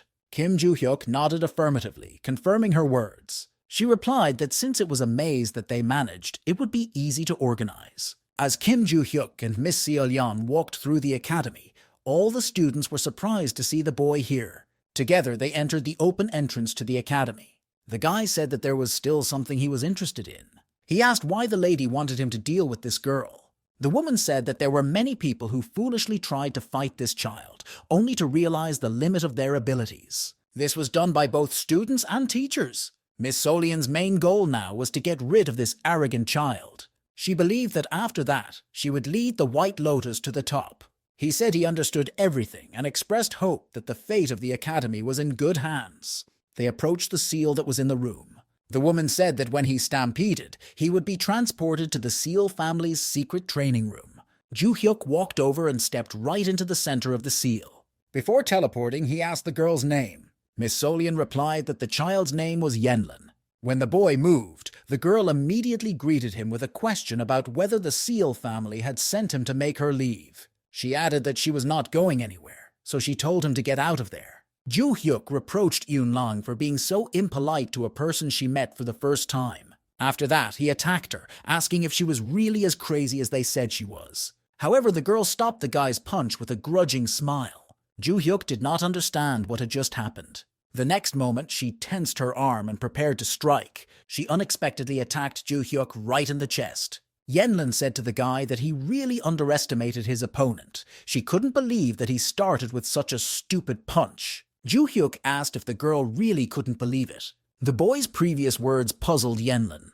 He suddenly grabbed her hand that was on his chest. After that, he was preparing to attack the girl. However, Yong-lang managed to dodge Ju Hyuk's punch, but then the guy punched her in the arm. In pain, Yenlin immediately took a step back. After that, the girl asked the guy who he was. He introduced himself as a 17-year-old student who underestimated his opponent. Yenlan realized that she should retreat and try to counterattack. But before she could fulfill her intentions, the guy approached her in a moment. Ju Hyuk immediately sent a strong fist at her. But to reduce the force of this blow, Yenlan stepped back. He admitted that the girl was moving quite fast, because even his students of 300 years ago could not demonstrate such mobility. Yun-lan was straining all the attacks and abilities demonstrated by Ju Hyuk. She could not believe that this 17-year-old student was on the same level as her. But she was satisfied that Ju Hyuk was much stronger than all the old men who had come before her, and she decided that she would not lose to him. The guy was satisfied that he could tell from the girl's appearance that she was not going to give up.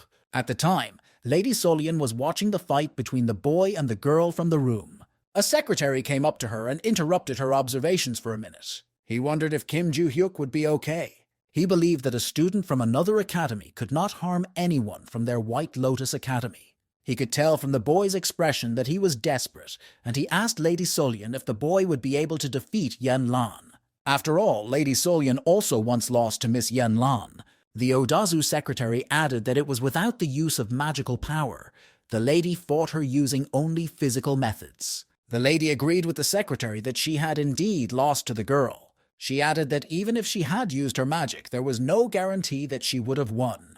The secretary replied that this only made the situation more risky, as he believed that this student, Kim Joo-hyuk, could never have defeated his lady. However, Miss Solian replied that she could not be sure, because the boy had defeated several thieves and won first place in a competition between the academies. In any case, she realized that Kim Joo-hyuk would not give up easily. All they could do was watch the battle. Yen-lan tensed her claws and was about to attack the boy. However, he again continued to dodge her attacks. The next moment, he realized that the girl's knee was pointed directly at his face. Yen-lan slams her knee into the student's forehead with all her might. She was pleased that this time she managed to hit the guy. But before she could rejoice, she was puzzled by something the next moment. After the attack, she felt severe pain in her leg. She was unhappy that the boy's head was as hard as a stone. The guy replied that the blow was unexpected, so he just ran into it with his forehead. He mocked that his forehead was harder than her kneecap. Yen-lan realized that if she used all her attacks, the guy would just block them. She didn't know how to beat him. It was hard for her to admit it, but the guy's physical strength was greater than hers. She asked the boy if he fought without magic, and Joo-hyuk said yes, because he knew that the girl preferred physical attacks. Yen-lan replied that the rules are now changing. She announced that she was going to use everything she had. The boy realized that the girl had begun to accumulate magic. In a supercilious tone, he told Yen-lan that the time had come to shatter her pride. The girl was shocked by the amount of magical power coming from the guy. She thought it was crazy that a student had such powerful magical powers. Yen-lan decided that she no longer needed any tricks. With lightning speed, she charged at the boy and decided to finish him off with a single blow. She pointed her magic-enhanced fist directly at Joo-hyuk's face. Yen-lan hoped that she had managed to hit the boy with a punch. However, he was able to dodge the attack with lightning speed, and he told the girl that he had had enough fun and it was time to end the fight. The next moment, a fist pierced the girl's body. Before he passed out, Yen-lan shouted that the guy was a real monster. A second later, the unconscious girl was lying defeated in front of Kim Joo-hyuk. Lady Solian and her secretary were shocked by what they saw. The boy returned to the room, announcing that he had defeated the girl and dragged her out. The unconscious girl was hanging from Kim Joo-hyuk's hand. Miss Solian said that she really could not believe that the boy had managed to defeat Yen-lan and asked the boy if he was injured, but he said that he was fine. The lady asked how hard it was for him to win the girl. He said that Yen-lan was quite strong, but he was disappointed with the ending because of the difference in their skills. After Joo-hyuk lowered the girl to the ground, she instantly regained consciousness. She immediately noticed Miss Solian and her secretary in front of her. Yen-lan was clearly not happy to see the woman in front of her. Celine told her that she hadn't seen her in the outside world for a long time. The woman started talking to the boy about his reward for completing the assignment. She asked him again if he wanted access to Valhalla's great palace, and Joo-hyuk nodded in the affirmative. Solian replied that she could let him in right now and asked him how he felt about it. The guy replied that he did not mind going there immediately. Lady Seon took Joo-hyuk's hand and they left the room together. The secretary told Yen-lan that if she was injured somewhere, they had to provide her with medical care.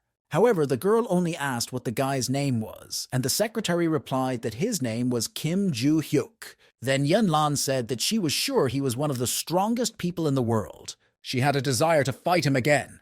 At that time, a mysterious man in armor heard the girl say that the boy was one of the strongest. When Kim Joo-hyuk entered the place, he thought it didn't look like a maze. He stood right at the entrance to the great palace of Akala, which was surrounded by guards in knightly armor. He recalled Lady Solian's words that Akala's great palace was a unique labyrinth like a castle. If the boy does not disturb the monsters, which are called living armor, there will be no difficulties. He asked Miss Solian how long he could stay there, and she said about 5 hours, and if he wanted to stay longer, he could come back tomorrow. So the guy had only 5 hours to search in peace. He looked ahead to see what awaited him. He was facing a large number of knights in armor, so he had to deal with them first. One of the knights swung his sword at the boy. However, Kim Joo-hyuk was already preparing to repel his attack. With one swing of his sword, he cut the steel armor in two. The figure of the monster in living armor was scattered into pieces. After that, he dealt with all the other knights. He was surprised that he was able to deal with them so quickly. Although he had already searched more than 20 rooms, he still could not find the office. He still couldn't find it and was beginning to wonder if the office was even there. However, Barsh told the boy to look at the law. He added that this door was a little different from all the others. Ju-hyuk opened the door and entered the room. A portrait of a man immediately caught his eye. This room definitely looked like someone's office. However, he doubted whether it really belonged to Alfreda and not to someone else. Barsha said that it could be his office, and added that he should look at the signature under the painting. The golden frame under the painting read Alfredi. Ju-hyuk asked Barsh how he was able to read it, and the god of destruction replied that he didn't know, but he suggested that it might be information he remembered from the past. The guy decided to search the place thoroughly, because there must be a secret room somewhere. He would have needed a lot of time to look at each item individually, so he decided that even if something destroyed everything here, he could definitely find the secret room. The guy smashed to pieces all the furniture in the room. Then he saw something that looked like an iron door under the carpet. He took a closer look and realized that this was the entrance to the secret room. He grabbed the handle and was about to open the entrance, which went directly underground. The guy started to walk down the steps, annoyed that there was no lighting. Then a message appeared on the translucent screen saying that the conditions were met. What he saw in the secret room surprised him. In the old room, a girl dressed as a witch sat at a wooden table. Ju-hyuk asked what kind of place it was and who the girl was. The girl replied that she was glad to meet the guy and would answer his questions, but first asked him to sit down. The guy fulfilled her request and sat down at the table next to her. A girl with red hair introduced herself as a guide. The guy was surprised by this answer, but the woman immediately replied that it was not her real name, but a pseudonym. A girl in a witch's outfit added that her name was taken away from her. Ju-hyuk recalled a moment from his dream about an unknown being saying that it would take care of his name. He asked the girl if her name had really been selected. The guy added that it sounded like nonsense and asked me to tell him what it meant. He didn't understand how a name could be used, and the girl replied that names have power. All beings build their lives on the name given to them. All efforts, achievements, and undertakings contribute to the greatest work of their lives, to their name. A name adorned with great achievements gives a person great power, but there is a person who steals such names, who absorbs the power they have. Ju-hyuk asked what happens to a person when their name is stolen. The woman replied that these people become constellations. She assumed that Ju-hyuk was an exception because he came in reincarnation. He found it suspicious that this girl knew about his reincarnation as well as Barsh. The guide asked if the boy now thinks about who allowed him to be reborn and sent him messages. However, the girl added that it wasn't her. The guide just got a lot of facts about the guy through the message windows. After that, the guy asked who the loot was that took his name. The guide replied that this man is called the King of the Labyrinth. His goal is to create towers of destruction in the labyrinths and grow great names to steal their power. The girl asked if Kim Ju-hyuk understood everything now. The guy replied that it was quite strange that this man could create towers of destruction on Earth. He remembered that this lord could only create them in a labyrinth, and he immediately realized.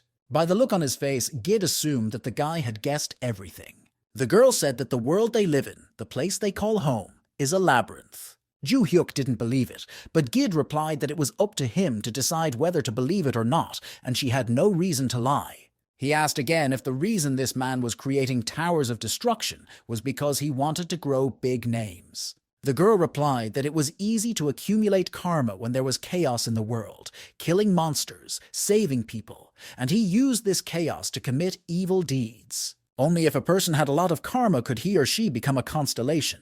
Ju-hyuk suggested that his students could also become constellations because they were trying to save the world. With a disgruntled face, the guy asked what was the point of their actions if they were still playing the Lord of the Maze game. However, Gid told him not to jump to conclusions. The boy's rebirth was an unexpected event for the king. She added that Ju-hyuk might be the one to beat the Maze Lord at his own game. But the guy assumed that this king knew that he was reborn and could also be the one who made them meet through the message box. But the guide said that he was wrong about that. She said that the person who reincarnated the boy and sent the message windows was not the Lord of the Labyrinth. The guy asked who was behind it all, but the guide replied that she didn't really know. She assumed that since this was the person who reincarnated him, she might be related to the boy. The guide got up from her seat and started creating something with her magic, saying that they could not miss this opportunity. A moment later, a small ring appeared in place of the glow. She handed it to Kim Ju-hyuk and told him to take it. The girl explained that this was their key to victory. but she could not tell us everything in detail because they had little time. But the guy asked her to tell him right now about you, and the guide replied that while she was talking to him, she was being chased by the Lord of the Labyrinth. The girl added that since the guy had fulfilled all the conditions, it would be easier for them to meet next time. The guide informed him that they would meet again in a few days and told him not to lose this ring. With a flick of her finger, she created a small blob of magic. A moment later, Kim Joo-hyuk found himself in front of the palace entrance. He mentioned the Lord of Destruction who had stolen his name. He was annoyed that this person prevented him from living a comfortable life. He did not know what the ring was and assumed that it would not make him stronger. So he decided to absorb all the magical power of the remaining Guardian Stones. Although he has not fully regained his powers, the amount of magic he possesses should increase to the level when he was in his prime. The events are transferred to an island in the North Pacific. The leader of the devotees, the Dragon King Constellation, was sitting on the couch. He read the news that 3 hired killers were defeated by a student, Kim Joo-hyuk. The tablet's screen cracked from a strong finger pressure. In the impulse to arrest him, the leader of the devotees threw him to the floor. He closely watched Kim Joo-hyuk and through careful investigation discovered that it was the boy who defeated Jin-yeon, who had entered into an advance contract with the Constellation. So when the son of the Ventri family ordered the work, the leader called in 3 assassins anyway to make sure the job was done properly. He doubted whether he should call all the participants to deal with this guy. Someone in the room said to the man that he looked worried. The leader of the first kind, George, sat in front of Constellation.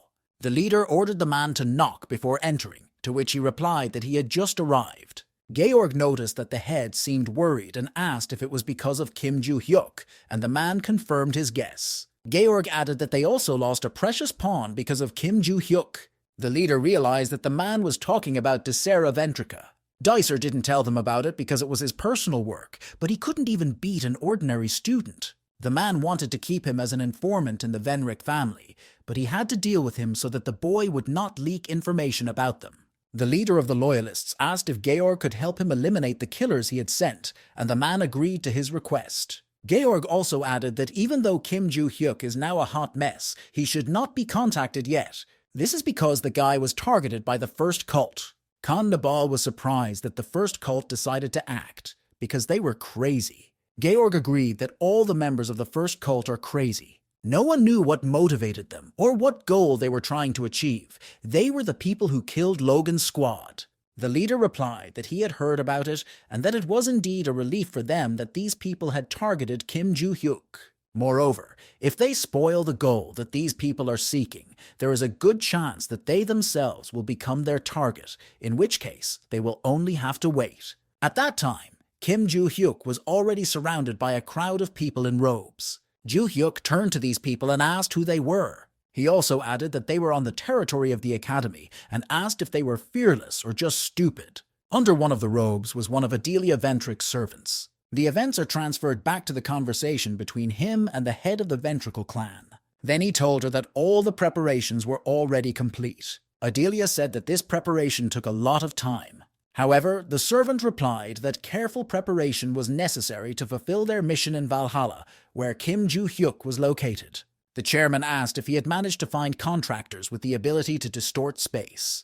The servant replied that it was, and since everyone they hire goes through the Ventri family, the chance of the information getting out is 0. After that, Adelia asked if they had prepared everything she had asked for. The servant replied that everything was already ready. They prepared stones that contained a large amount of magical power. The head of Ventrica said it was time to act. She told the servant that he should stay in the main group and keep in touch with her.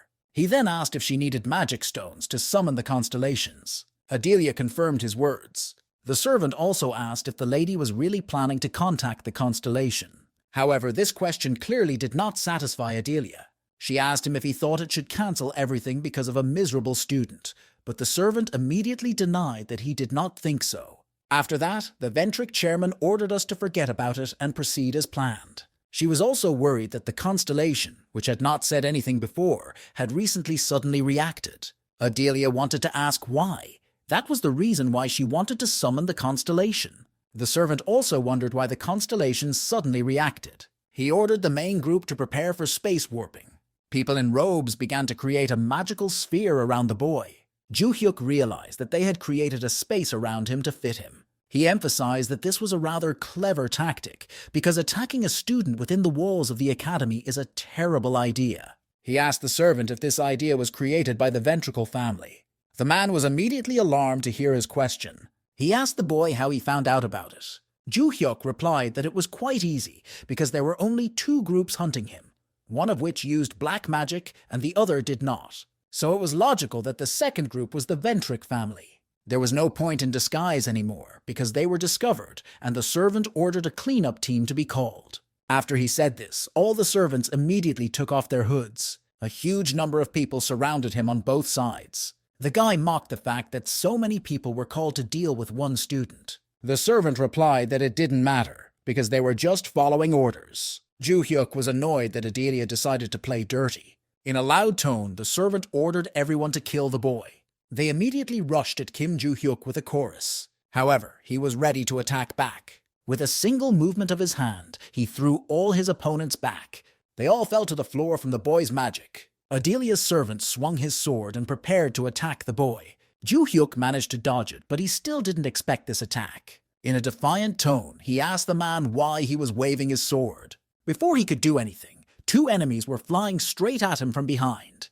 However, their weapons clashed with each other. Ju-hyuk managed to jump up so the 2 of them hit the floor. After that, the guy immediately knocked them down with a single kick. He was unhappy that they didn't even give him a break. At that moment, Adelia's servant was about to attack the boy again. He was flying at him with an attack right from the back. But he again failed to hit Kim Ju-hyuk with his sword. The servant was shocked that an ordinary student had such fighting skills. He attacked him again, but Ju-hyuk dodged again.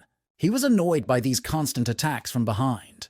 The boy's next sword was aimed directly at the body of Adelia's servant. With a crazed expression on his face, the guy was preparing to strike. With a single thrust of his sword, he pierced the man's body and threw him back. The servant made a big mistake, thinking that if their opponent was a student, they had overdone their training. He admitted that they had all been defeated against Kim Ju-hyuk.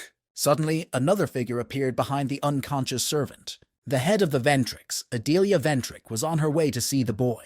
She looked at the unconscious bodies of the cleanup team. Although they were stronger than many contract soldiers, they still could not defeat the guy. So Adelia decided to deal with Dae-hyuk herself. She told the boy to be proud because he would be able to see their family's holy relics that even ordinary people had never seen. It was he who mocked her. She wanted him to be proud just to see this dagger while it brought a crowd of people here to deal with it. These words made Adelia angry and she pointed a dagger at the boy. Suddenly, a magic stone appeared near the servant's body. Magic stones, sparkling with gold, appeared in the hands of the entire cleanup team. Adelia was surprised to see the magic stones appear. Immediately, a stream of magic flowed from the relic in her hands. With a frightened face, she wondered what would happen next. A huge amount of mana scattered to the sides. All the members of the clearing team froze in their places. It was as if the flow of time around him had frozen. Adelia Venric could not return, but she was still conscious. But her entire group was completely immobilized. However, only Kim Ju-hyuk was able to move. A golden translucent screen appeared in front of him. There was only one message on it with the word teacher. Ju-hyuk did not understand what this could mean. A figure appeared in front of Adelia, radiating golden magic. The Ventric family's guardian constellation, the mask with a beak, has appeared. The next moment, the constellation took off its mask. The girl with blue eyes addressed the boy, calling him a teacher. The guy was shocked to see this girl. She was surprisingly happy to meet him. The events are transferred to Kim Hyun-oh's memories in her past life. The guy looked into the eyes of the girl sitting on the chain. He told her that he saw hatred for the whole world in her eyes. However, the girl told him not to pretend to understand her, because he knew nothing about her. Although the guy didn't know much, they had something in common. Kim Hyun-oh told the girl that he too had once been a slave. When he was young, he was kidnapped by a slave trader. After that, he spent his life in slavery because of the chains and taboos that were imposed on him. He asked the girl if she wanted to be free. She reminded him that he had just said that he was also a slave. She shouted that then he should know the answer, but because of the taboo, she could not even dream of freedom. She told him to stop provoking her. She didn't know how the guy got here, but the slave trader would be here soon. The rules of the taboo were that it could be removed only when the person to whom it belonged either removed it or died. However, there were cases in which it could not disappear even if its owner died, and this situation was one of them.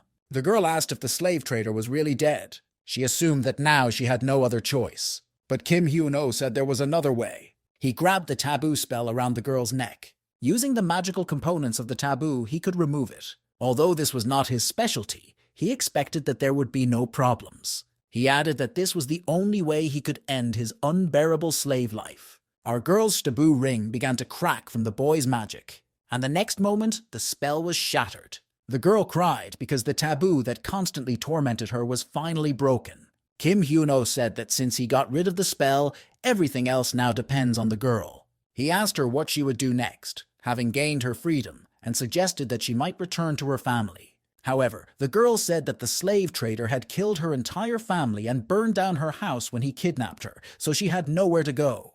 Kim Hyun-oh said he was going on a trip. His goal was to kill every slave trader because they did not deserve to live. So he asked the girl to go with him. She thought about it for a while and then accepted his offer. The guy was extremely happy to hear the words. He told her to consider him her teacher from now on. And since he is now her teacher, she should show respect when communicating and not speak informally. The guy said they were leaving, but before that, the girl wanted to ask him something else. She asked how she could address the teacher, and the boy replied that his name was Kim Hyun-oh. Then the girl wanted to tell her name, but her memories were interrupted at this point, and now she was standing in front of her teacher again with a smile. He remembered her, and as expected, the girl became a constellation. Joo-hyuk could say that he knew her better than anyone else, but there was one thing. He couldn't remember her name and thought it was because the Lord of the Labyrinth had told him that he would take care of his name. In the end, nothing can be done about it. The main thing is that he still remembers her. He called her a fool and said that a lot of time had passed. Adelia was shocked that the boy dared to call the constellation a fool. She said that before they celebrated their meeting, she had to do something. She approached Adelia and took the relic from her hands. Then she swung her blade. At that moment, Ventric's head began to lose consciousness. She and all the members of her group fell to the floor at the same time. The girl asked Joo-hyuk if she should kill all these fools. However, the guy replied that he had another idea. The next sunny day came and illuminated the Valhalla Academy. The instructor Kim Lagoon's face showed great surprise. The teacher was surprised to learn that the Ventricle family had become Kim Joo-hyuk's personal sponsor and deposited 5 billion won into his account. He couldn't imagine the Ventric family personally sponsoring Kim Joo-hyuk.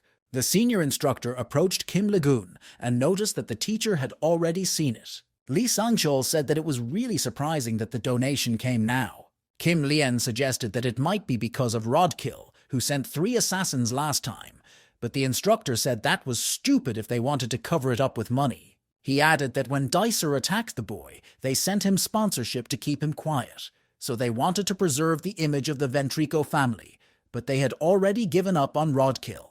If they hadn't, they would have made a fuss to exonerate Rodkill, but nothing of the sort happened. So the question of why the Ventric family sent sponsorship to Kim Ji-hyuk remained unanswered.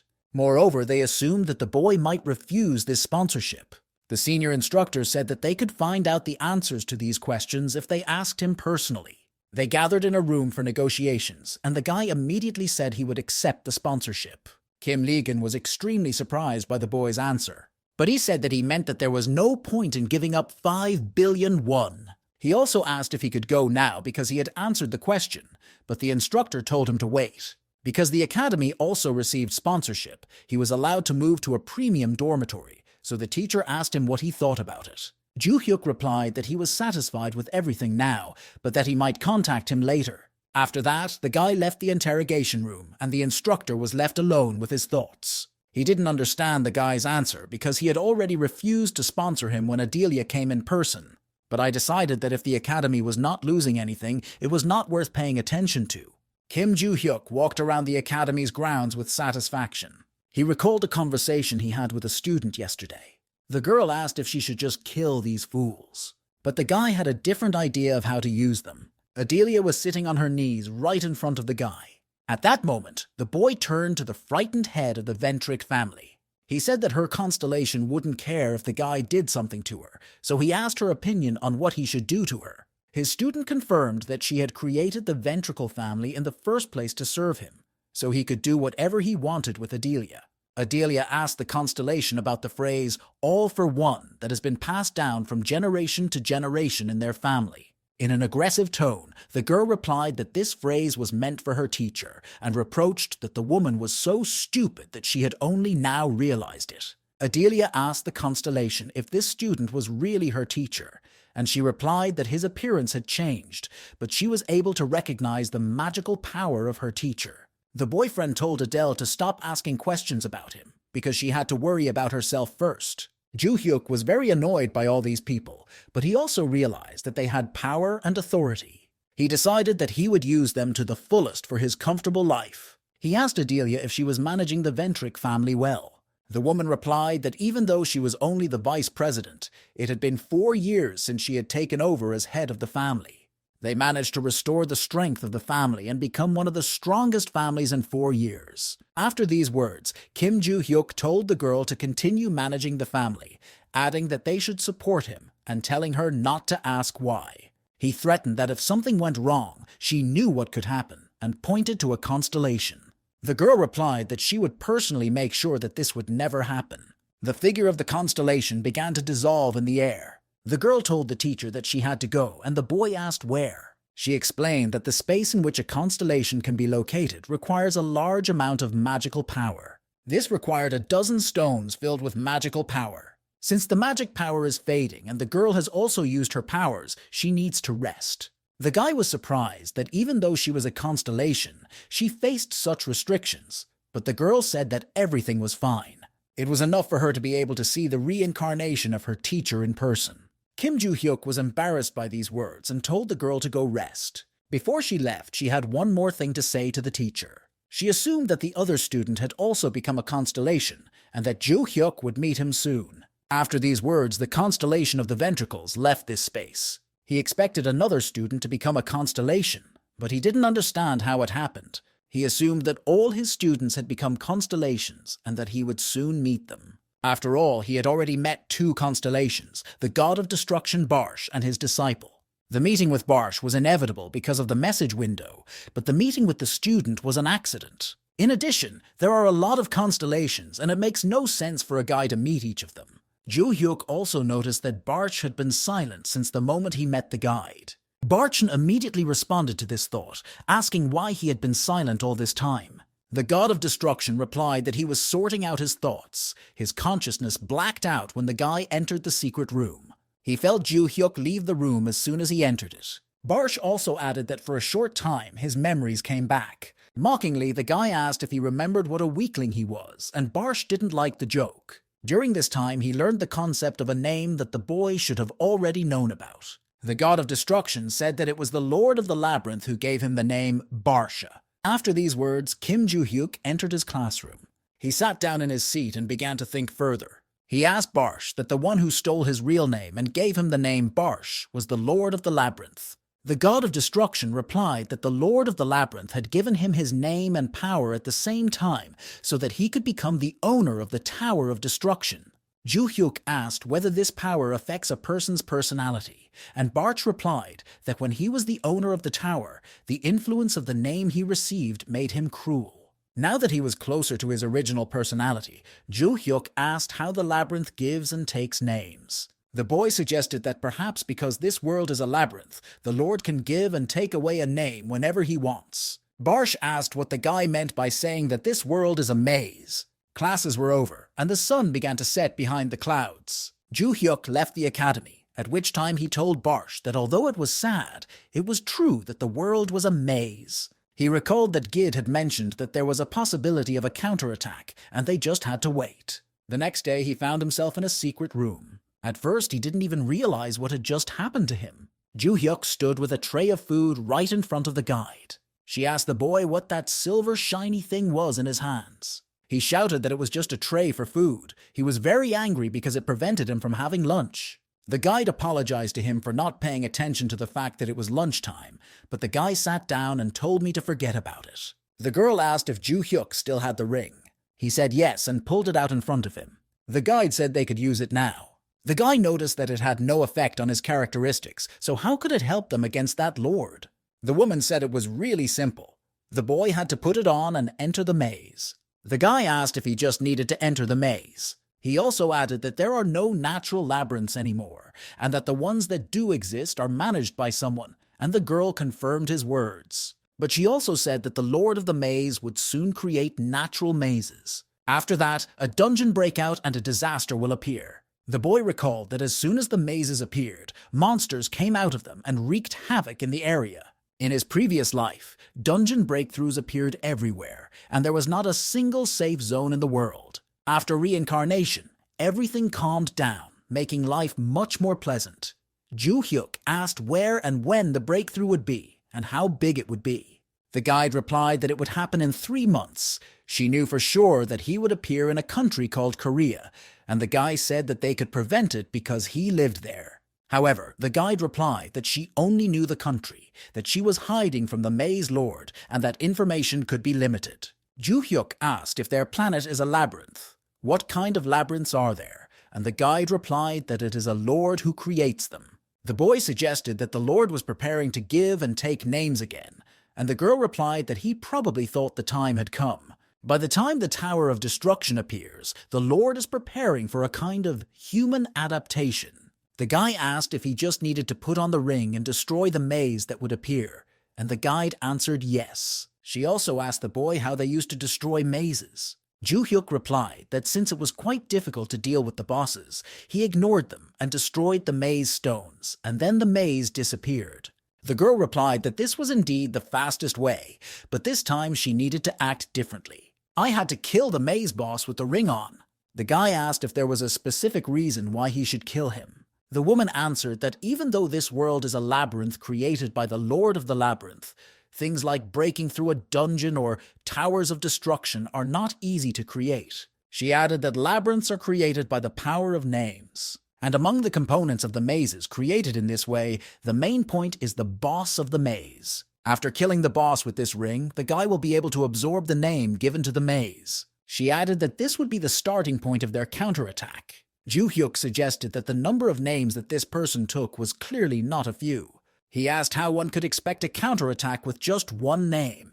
The guide replied that the Lord of the Labyrinth would not even notice that he had lost one name, but his current goals were to adapt people to the Tower of Destruction. She explained that the point of this plan was not just to steal one name, but to quickly clear the maze. To adapt, it will start sending out a large number of names to the world so that various incidents occur.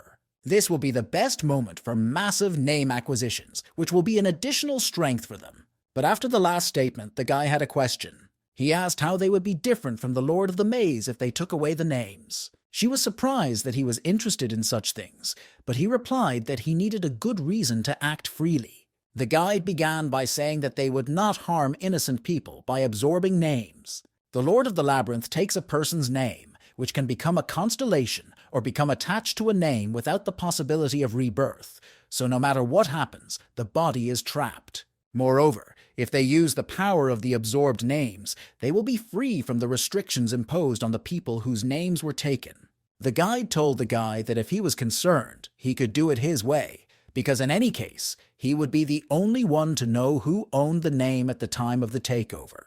Ju-hyuk agreed and asked if they just needed to wait for the dungeon to break through. The girl replied that she would tell him the exact place and date when the time came, and the guy also asked if it would be enough to destroy the boss and the maze. And she said that when the maze is destroyed, the monsters inside it die, but the ones that came out stay alive, so the guy might need a team to keep an eye on everything. That was the end of their conversation, and the girl snapped her finger, just like the last time. At that moment, Ju-hyo turned back, and the people around him looked at him in surprise. At that time, the sun was about to set again. The guy, relieved, went home thinking that the girl could have warned him before bringing him back. He recalled that Gid had also said something about a team. Before his reincarnation, he always went with his students, because doing the work on his own takes a lot of time.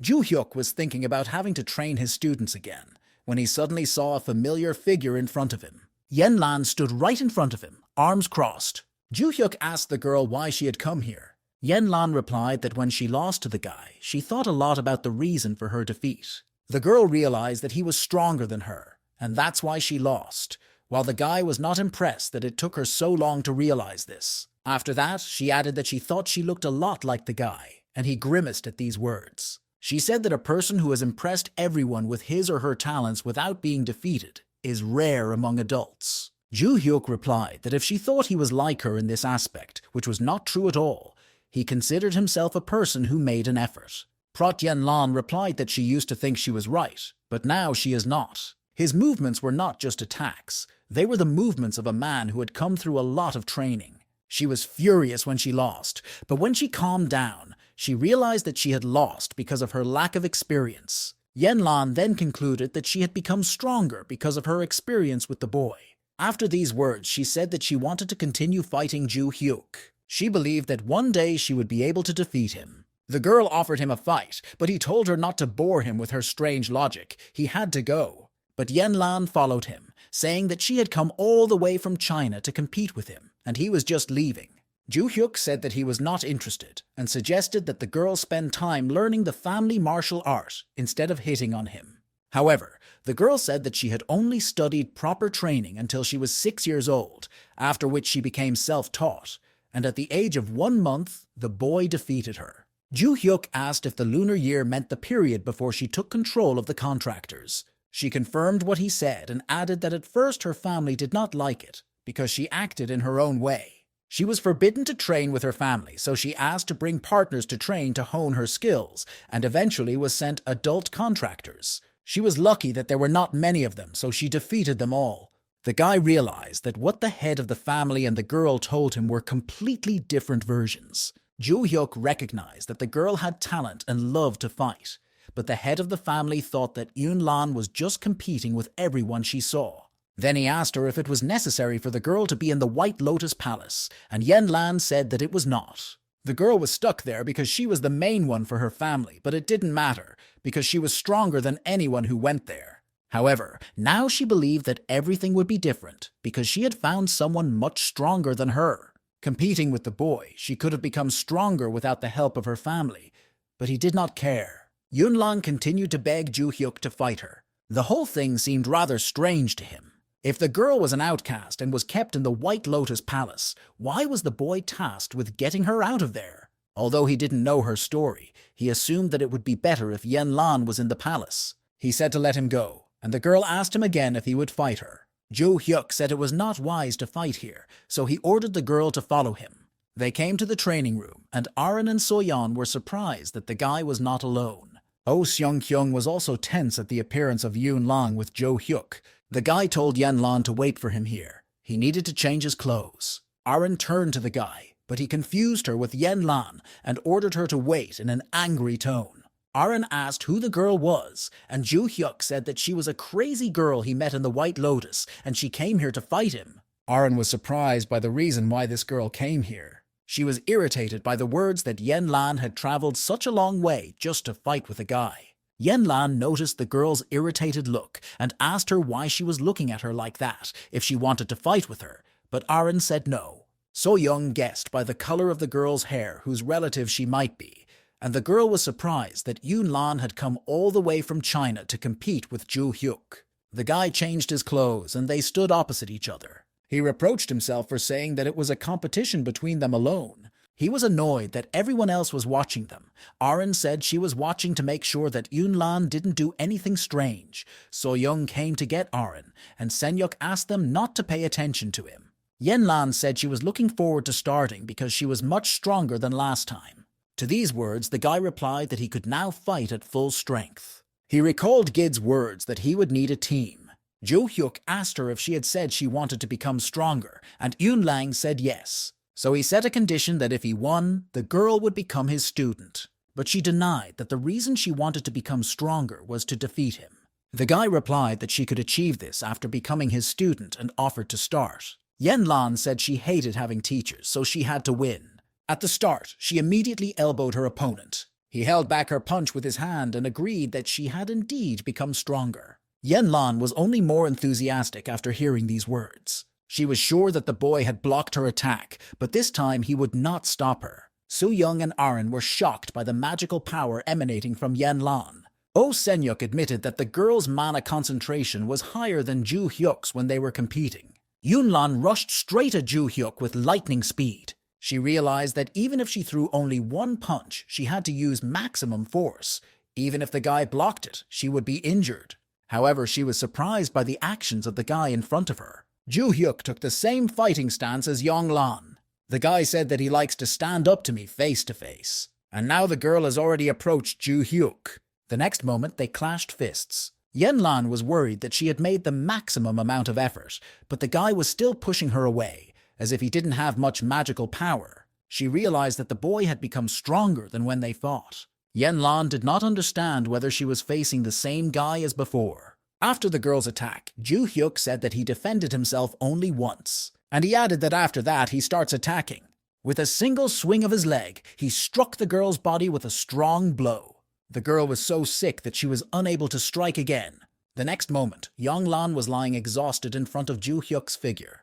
He was happy because he had a new student. An unconscious Yen Lan was lying on the floor. But a moment later, she suddenly opened her eyes. The girl got up and immediately recovered. Yen Lan was upset that she had lost again. However, the guy said that she was quite strong. He thought she would be unconscious until tomorrow morning. Yen Lan did not understand whether it was a compliment or he was laughing at her. However, Ju Hyuk replied that it didn't matter because she was now his student. The girl wanted to offer to compete only with physical strength without using magic, but she realized that this would not change the result. She solemnly stood up and said she would become his student. Yun Lan asked Ju Hyuk if she was now officially his first student. The boyfriend replied that she was wrong. She was unhappy that she was not the first and asked if he had recruited students when he was at school, but this was also not true. Choi Arin joined their conversation. She said that the boy started teaching her before Yen Lan, so Arin was Ju Hyuk's first student and named Yenlin Niam.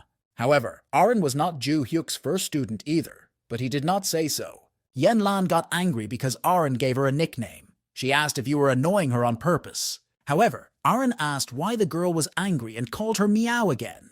Yen Lan was told not to give her weird nicknames, but Arin said it was a pretty cute nickname. Yen Lan was even more annoyed that Arin called it cute, but Arin said that it was time to go home now. The girls continued to argue, and Jo Hyuk looked at them thoughtfully. This view reminded him of something from his past life. Looking at them made him feel nostalgic. Even before his reincarnation, he had already felt this way when he saw his disciples. He also called Yen Lan a cat and told her to stop fighting. Jo Hyuk added that Choi Arin had started learning earlier, so she senpai'd her and told her not to be rude to her Sajo. He also told Arin to show respect for her own self. The girl was delighted that he recognized her as his first disciple, Sayo. She agreed and said she was now Sajo Yen Lan. After that, he said that given that they had sparred, they should go home and rest. But Yen Lan asked where she was going to spend the night, because she had come from China. The guy was surprised that she hadn't found a place to live and had come just to fight with him. She asked So-yeon what she should do to compete with the boy again, and she was told that she should go to the Valhalla Academy in Korea. Ju Hyuk was disappointed that the girl immediately came here after hearing this without thinking about anything else. He said that the academy had given him a room in the dormitory so the girl could stay there. Arin asked Kishechka if she was sure she would like it, and Yen Lan was again annoyed that she had called her that. After training, he returned to the dormitory. He was annoyed because he couldn't finish his training properly because of Yen Lan and Choi Arin. He now had two students, Yu So-young focusing on physical training and still far from learning fencing, and Oh Sen-yuk training alone.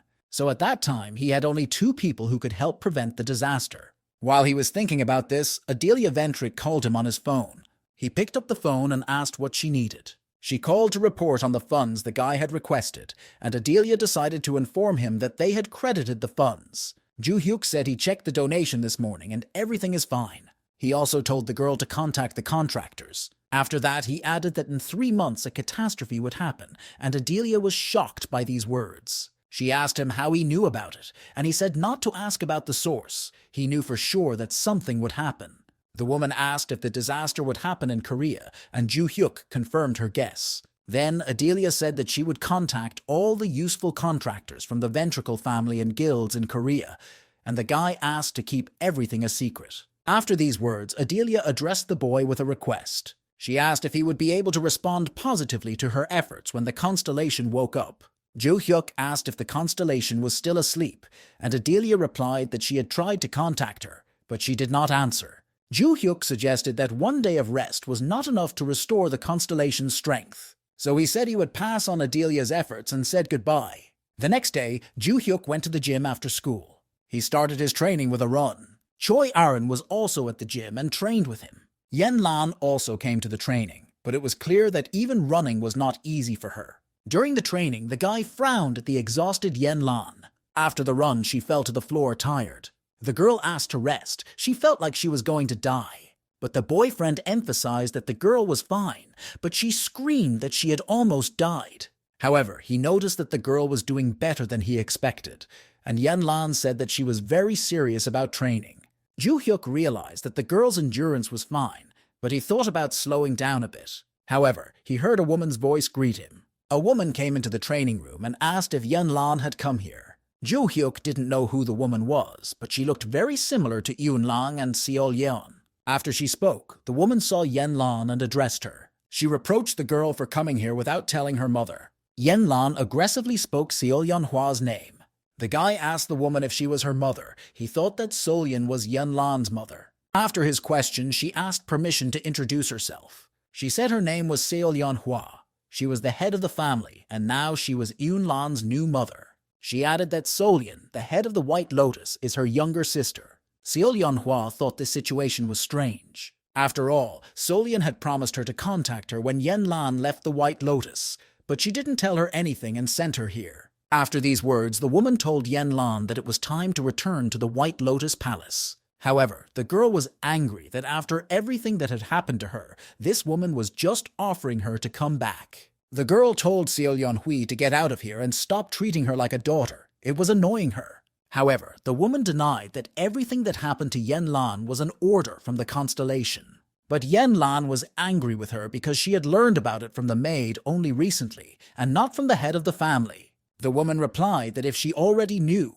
it didn't matter that the constellation had instructed her to return the girl. She added that this could be a chance for the constellation to recognize Yen Lan and ask her not to frame her, her mother. Yen Lan asked her if she wanted the girl to come back now just because Constellation said so. Seol Yeonhwa confirmed the girl's guess. Yen Lan told her again to get out of here. She added that students were studying here, so let the woman go away and not disturb them. Yen Lan warned him that this was not the White Lotus, so he shouldn't even think about causing trouble here. However, the woman asked Yen Lan if she knew why she had entered without security. This is because Seol Yeonhwa intended to take the girl away without any noise. After these words, the woman attacked Yen Lan with her magic. After her attack, Yen Lan bounced back. She asked Seol Yeonhwa what she was going to do.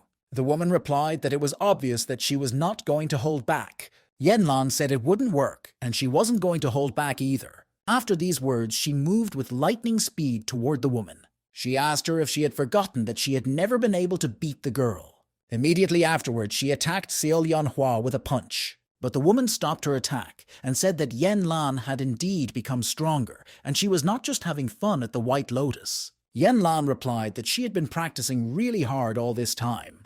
However, Seol Yeonhwa said that she should go back and train normally. Holding the girl's hand, the woman threw her aside. Yen Lan was surprised. She didn't remember Seol Yeonhwa's skills being this good. The girl slammed her feet on the floor, and she immediately launched a kick attack on Seol Yeonhwa. She leaned back and said it was a thoughtless attack. Yen Lan told her to shut up and added that all she needed was to win. Choi Aaron asked Ju Hyuk if they should call the instructors to stop the fight. However, the guy asked Aaron what she thought would happen if they told the instructors that the head of the family had caused a commotion to take her daughter away. Aaron replied that it would be an even bigger mess, and Ju Hyuk added that he didn't like the woman. Aaron agreed with him, because Seol Yeonhwa had abandoned her daughter and was now going to take her away out of necessity. Aaron thought that this must have been very disappointing for Kasheka. Seol Yeonhwa kept telling the girl to stop resisting and just follow her. However, Yen Lan told the woman to forget about her intentions. Seol Yeonhwa was knocked back by the girl's attack. Yen Lan put a lot of force into this kick, so she expected that even if the woman blocked it, she would still be injured. However, the next moment she felt that something was wrong with her. She looked down and saw that her foot was covered in ice. Seol Yeonhwa suggested that Yen Lan was seeing this for the first time. She said that this was the power of their constellation, the king of the snowy depths. The woman also added that after Yen Lan returns to the family, she will have the opportunity to obtain this ability through a constellation contract. Yen Lan suggested that the woman seemed stronger than the last time because she had thoughtlessly used the power of the constellation. However, the head of the family replied that there is nothing thoughtless here. If you are a member of a family with a constellation, you can do whatever you want with the power you have received. She then asked whether Yen Lan thought that the woman would fight her only with physical force. The last time she asked Yen Lan if she was going to return, she angrily shouted that she was not going to return. Then MANHUA told the girl not to even think about a happy return. Yen Lan could not react to the woman coming so close because of her frozen leg. The head of the family said that she would freeze and crush her hand so that she would not resist any further.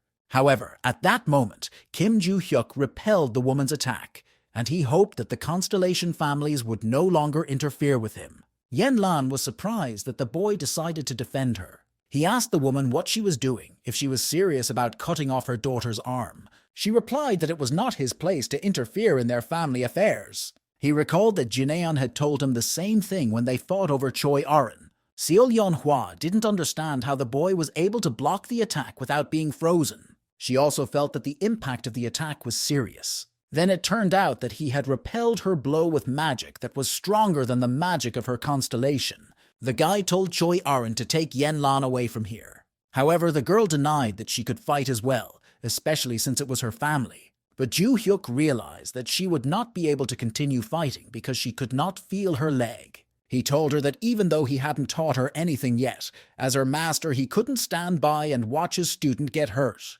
The girl was happy that he called himself her master and listened to his words. She asked the boy if he had decided to pretend to be her teacher because the woman had decided to take Yen Lan with her. However, he said he didn't care and they just had the same interests. The woman did not consider this a reason for a master-apprentice relationship.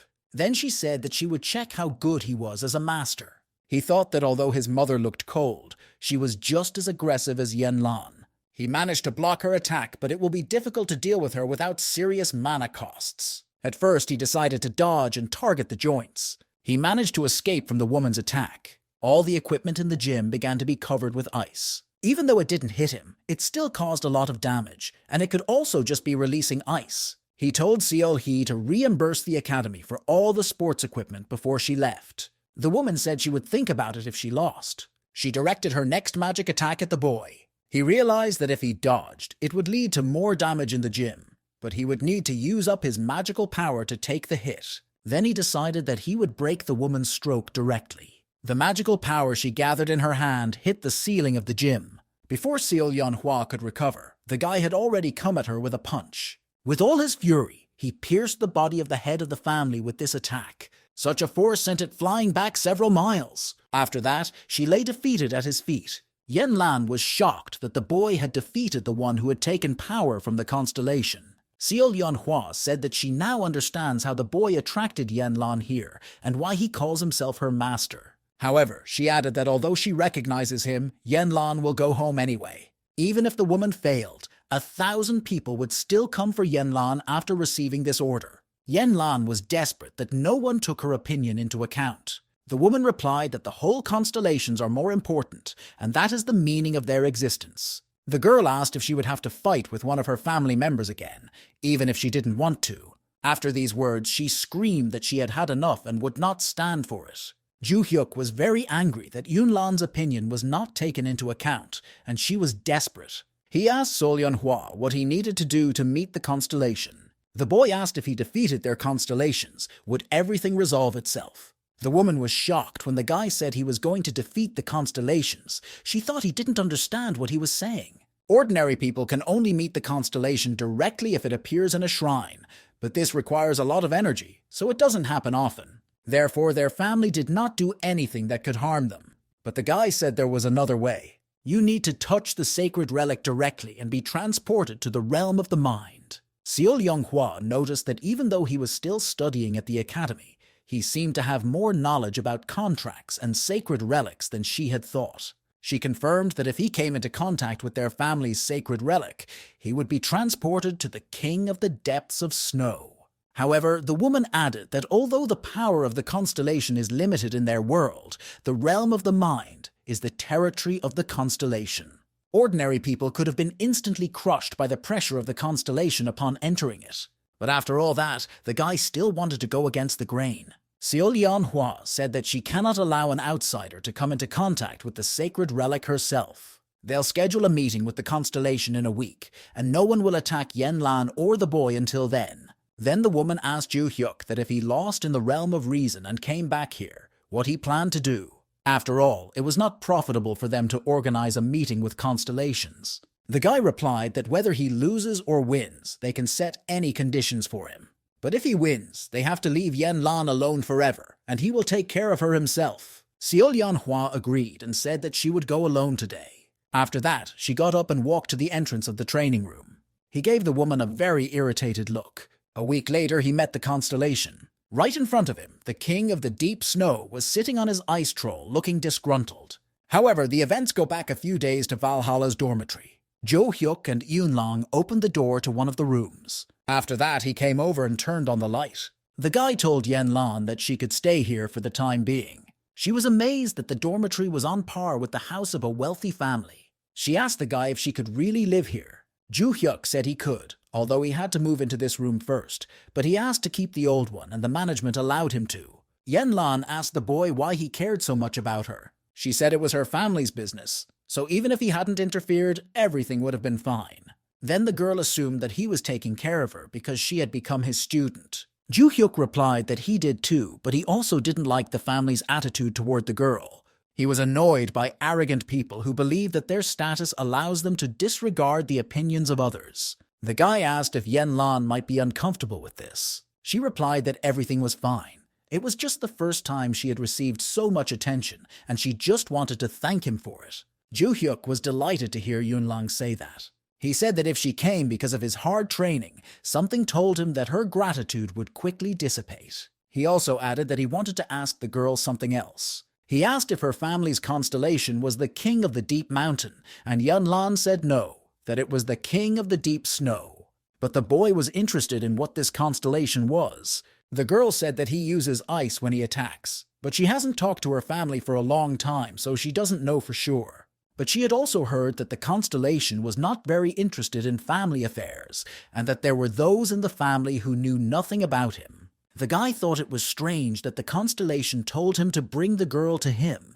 Yanlan agreed with the boy, because she had nothing special in common with the king of the deep snow. She did not receive the protection of the constellation like other family members, so she had to know. Then the guy replied that he would take care of everything else himself. He advised Yanlan to recover before her family came over, because she would have to see her boyfriend off that day. Then Ju Hyuk came to the door and was about to leave the girl's room. She was overwhelmed by all the events that had happened. He arrived at his room and immediately began to call Adelia Ventrik. The woman picked up the phone and asked what was going on, and Ju Hyuk said he had something to ask her. He said that today he fought with the head of the CO family. Adelia asked how it happened, and the guy replied that MANHUA had come to pick up her daughter, and it ended in a battle. The head of the family asked if the daughter of the head of the family, So, was in Valhalla, and he confirmed it. Ju Hyuk said that their school supplies were broken during the incident, and asked the woman to take care of it. She said she would look into it and asked if he needed anything else. Ju Hyuk asked Adelia if she knew anything about the CO family's constellation, the king of the deep snow. The woman said that she had heard that he did not personally care about the family's affairs, and that their family did almost nothing outside of it, so it was difficult to judge. Then Ju Hyuk asked if the Ventrik family constellation had awakened. The head replied that she had not yet received a response from her. He suggested that the constellation had not personally met with the SEO family. Adelia asked if the guy was asking about the constellations because he wanted to talk about how hard the woman works. But he replied that Ventrik's head had relaxed and started to talk heresy, so he hung up. Ju Hyuk was disappointed that no one knew anything about this constellation. Barcha told the guy that this was not like him at all. He emphasized that the guy was used to rushing into battle without paying attention to who his opponent was. Ju Hyuk replied that even though he was getting stronger, his body was still weak, so it would be stupid to engage in confrontation without knowing the strength of the opponent. Moreover, the realm of the mind is its territory, which allows the constellation to fully control its power. But he immediately thought that if this was true, Then why was Barsh so weak in its dimension?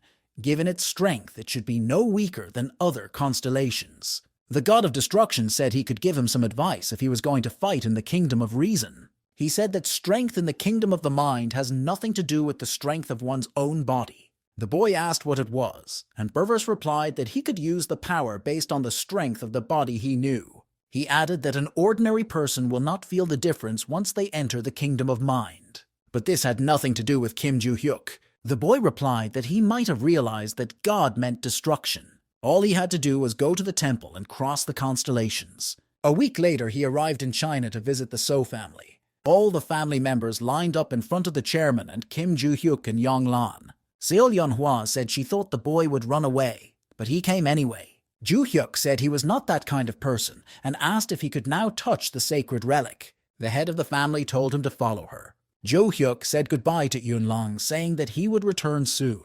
She watched him tensely with her eyes. Seo Yeon-hwa opened the entrance to the room for them.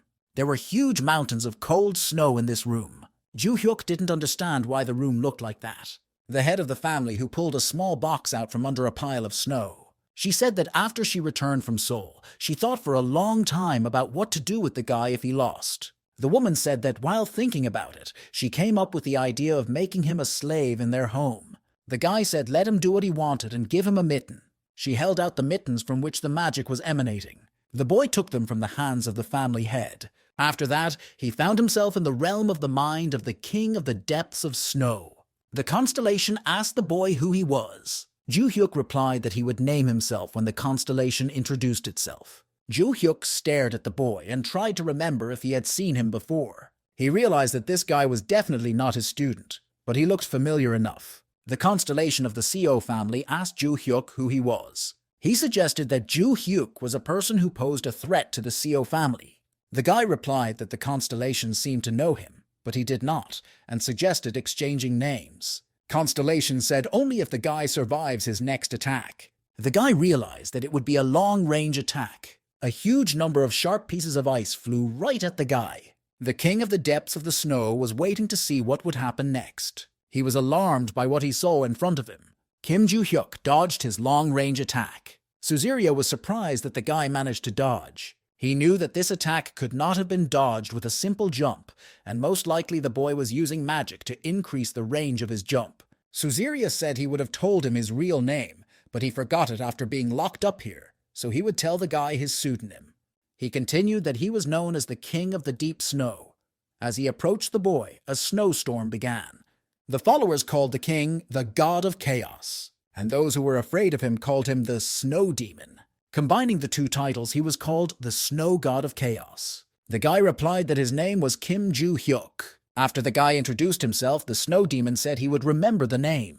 After these words, the guy was surrounded by a barrier of ice. He assumed that a snow demon had cut off his retreat with ice. The next moment, he was about to attack Joo-hyuk. The snow demon sent a stream of ice at the boy's feet. Joo-hyuk realized that it would be unpleasant to deal with this with his bare hands. Then the guy reached down to his side to get his sword.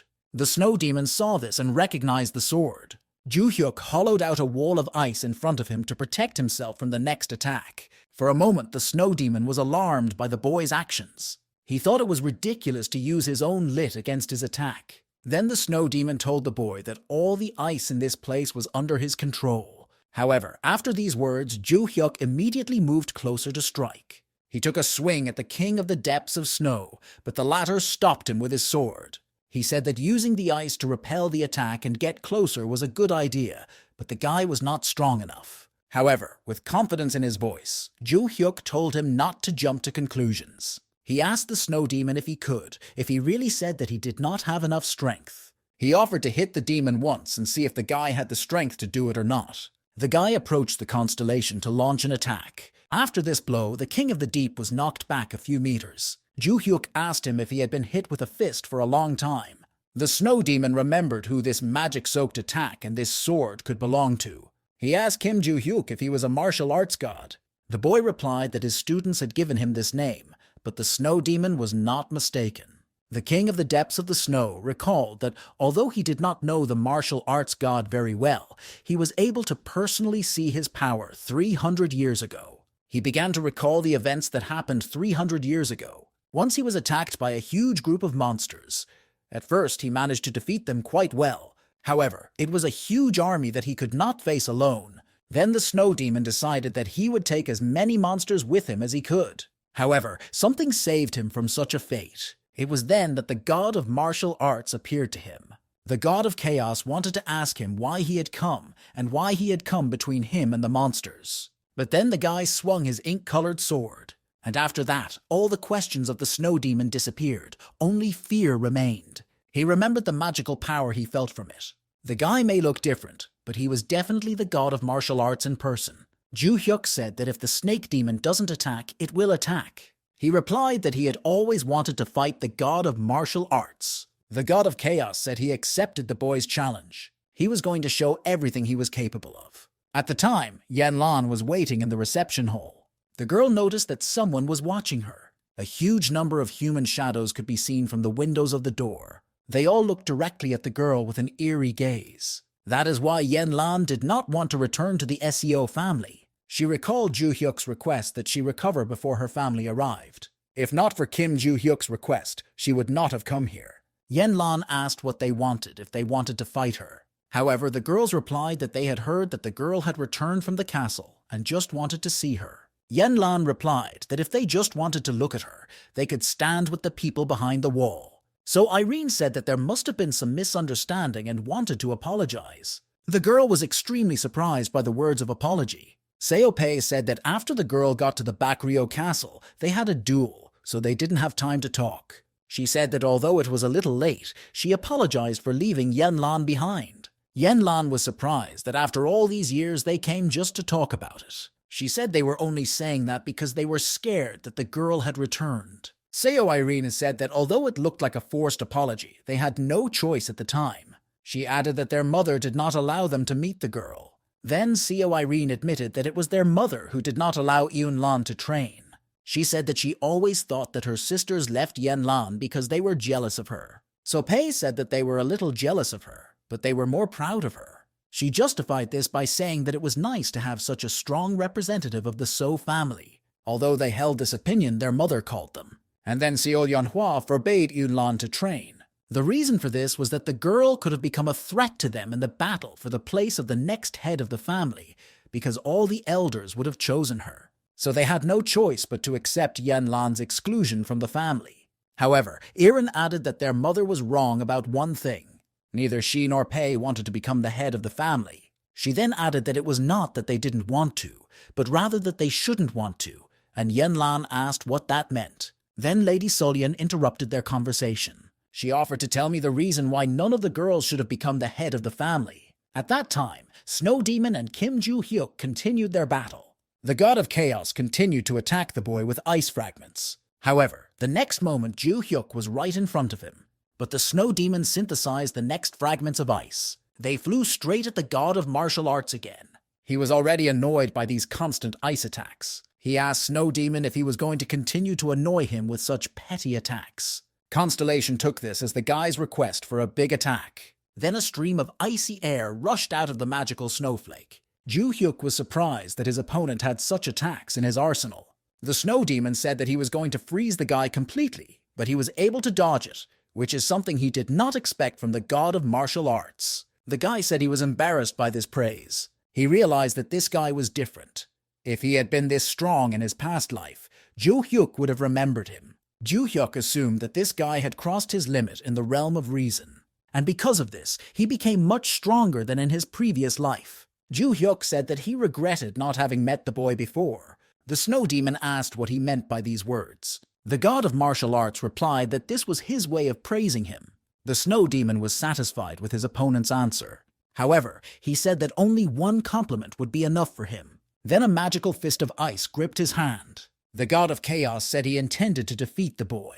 Then he launched an attack on Kim Ju Hyuk with all his might. The guy was also preparing to strike back. The attack reached the opponents with lightning speed. Afterwards, the Snow Demon told me to forget about his words. After all, his attack was not even close to a victorious one. A moment later, Ju Hyuk stood in front of the sacred relic of the Seo family. Seo Lionhua thought it would go faster, but the boy was using strange magic, and the constellation might just be playing with him. However, when she looked at the guy, she was extremely surprised. She expected that only his mind was damaged, but somehow the guy looked too normal. Ju-hyuk turned to the head of the family and said that he had defeated their constellation. At first, the woman thought he was joking with her. However, a screen appeared in front of her with a message that the King of the Depths of Snow sends his sincere respect to Kim Ju-hyuk. She couldn't believe that this guy had really defeated the constellations. She thought it was impossible that a student could defeat the Guardian constellation. Ju-hyuk said that if she didn't believe, she could ask her constellation again. He approached her and reminded her that they would stop touching Yanlan if he defeated their constellation. With an ominous expression, he added that they would have to change this condition. He came into the room and told Yanlan that they could go. Ju-hyuk saw the girls next to her and asked why they were all there. Solian said that she did not expect the guy to come here. Ju-hyuk replied that he hadn't expected to meet her here either. Yanlan asked him if everything went well, and he said he would tell her on the way. He was very stressed by all these stairs behind him. It was already getting dark outside, and Ju-hyuk and Yunlan were walking from her family's palace. The girl said that given how quickly he came back, the guy probably lost. She added that it must have been difficult because he had no divine protection and had to compete with the constellation personally. Yunlan asked what conditions Seol Hee-hwa had set if he lost, and he replied that she said he would become a slave to the Seo family. The girl asked him if he was going to serve the Seo family now. Ju-hyuk wondered about her reaction, and he didn't even know if he should tell her. The girl said she should have stopped him. Her sister and aunt told her that Seol Yeonhwa had put her life on the line for the position of head of the family. Since childhood, Jinwoo had wanted to become the head of the family, but her sister encouraged her to take control of her greed. But even after she became the head of the family, her greed did not subside. She wanted to remain in this position for the rest of her life. She even considered her own children a threat to her position. In Yanlan's case, the head was afraid of the girl's talent, so she isolated her, using her family and sisters to do so. She added that their family's guardian constellation had the same thoughts, even though she didn't even want to become the head of the family. After these words, the boy replied that he wanted to hear what the girl's thoughts would come to. But he still decided to say that he had defeated their constellation. Yunlan asked if he was joking, but Ju-hyuk replied that he doesn't joke about such things. He asked if it all started because their constellation ordered the girl to return to the Blue Lotus. The guy added that, according to her, the constellation did not want to control the family. So he personally asked the snowy demon about it. Ju-hyuk slapped him to bring him back to consciousness. He said he was concerned about one issue. The guy said that he had heard that the constellation had summoned Yanlan and asked why he did it. The snow demon replied that the current head of the SEO family asked him to do so, and that her younger daughter should receive his protection, but continues to refuse. So the woman thought that perhaps her daughter would listen to the words of the constellation, and that's why it gave this order. Ju-hyuk said that he thought that last time the constellation ordered him to abandon Yun Lang. However, the god of chaos said that this was the first time he had heard about it, and he did not even know that the chairman's youngest daughter was named Yen Lan. The boys were surprised by the constellation's answers to these questions. With an angry look, he told Snow Demon that the head of the family was just using him. Through lies and deception, the head of the family used everyone in the name of her interests. The girl was furious that Seol Yeonhwa was using both the family and the constellation for her own benefit. This woman destroyed her entire life just to become the head of the family. Ju-hyuk added that he told Constellation to terminate the contract. Yanlan didn't understand what kind of contract it was, but the guy explained that it was a contract that the Constellation had signed with the head of the family. Her contract with the King of the Depths of Snow was cancelled. A woman will not just lose her position as head of the family, she will basically become a nobody. Yanlan replied that the guy shouldn't have gone so far for her. The next moment, she thanked the guy for everything he had done for her. Ju-hyuk replied that since the problems with the Seo family had been resolved, they could concentrate on training. At that time, an unknown figure was watching the boy from around the corner. She turned to her lord and asked him whether to continue following Kim Ju-hyuk, but he told her to find the enemy of that man instead. A group of people in robes gathered in a secret hideout. A girl with purple hair asked why they were all here. The guy next to her suggested that it was because of a summons from the Constellation Lord.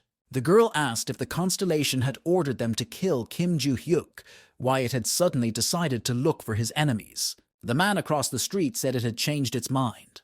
Then she asked who was the first to receive the order and begin to execute it. The man with the skeleton mask replied that he was. She did not understand what kind of person this Kim Joo-hyuk was and who their target was now. The man with the skeleton mask replied that he was Joo-hyuk, a very strange guy. He had been following him and gradually learning him.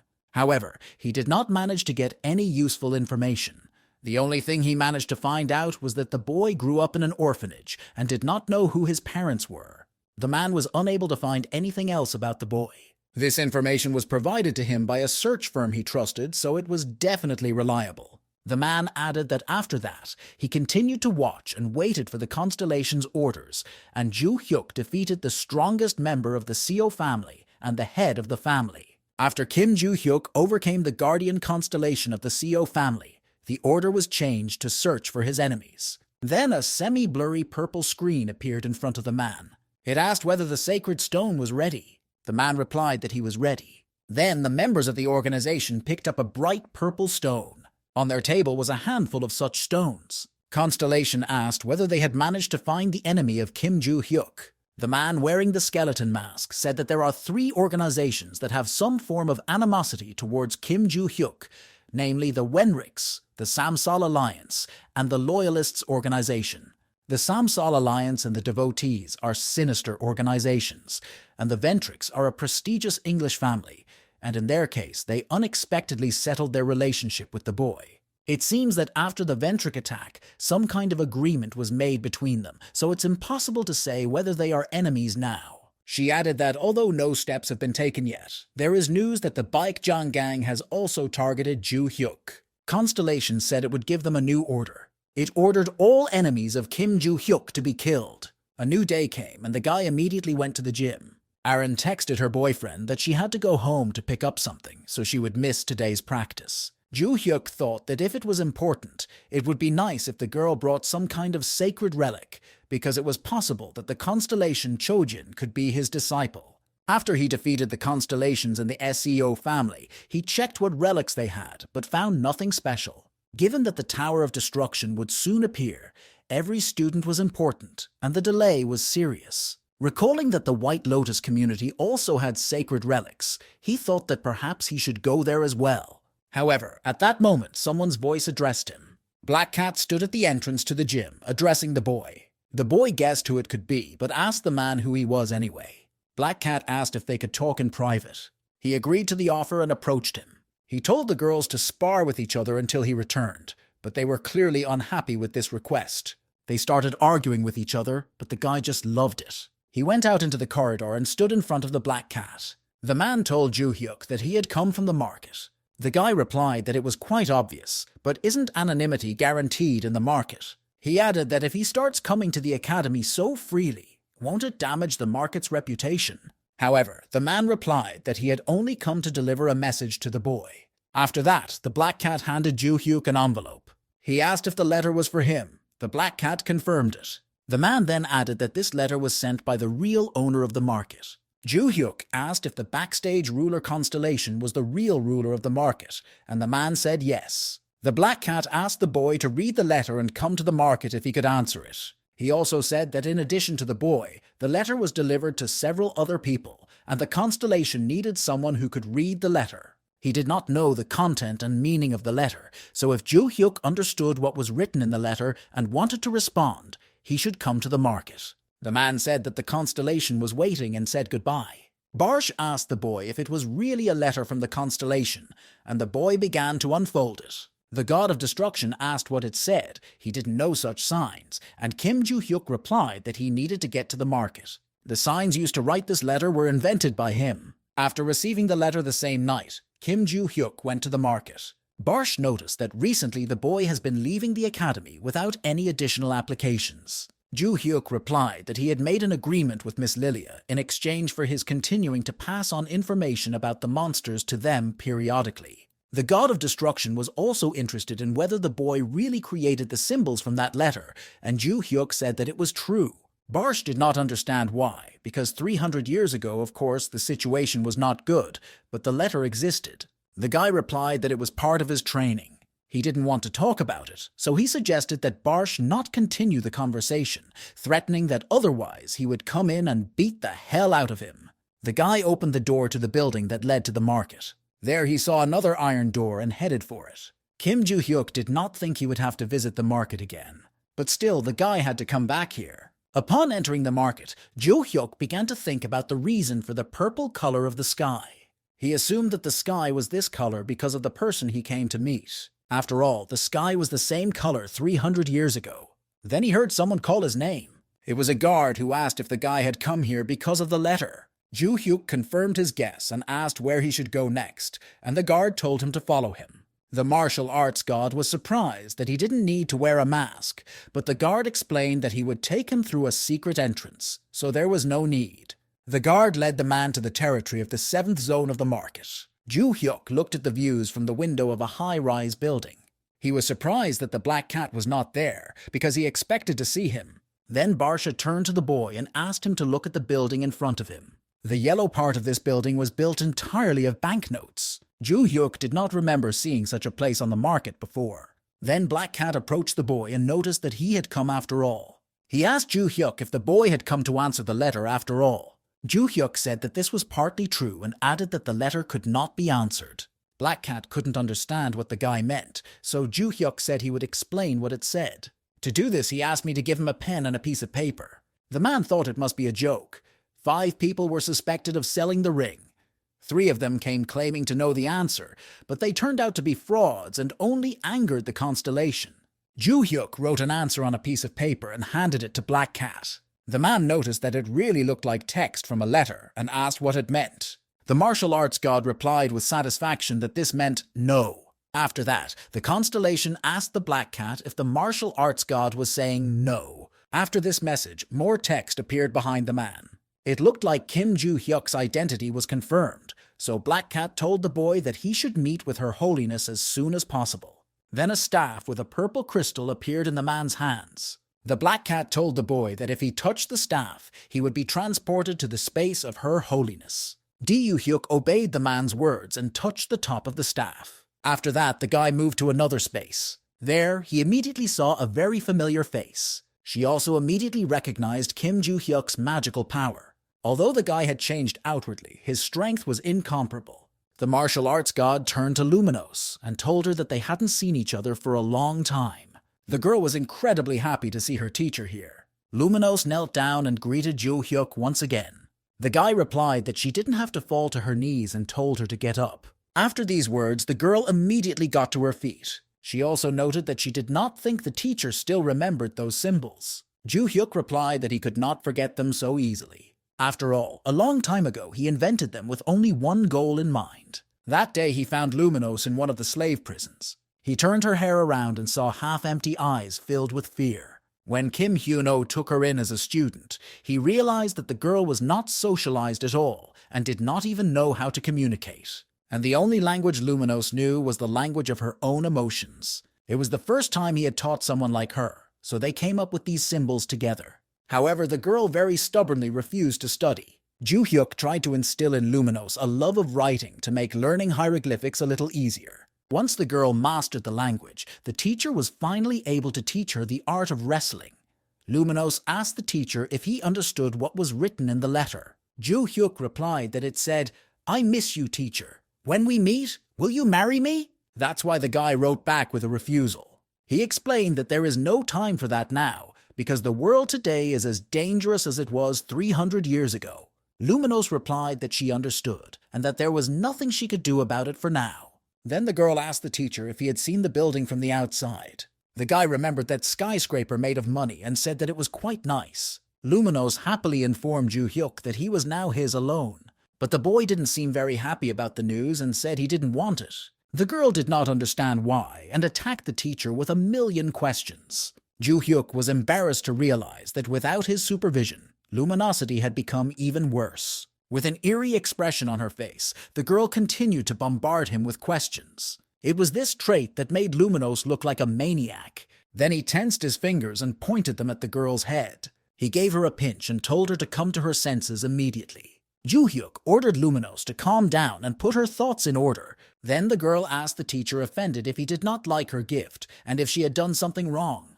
Joo-hyuk asked if he had ever really wanted a skyscraper made of money, and Luminos said yes. At one of the training sessions, he expressed a desire to have a skyscraper made of money. Luminos listened to these words and continued to question the teacher further. She asked Kim Hyun-oh if this was really his dream. The teacher replied that this could indeed be called a dream. When peace comes, he would like to drown in luxury and unfulfilled dreams, but it was still too far away. He told the girls that they had to become stronger and that only by working hard could they save their generation. Only then can the teacher breathe a sigh of relief. Luminos took into account Kim Hyun-oh's words that she had to become stronger. She decided that she would help the teacher realize his dream. The girl said that during the teacher's first life, she was unable to fulfill his dream. But 300 years later, she finally got the chance. Ju-hyuk was surprised by this answer, and he asked Luminos if she knew he was coming back. The girl replied that someone had told her that the teacher had been reborn. The guy noticed that Luminos was starting to go crazy again. Her expression and energy gradually began to change. Ju-hyuk told the girl that unfortunately she had chosen the wrong moment for this. At first, Luminos did not understand what the teacher meant by these words. The guy explained that this is not a peaceful time for a skyscraper made of money. After all, who would have thought that the Tower of Destruction would reappear and repeat the disaster? Luminos was annoyed that the teacher had just been reborn, but immediately had to save the world. The teacher said that this was partly why he had to refuse her gift. Luminos realized this and recognized that there was nothing to be done about it. Then she asked Ju-hyuk to give her his hand. The girl was going to give him the ring of the market owner. Thanks to him, Ju-hyuk could become the new owner of the market and have the right to absolutely everything. Luminos assured him that it would be much easier for him if he moved here and said that she was ready to help him at any time if he would only use this ring. The guy noticed that he had been given rings too often lately, but he was not going to refuse such a gift. Then he said he had to go back. Black Cat escorted the guy to the exit of the market. Then he received a message from the Constellation asking if the person had left. The man replied that the boy had returned to the Valhalla Academy. Then the Constellation announced that it wanted to buy the Valhalla Academy. Black Cat didn't understand why and assumed it was because of that guy. After all, Luminos even gave him the ring of the market owner. Black Cat asked the Constellation if he could ask what connects her to Mr. Kim Ju-hyuk. Luminos replied, enchanted, that it was her paradise. The action is transferred to an island in the ocean. One man invaded the base of the organization Devoted. It was Logan the Elder, who everyone knows as the First Destroyer. He came to this place to take revenge on the thieves for what they had done to his son. He believed that all the perpetrators should die. The man swung at a bunch of bandits in front of him. All those present simultaneously lost consciousness from such a blow. At that time, the man was being watched by a group of people in robes. They realized that the First Destroyer was taking revenge for the incident when his son was attacked. They decided to leave the weaklings to their husband and go to their leader. Logan Sr. heard them whispering and immediately turned to them. However, the man discovered that there was no one behind him. At that time, the leader of the devotees, the Dragon King Hannibal, could not understand where he was. The man heard an explosion, and when he came to, he found himself in this place. It didn't look like an office at all, and the leader assumed that he was in someone's subspace. Then Hannibal heard someone's very displeased voice. The Constellation Lord told the man that his friend was annoying his heartbeat, and the next moment, a hole formed in the place where Hannibal's heart was. The man fell to his knees powerlessly before the Lord Constellation, who held his heart in his hands. The Constellation ordered Hannibal to calm down, because the laws of this place work according to his will. Therefore, his death in this subspace will not be final. The man saw the hole in his body begin to tighten. Hannibal could not understand what kind of space it was and what was going on. But then the man realized that this could be the realm of the Constellation. The creature in front of him had a formidable and unpleasant magical power and wore a mask in the shape of a goat's skull. Hannibal then asked the interlocutor if he was a constellation of the Ilgeo clan, Tugui. The Constellation noticed that the man quickly figured it all out. He confirmed that he was a constellation guard of the Ilgeo clan named Tugui. Hannibal heard that something had happened outside. Members of the Constellation clan had attacked them, and he asked why they had targeted them. Tugui replied that it was the work of the First. He learned that they had attacked his son. Hannibal realized that if Logan was here, it was very, very bad. But Tugui noted that if it weren't for him, they would have killed them all themselves. The man was surprised to hear this answer. He believed that the Constellation was also targeting Kim Ju-hyuk, and that they had the same goal. The Constellation confirmed that this was the case before and that the boy was their target. But then he asked Hannibal if he knew how they chose their targets. Two guys said that Kim Joo-hyuk was once called one of the strongest. The Constellation said that it cleanses the world of those whose minds are clouded by pride, those who allow themselves the freedom to consider themselves better than others. Hannibal asked why the previous first was killed. Toogie replied that it was because the man was a complete nobody. He added that he only had enough energy to brag about how strong he was. Hannibal asked why he was here, since he had never called himself the strongest. Constellation confirmed his words, but also said that they had made a mistake. This is because they were trying to harm someone who truly deserves the title of the strongest. The leader of the devotees could not understand what this meant, but the man understood that now was not the time to think about it, and it was more important not to die at the hands of this traveling saint. He was going to preserve as much strength as possible. He had no advantage here. The man wanted to be able to strike with the relics, the magic of their constellation, or whatever else. After the impact, Hannibal gathered his strength and attacked the Constellation. Toogie guessed that the man had taken a sacred relic with him when he was transported to subspace. The man struck the spot where the Constellation was sitting, but then he discovered that Toogie had dodged his punch. He suspected that the Constellation might be waiting for him from behind and immediately looked back, but Hannibal discovered that he was not there from behind either. The man could not understand where Toogie had gone and why he did not feel his presence. This could mean that there are no restrictions in this subspace, and it is so easy to hide such a powerful aura. However, the Constellation was already waiting for the man behind. It began to say something about the strongest person for it, its teacher. He was not satisfied that the devotees dared to lay hands on his teacher. Toogie pierced Hannibal's body with his hand. He told the man that he was not going to let him die that easily. The action moves to Valhalla's dormitory the next morning. Joo-hyuk had just gotten out of the shower and looked at his phone. The news that was circulating on the internet surprised him. They reported that the criminal group Loyalists and the Samsol Alliance had been destroyed by someone. Barch recalled that Joo-hyuk had to fight with both of them. The guy wanted to get rid of them himself after he left Valhalla, but everything resolved itself. Barch was worried when he said that the boy wanted to leave Valhalla, and he asked if he was not going to finish it. The martial arts god explained that he started going to the academy only because of the notification window, and if he fulfilled all the conditions, there was no point in staying there any longer. But he added that he would do it not now, but after the disasters are over. The action moves to the office of Director Valhalla. The director of the academy, Shim Dok-won, looked at his guest in embarrassment. The Black Cat introduced himself to the man, calling himself the owner of the market. He wasn't going to waste time, so he decided to get right down to business. The Black Cat asked the director to give him the academy. The man did not expect to hear such a request. Dok-woon asked again if Black Cat was the owner of the black market. Black Cat realized that the director knew what market he was talking about. The man confirmed that he knew, even though he had never been there himself. But in fact, everyone says so. Dok-woon said he couldn't sell Valhalla to such a dubious place anyway.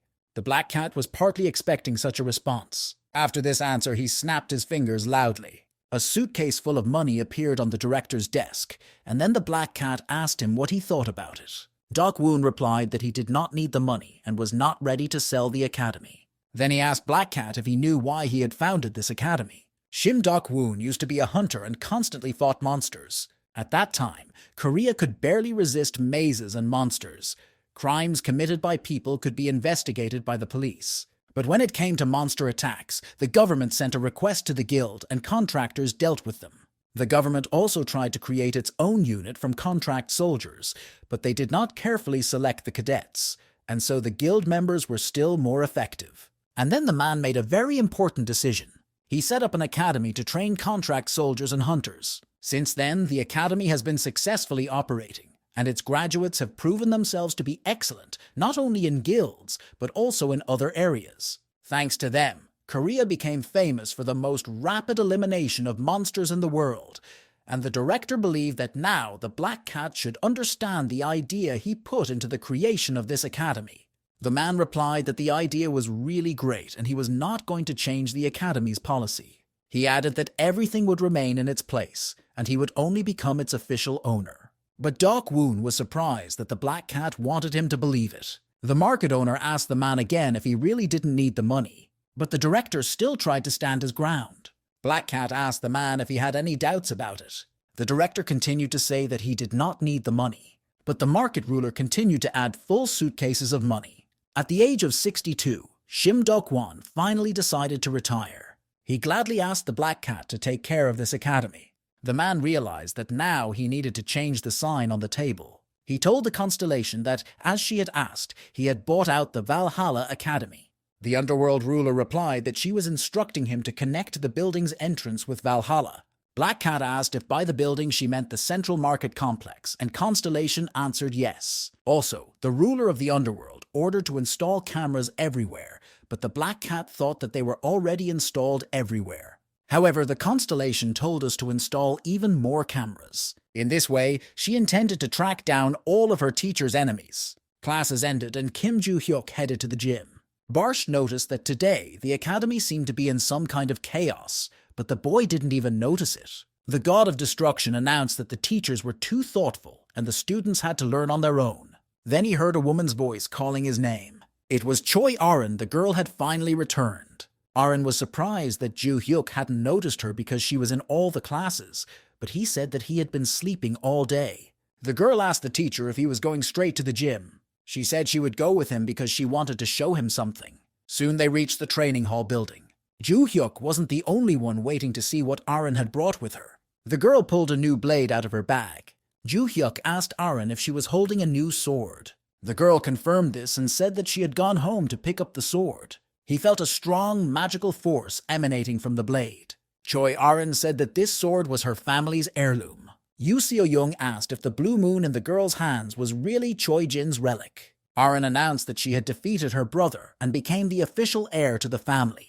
But So-yeon noted that school children are not usually entrusted with such precious relics, and Arin replied that her father had given her permission to do so. She asked Joo-hyuk if he would let her train with the blue moon. The guy replied that he had no objection to it.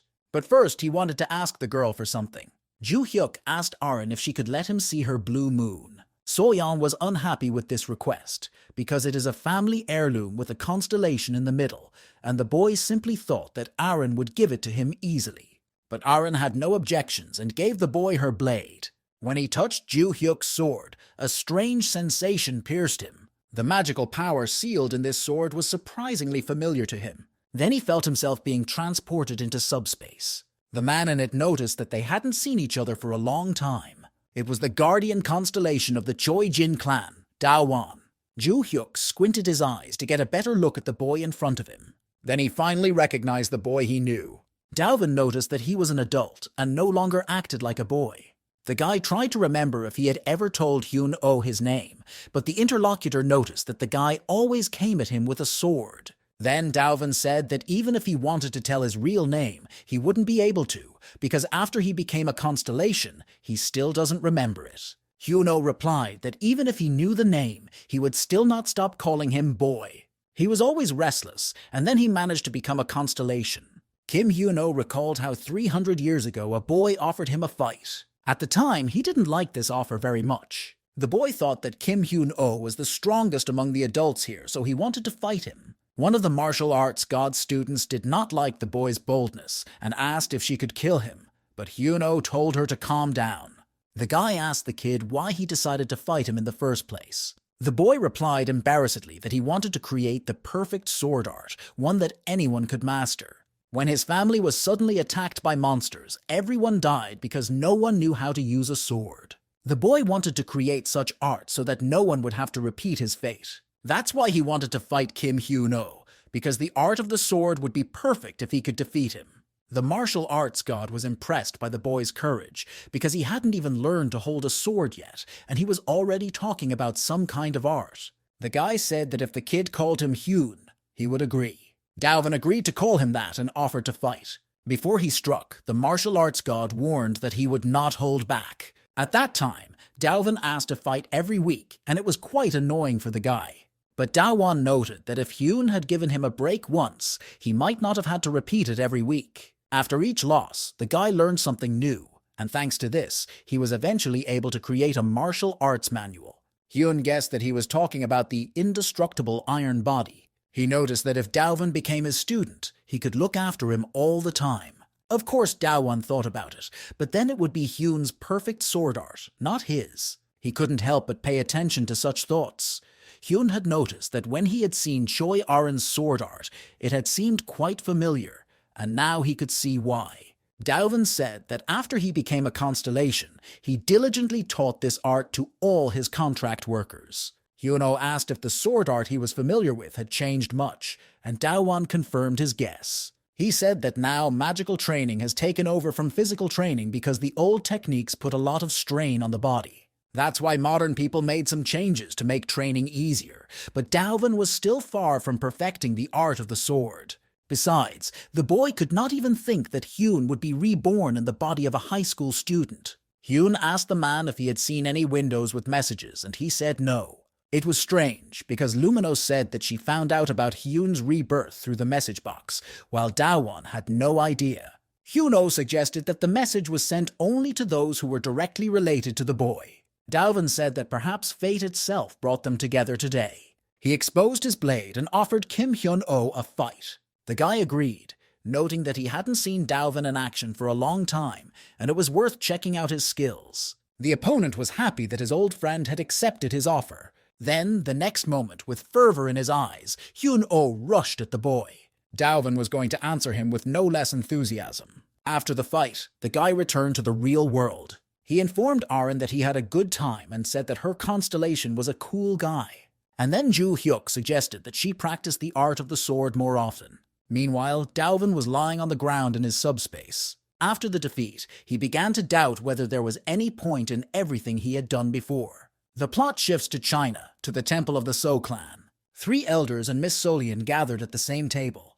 The woman asked the elders why they decided to call her. That's because the position of the head of their family's house was still vacant. The elders called Solian to discuss this, because they needed to elect a new chairman as soon as possible. They would have loved to have chosen her, but one person cannot hold the position of head of the family and leader of the White Lotus at the same time. One of the elders asked if Solian had any candidates in mind. The main condition was that the new chairman should be better than MANHUA, because this visionary woman used the constellations for her own benefit. Celine thought about what to say to the elders. After a few seconds of thought, the woman replied that she knew who could be hired for this position. Solian recommended entrusting this role to Yen Lan. She had a sparring match with Choi Arin at the same time. Kim Ju-hyuk told the girls to try not to use magic and focus on their physical abilities. He told Arin not to expose the sword because it was a sacred relic. Another reason was that Yen Lan would be fighting with his bare hands and might cut himself. The guy asked So-young why she was here as well, and she replied that he didn't mind when she watched him and Yen Lan sparring back then, and it shouldn't be a problem now. In fact, the girl was interested in watching.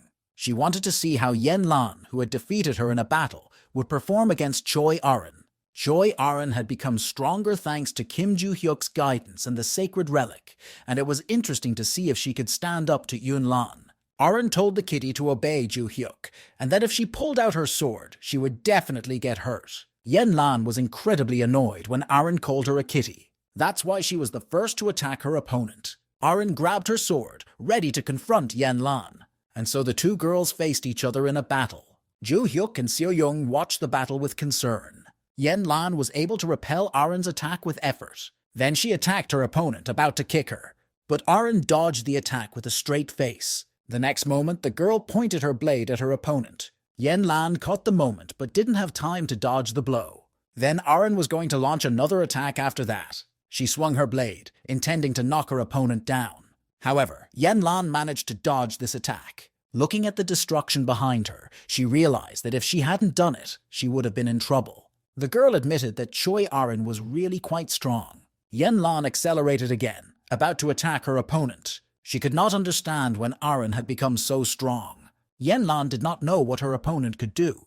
The girl swung her fist and hit Arin with all her might. However, the enemy steadfastly blocked this attack with her blade. Yun Lan had already seen Choi Arin fight Ju-hyuk, but then Arin was not as strong as she is now. Now the girl's movements were very different and very different. Arin's eyes were full of determination and self-confidence. She swung her blade with all her might at her opponent. This attack left a long scar on Yen Lan's body. The girl immediately felt pain from such a minor injury. Aren told the cat that she was a great dodger, but Yen Lan was annoyed by her opponent's audacity. The girl realized that Aren saw through all her attacks and that she could no longer attack directly. After all, in this case, Yen Lan could lose, so she needs to prepare a counterattack. Aren got back into a fighting stance and reached for her blade. The girl was about to take another swing at her opponent. Yen Lan began to run directly to Choi Aren. She steadfastly withstood a blade strike from the enemy. Yen Lan ran to Aren to get as close to her as possible.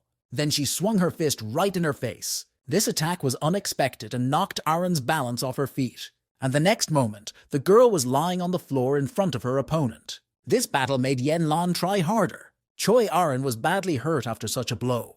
However, the next moment she got up from the floor, because she was not going to give up so easily. However, when the girls were about to continue, Ju Hyuk asked them to stop and said that the match was over. He told them to go to the medical center and said that he would give them feedback afterwards. Ju Hyuk admitted that this battle was quite good. It seemed that after Aren signed the contract, she began to communicate with Dalvin a lot, and the girl was developing quite quickly. Then Ju Hyuk's attention was drawn to her opponent. Yen Lan sat down on the floor, trying to catch her breath after the battle. The guy asked her if she was okay, and she replied that she was fine. Yen Lan admitted that it was quite dangerous, and that it was good that she dove under the attack. If she hadn't done so, her defeat would have been inevitable.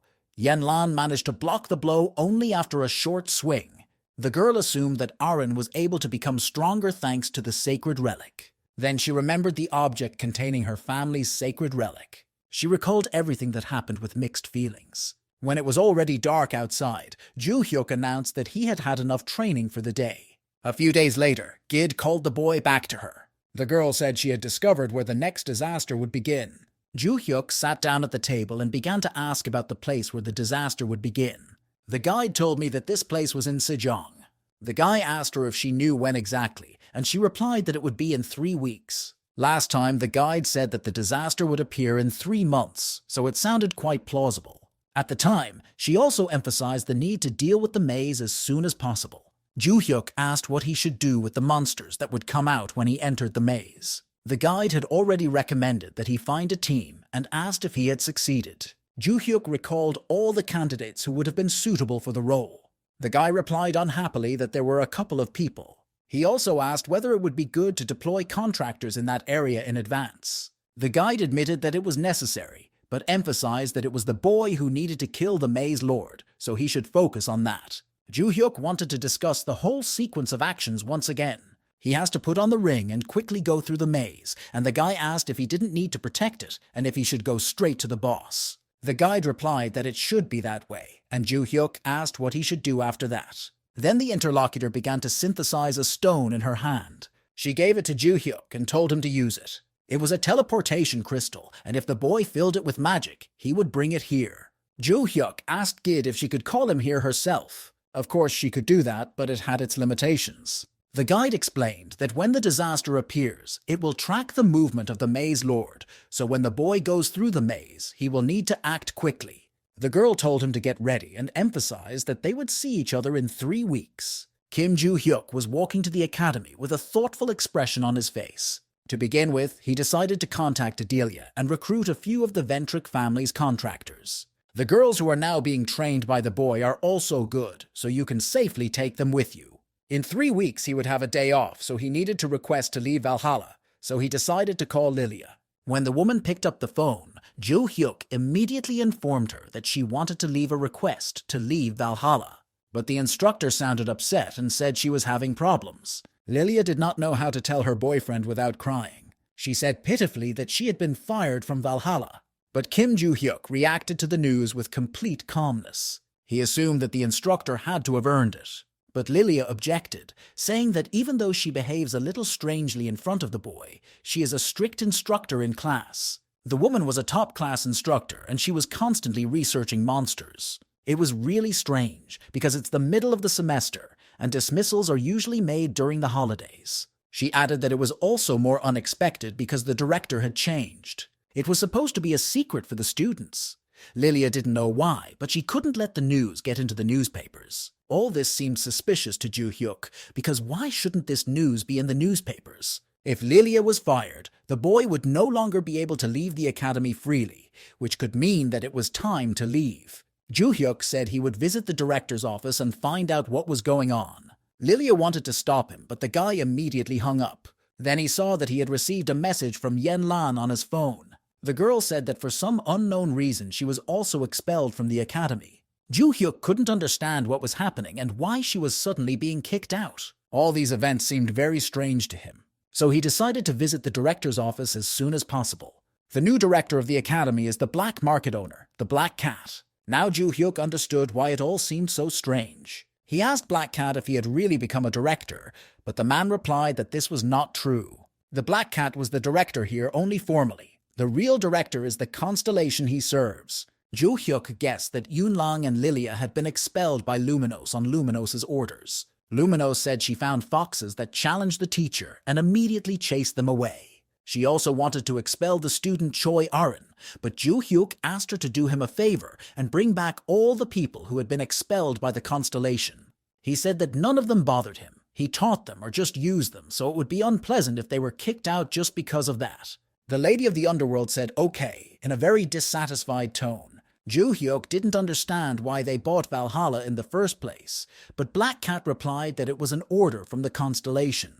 The man had heard that Joo-hyuk refused to live in a building made of money built on the market, and the boy said he was living in a local dormitory and couldn't move. Luminos believed that if she bought Valhalla, her teacher would be able to live in the building.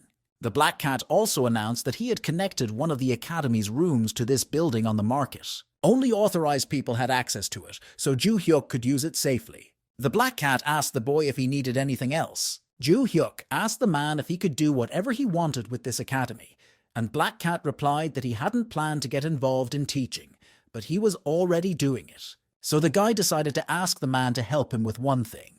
The course of events moves forward 3 weeks to the city of Sejong. A dazed Oh Sen-yuk could not understand what was happening and where so many monsters had come from. The hideous goblins were destroying everything in their path. The stone monsters chased after the unfortunate, frightened people. The entire city was filled with chaos caused by monsters. Oh Sen-yuk came to his family, and all these monsters were waiting for him. Then a woman's screams caught his attention. One of the goblins snatched the bag from the beaten woman. He swung his knife in the direction of the unfortunate woman. However, Sen-yuk had time to react and took the blow on himself. He clenched his fist and was about to attack the hideous monster. With one punch, he knocked out the goblin in front of him. Sen-yuk told the woman that this was not the last goblin, so she should run away. After the fight with the monster, the boy realized that they were completely different. This goblin was not at all like the virtual monsters he fought in the simulation. The sensation that rolled through his body after the blow gave him goosebumps. The boy managed to defeat one of the hideous goblins, but he was not sure whether he could deal with all the monsters ahead. To begin with, Sen-yuk decided that he needed to catch at least half of them. However, the next moment, 2 peers, Choi Arin and Yen Lan, rushed by the boy. Yen Lan destroyed hideous monsters with enthusiasm in her eyes. Arin fought the goblins with her blade. At one point, they defeated all the opponents facing Oh Sen-yuk. Soyeon was also surprised that the girls figured it out so quickly. Sen-yuk asked the girls what they were doing here. Yen Lan said that he should ask that guy over there and pointed at him. Sen-yuk's classmate Kim Joo-hyuk appeared next to him in person. 2 weeks ago, he gathered the principal and his students in Valhalla's classroom. Yunlan asked Joo-hyuk why he had called them, since they had already finished their physical training. The guy said that he called them because he wanted to tell them everything in person. Before that, he had to tell them that the Black Cat was now the new director of Valhalla. But only Yoo Seo-young's face was surprised by these words, and she asked what had happened to their mustachioed director. The Black Cat informed him that his uncle had retired, leaving the position of director to him. Soyeon didn't understand why they hadn't heard anything about it, but Black Cat asked her to understand that they were being very careful about it for a reason. The man assured me that they would inform the students about it anyway, but the girls were lucky enough to learn the news a little earlier than the others. He introduced himself as the Black Cat and said he would look forward to working with them, a name that worried Soyeon immensely. Joo-hyuk said that he had gathered the girls because, at his suggestion, a new department would soon appear at the academy. A special class whose students will conduct activities outside the academy without the classroom supervision that is present in regular classes. He asked the girls if they wanted to join. Yunlan assumed that nothing much would change for her anyway, and that was true, but Ju Hyuk wanted her to take part in this as well. Yenlan will also be training, but she will have the opportunity to leave the academy and hunt monsters, which will help her become stronger, so she accepted the offer. Aaron said that if that's what Ju Hyuk wants, she'll join. But Seo Young was confused by everything she had just heard. The girl asked if the market owner had become the new director, and the man confirmed it, and asked if she knew about him. Soyeon thought that the market was just a fable that had spread on the internet, and she did not expect it to really exist. She was also unclear how a market owner would come out and become the director of the academy. She also wondered how Ju Hyuk was able to convince the new principal to create this special class, asking if the boy had known the man before. Soyoung knew that Ju Hyuk was incredibly strong, but who would have thought that he was on short footing with the market owner? This was the scope of a far from ordinary student. Then the guy calmly asked the girl if she was willing to join a special unit. Soyeon said yes because it was hard to refuse. Black Cat also noted that students are exempt from regular classes and written exams, but only under certain conditions. They will be required to participate in certain events, such as debates and practical exams open to the public. At first, Black Cat didn't think about it, but he realized that he also needed to live up to his position as a director. Still, these students receive the highest privileges, so they must somehow reassure the instructors and other students. The girls were quite strong, so there shouldn't have been any issues with admission, but from the school's point of view, they wanted to get the best students. Valhalla's in the same class is a loss. That is why Black Cat wants them to actively participate in various events to raise the status of the academy. They could just catch the monsters, but they need to show their power directly to other students. The man said that it was not a request from the Black Cat, but from the director of Valhalla. Ju Hyuk didn't understand what was wrong with this guy, and whether he was really that affected by his new position. He accepted this condition and asked the girls if they had changed their minds. Yenlan said that nothing would change for her, but it seemed that the other girls also agreed with her. On the same day, he told them what their first task would be, and now the special unit was in the city where the disaster was supposed to have started. Ju Hyuk noticed Senyuk and asked him what he was doing here, but the other man was wondering the same thing. Senyuk replied that this was his parents' house, and he came here for the weekend and found such madness. He also asked Ju Hyuk what they were doing here in the first place. Then the guy told Yenlan and Choi Arin to get ready. The girls heard the teacher and immediately took up combat positions. Another pack of hideous monsters was approaching them. Ju Hyuk was also going to take part in the confrontation between them. The guy was happy to tell me that they had come here for this very reason. And in the next moment, with a single swing of his sword, he cut the hideous monsters in front of him. The beaten monsters lay helplessly under the boy's feet. Ju Hyuk admitted that the attack was nothing at all. However, his peers were incredibly impressed by what they had just seen. After all, the guy faced even highly wounded monsters they hadn't fought in training, and he defeated them all with one punch. Then Moduri, one of the Ventri contractors, appeared near Ju Hyuk and informed him that he had found a labyrinth that could be the source of the disaster. This maze was 5 kilometers away and completely surrounded by monsters. The boy asked what the other agents of the Ventricle family were doing, and the man said that they were evacuating the townspeople and preventing the monsters from causing even more damage. Ju Hyuk also asked if the family's constellation hadn't woken up yet. Modiri replied that it has not yet given feedback. The boy's student came down here 3 months ago and still does nothing. But Ju Hyuk admitted that it wouldn't be that hard to catch the monsters, and the girl's ability could only deal with weak enemies. Then the boy instructed the man to tell the Ventricans to take off their robes and help people openly. He believed that it would be easier to restore their tarnished name. Modiri understood the boy's intentions and said he would carry out the order. Before leaving, he asked if they should head to the center of the disaster. Before that, Ju Hyuk instructed Aran and Yunlan to deal with the monsters and help evacuate the residents. He told Yoo Seo-young to make her way to Oh Senyuk's house with him. The guy himself was going to run straight to the center of the disaster. The possible entrance to the maze was surrounded by a huge number of monsters. Modiri suggested that this low rock was most likely the entrance to a labyrinth. There were few high-ranking monsters, so the man thought the best strategy would be to gather their family's agents and strike at one point, with Ju Hyuk following them. The guy admitted that it was a good strategy, but he said it would take too much time. Modiri asked if he had any other suggestion. Ju Hyuk really had a great idea. The guy stood up, but did not answer the Ventri family agent. And the next moment, the boy rushed straight to the monsters. He looked at the monsters with eyes full of enthusiasm. The boy swung and struck the monsters with his blade. The monsters were watching intently to see what would happen next. After the boy's attack, each of the monsters got a good beating. Modiri was incredibly impressed and couldn't believe that Kim Joo-hyuk had defeated all the monsters with one punch. It was nothing like the skills and strength of a contract student. The boy's power was comparable to that of a real constellation. Joo-hyuk was very pleased with the results of his attack.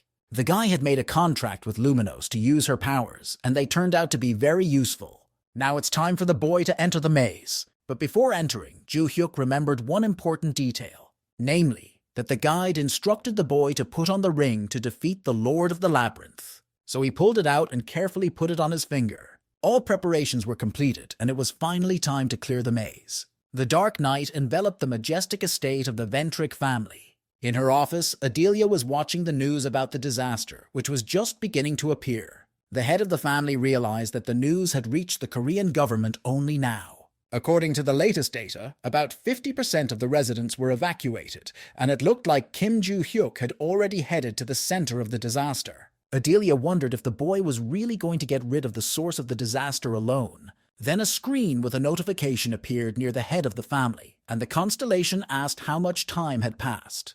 Adelia was delighted that Mrs. Constellation had finally woken up and replied that it had been about 3 months. After that, she received a notification telling her what the constellation was thinking. A few seconds later, the constellation asked where her teacher was. The boy himself was now fighting against the monsters that came across on the way. Barch noticed that from the outside, it looks like Joo-hyuk is just waving his sword, but in fact, he is wielding it quite ruthlessly, and asked if this is the Wuxin style. Joo-hyuk was surprised that the god of destruction had been silent for so long and suddenly began to speak heresy, and he asked where he had heard such a thing.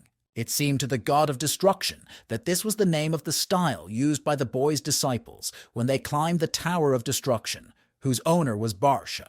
Joo-hyuk suggested that the name stuck by itself to their style of monster hunting and said that the Wuxin style sounds quite creepy. The labyrinth turned out to be much bigger than the boy expected, and if he fought each monster separately, he would definitely be late. Then Joo-hyuk concentrated and began to distribute his mana. In this way, he wanted to find the core of the maze using mana recognition. Usually, bosses appeared right next to the core, which means that the place where mana is most abundant is the boss room of the maze. After a few minutes of searching, Joo-hyuk finally managed to find the place. This place was right under his feet. Barsh noticed that it is quite difficult to destroy anything inside the maze. Joo-hyuk knew this, and that is why he took his student's ability with him. He swung his blade and pierced the ground beneath his feet. Thanks to this technique, the guy managed to destroy it and get to the right place. Joo-hyuk asked the man in front of him if he was the Lord of the Labyrinth. The creature in front of the boy was dressed in red armor, holding a spear. Joo-hyuk realized that he was looking at a humanoid using a spear. In long-range attacks, the creature will have an advantage, but if the guy uses the sword technique or the power of luminosity, there should be no problems. He just needs to destroy the core of the maze, which is guarded by this guy. Joo-hyuk decided that the best solution would be to counterattack or stab. The humanoid looked at the boy sternly and prepared for battle. He swung his metal spear directly at Joo-hyuk. But the fact that the creature approached only made the guy's job easier. However, the opponent's spear was not as big as Joo-hyuk expected.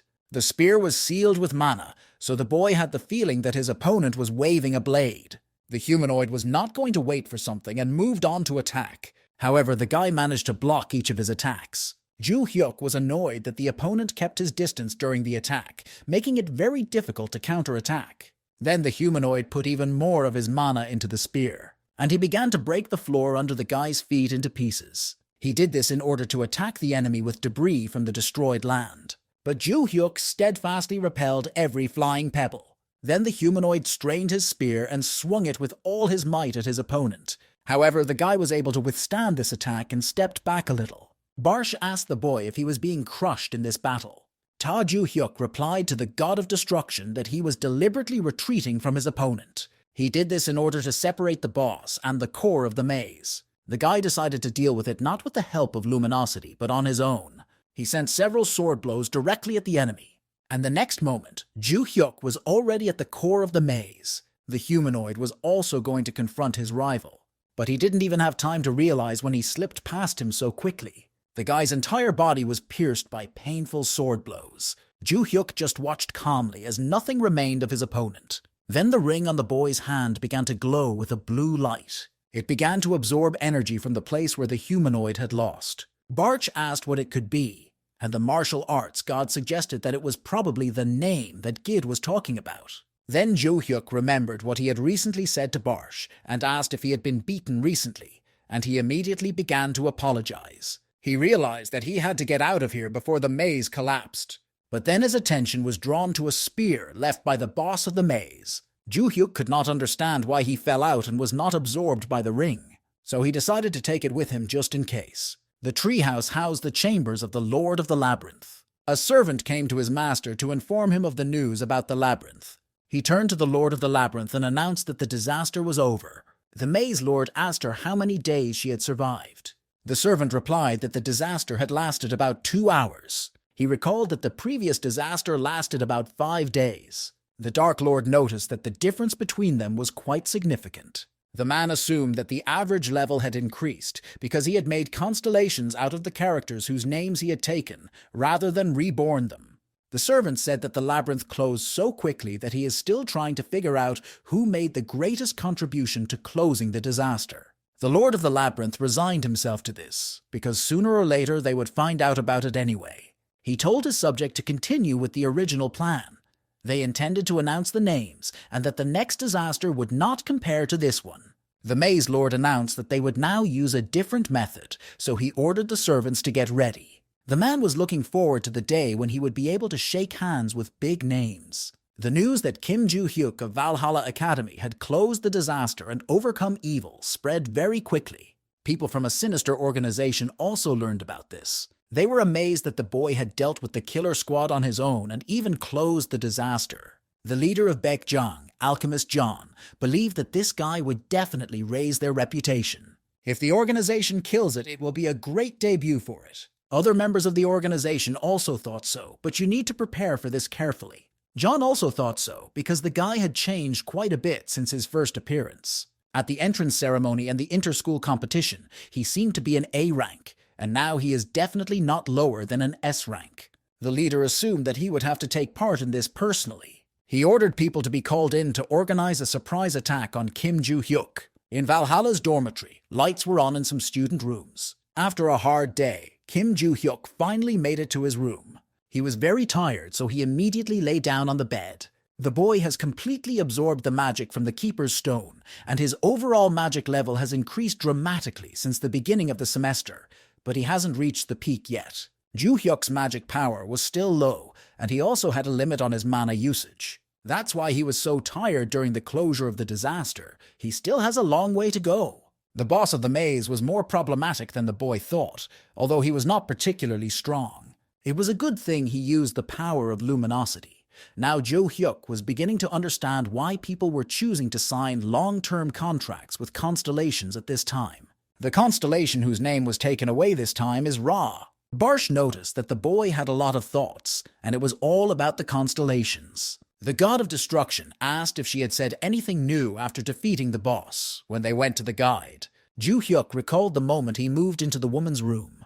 The guide was pleased that the guy came after all. He reported that he had dealt with the disaster, defeated the maze boss, and done everything the guide had said. Then Ju Hyuk felt the stone in his hand begin to dissolve into thin air. The conductor noticed the spear he was holding in his hand and asked where he got it. Ju Hyuk replied that it was the spear of the maze boss, and the ring did not absorb it, so he decided to take it with him. It was quite strange, so Gid asked to see the ring. The martial arts god took off the ring and gave it to the woman. The conductor began to look at him carefully. The woman said the ring had absorbed the name and gave it back to the boy. She announced that the real game was about to begin, just as the guide had said, and that the names would be scattered throughout the mazes. From this point on, the Maze Lord will most likely use high-end names, but the guide needs to look to find out which ones. She looked at them and said that they would most likely be from the Tower of Destruction, which the boy had destroyed. Ju Hyuk recalled that there were a lot of unpleasant people in that place. Even the thought of meeting them irritated him greatly. Before saying goodbye, Gid said that they would meet again before the name was sprayed. Jo Hyuk told Barsh that the conductor said that the names would be scattered again. He also said that they were in the Tower of Destruction. Although Barsh was its owner, he did not remember everyone who was there. Jo Hyuk recalled that there were only monsters on the ground floor, and they hardly had names. So most likely there will be names collected at least from the second floor. The guy recalled that there were a lot of irritating scum there. There was one more detail that really bothered Jo Hyuk. After all, if those who were in the Tower of Destruction return, this should also apply to Barsh. But the God of Destruction has already said that he was forced to become the owner of the Tower of Destruction. He began to repeat that he was not the master of the maze. Jo Hyuk asked them to stop making noise and said that he believed Barsh. It was quite suspicious and strange, because even though Barsh's name was taken away, he had no strength left. If you take the boy's students or other constellations as an example, you can get their powers through a contract.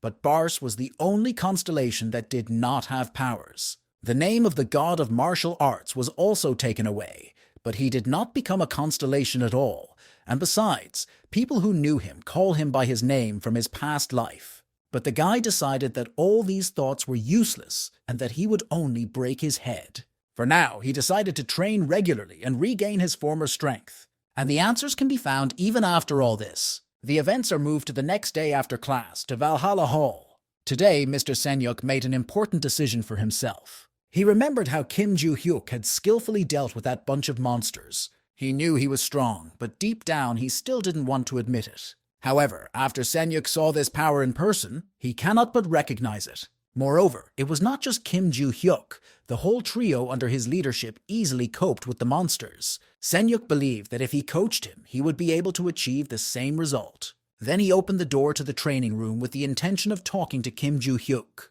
But there he found a completely unexpected picture. Red-faced, Yenlan sat with a towel to her face. The course of events is moved back half an hour when the girl was still in the process of training.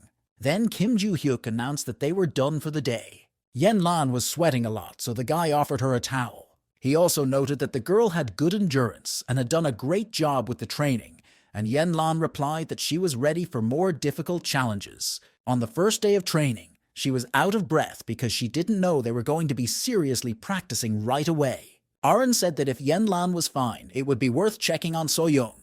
This training was not easy for the girl. She even found it difficult to get up from the floor because of fatigue. So-young knew that it would be difficult, but she did not expect it to be to this extent. Joo-hyuk sarcastically reminded me that if a girl is so hard up, she can always return to her old way of life. But So-yeon replied that it was much better here and she would do her best, and Aaron sighed in response. This irritated the girl and she emphasized that she would get over Aaron quickly. Usually, after training, they worked on their fighting style, but since they had just recently closed the disaster, Joo-hyuk suggested that they finish a little earlier today. Aaron asked the boy what he was going to do next, and Joo-hyuk replied that he was going to go back to his dorm and work on his magic.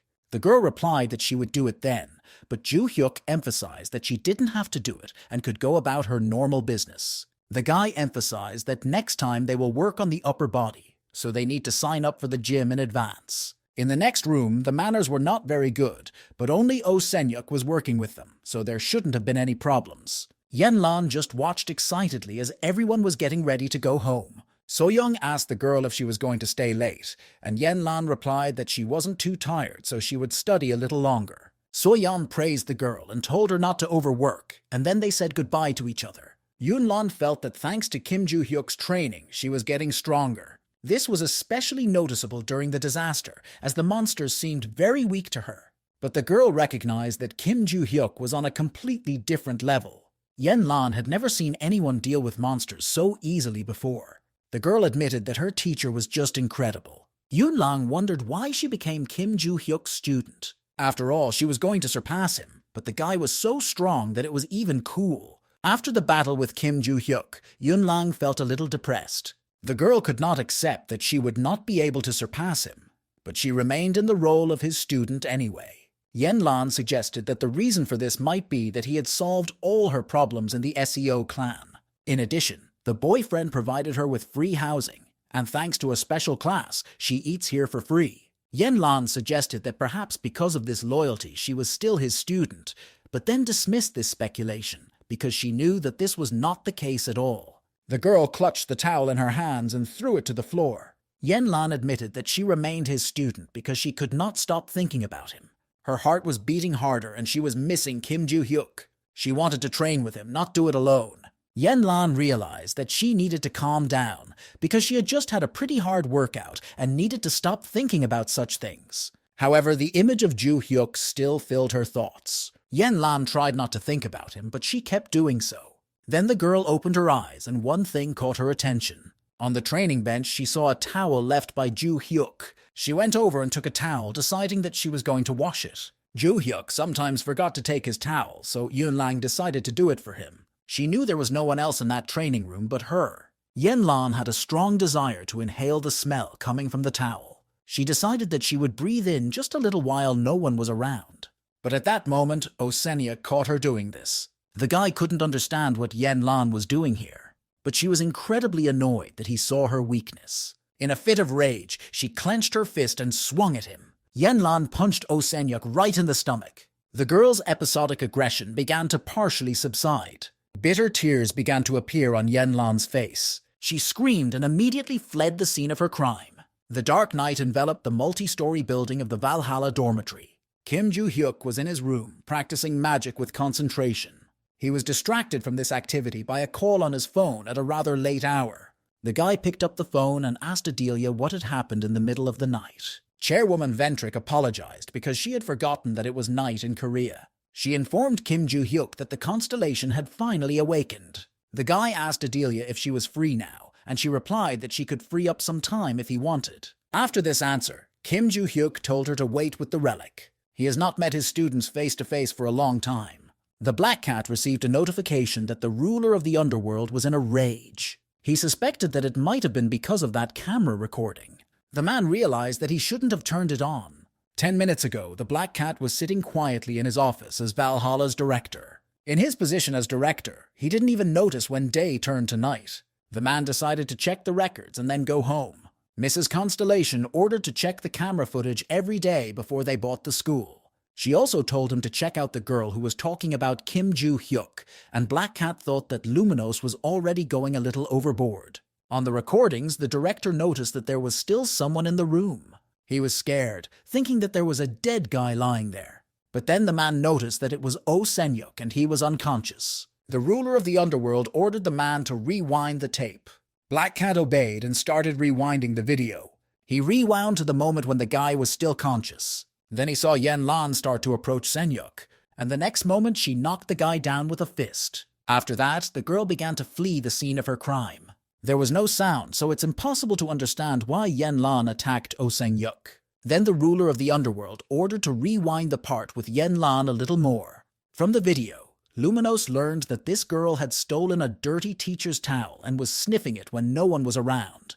Black Cat suggested that Oh Senyuk had caught her doing this, which made Yen Lan feel ashamed. The ruler of the underworld announced that she wanted to tear this girl to pieces. The Black Cat was worried that his lady's attacks were becoming more frequent. She used to get mad for no reason at all, but when it comes to Kim Joo-hyuk, she goes completely crazy. Luminos has already said that she knows the guy very well and also called him a teacher, so this may well be true. But the girl became a constellation much earlier, even before he was born.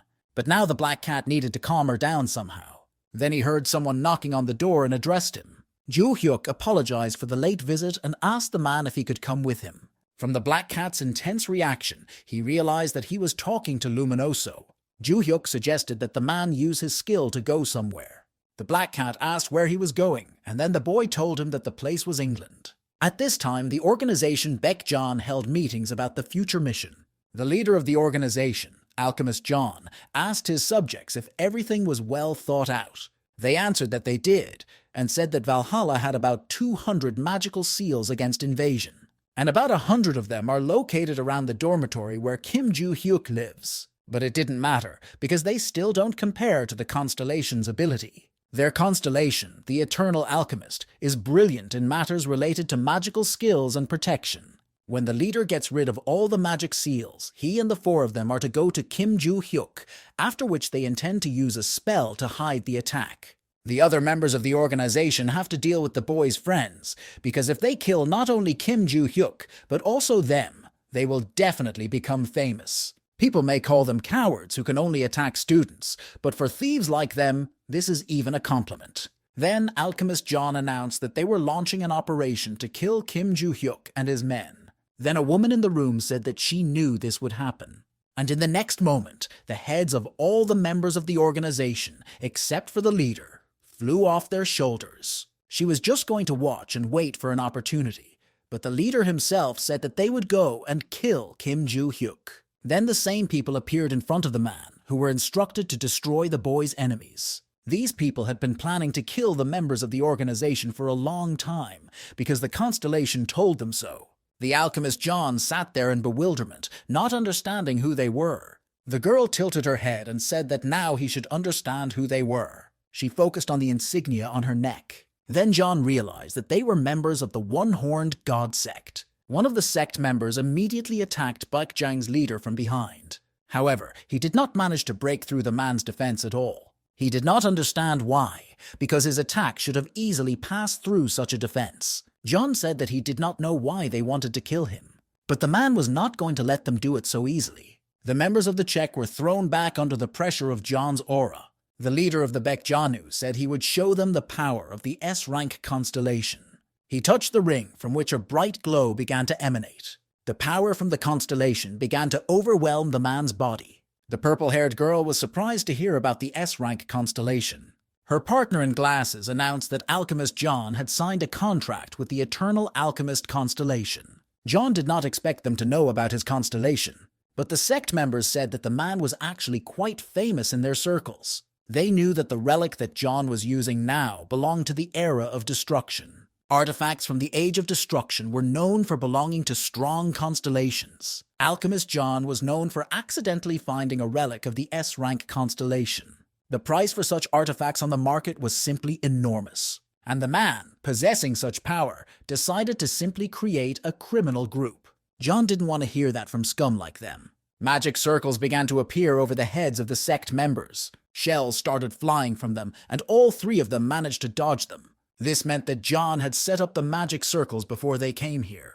Then the purple-haired girl noticed that a magic circle had also appeared behind her. She told her partners to be more careful. She was annoyed that John had placed magic circles on his own base. The leader of the organization was nervous because these monsters could sense attacks even from the back. He didn't know what their abilities were or what constellation they served, but it didn't matter. John has installed about 1,200 magic circles in this mansion, so it's impossible to dodge them all. The man had the Eternal Alchemist's absolute protection, so he expected that he would not be affected by magic, and that they would not be able to do anything to him.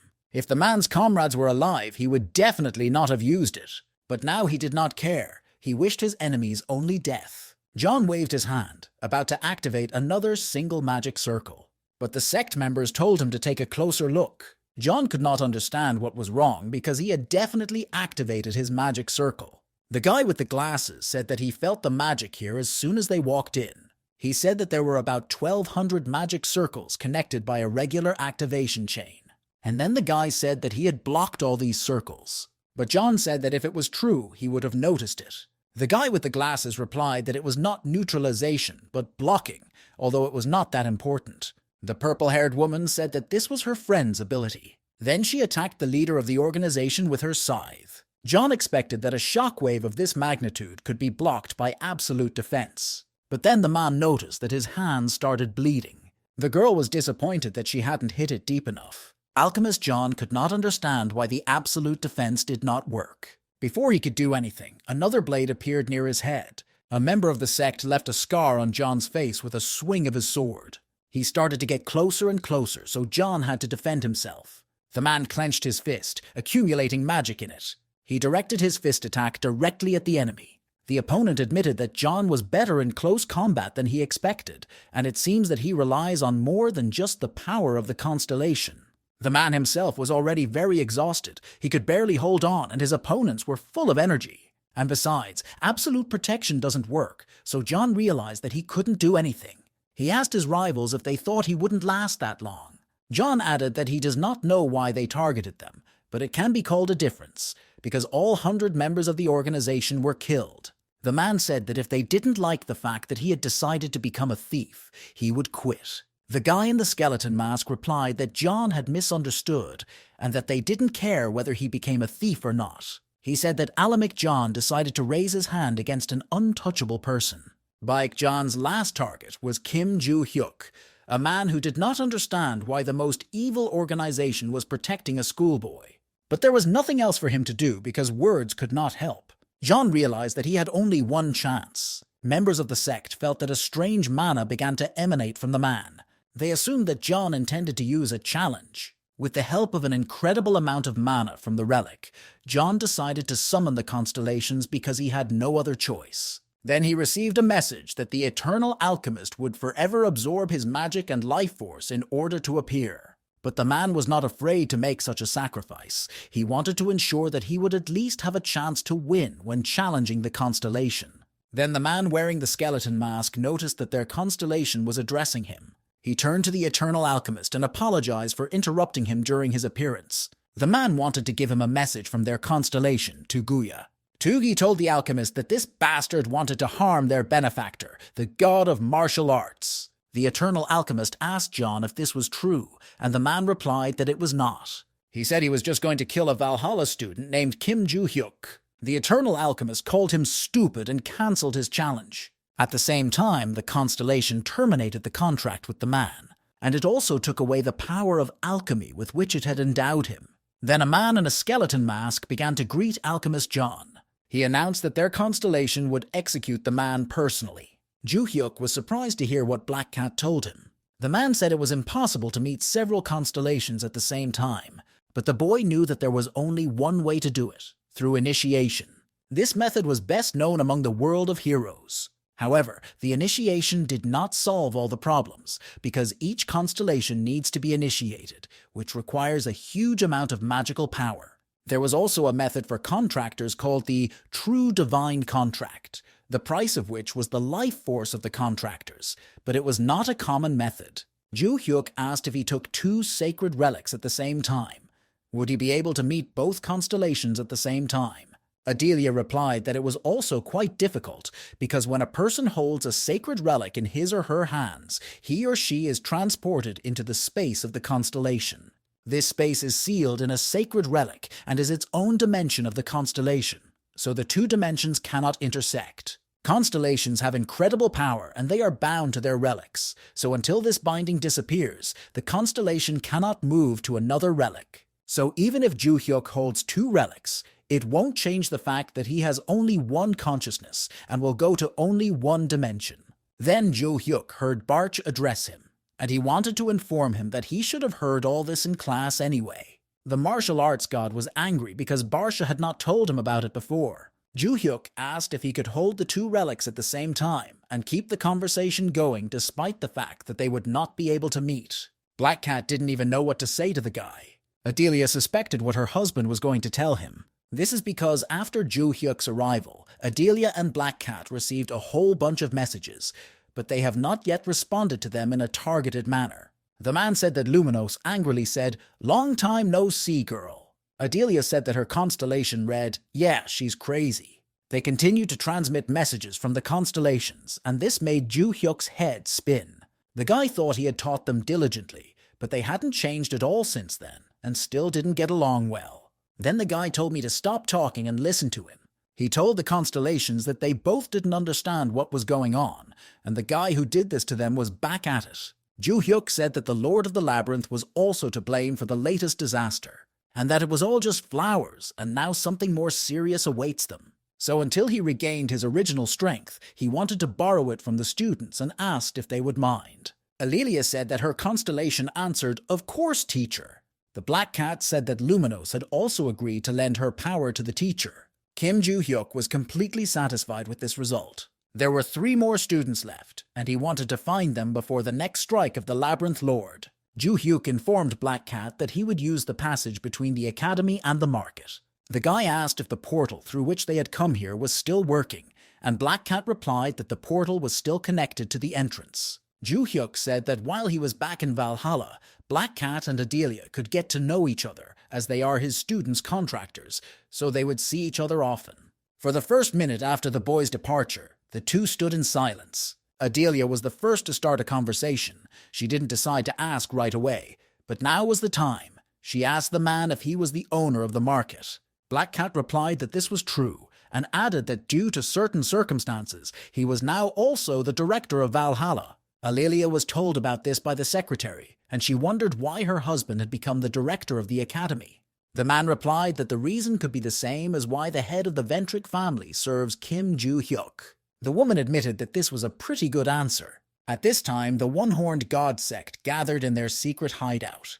Their master noticed that most of the enemies had already been dealt with. Therefore, the Constellation was preparing a new order for its subjects. Tugai ordered the sect members to continue to protect Kim Ju-hyuk. He asked them in a commanding tone if they understood him. The guy with the glasses understood that they had to be with him for this. This means they have to introduce themselves to Kim Ju-hyuk. But their boss said that this was not necessary, and that they would only have to do something when the boy needed help. The purple-haired girl asked if they would need to hide their presence and just follow the guy.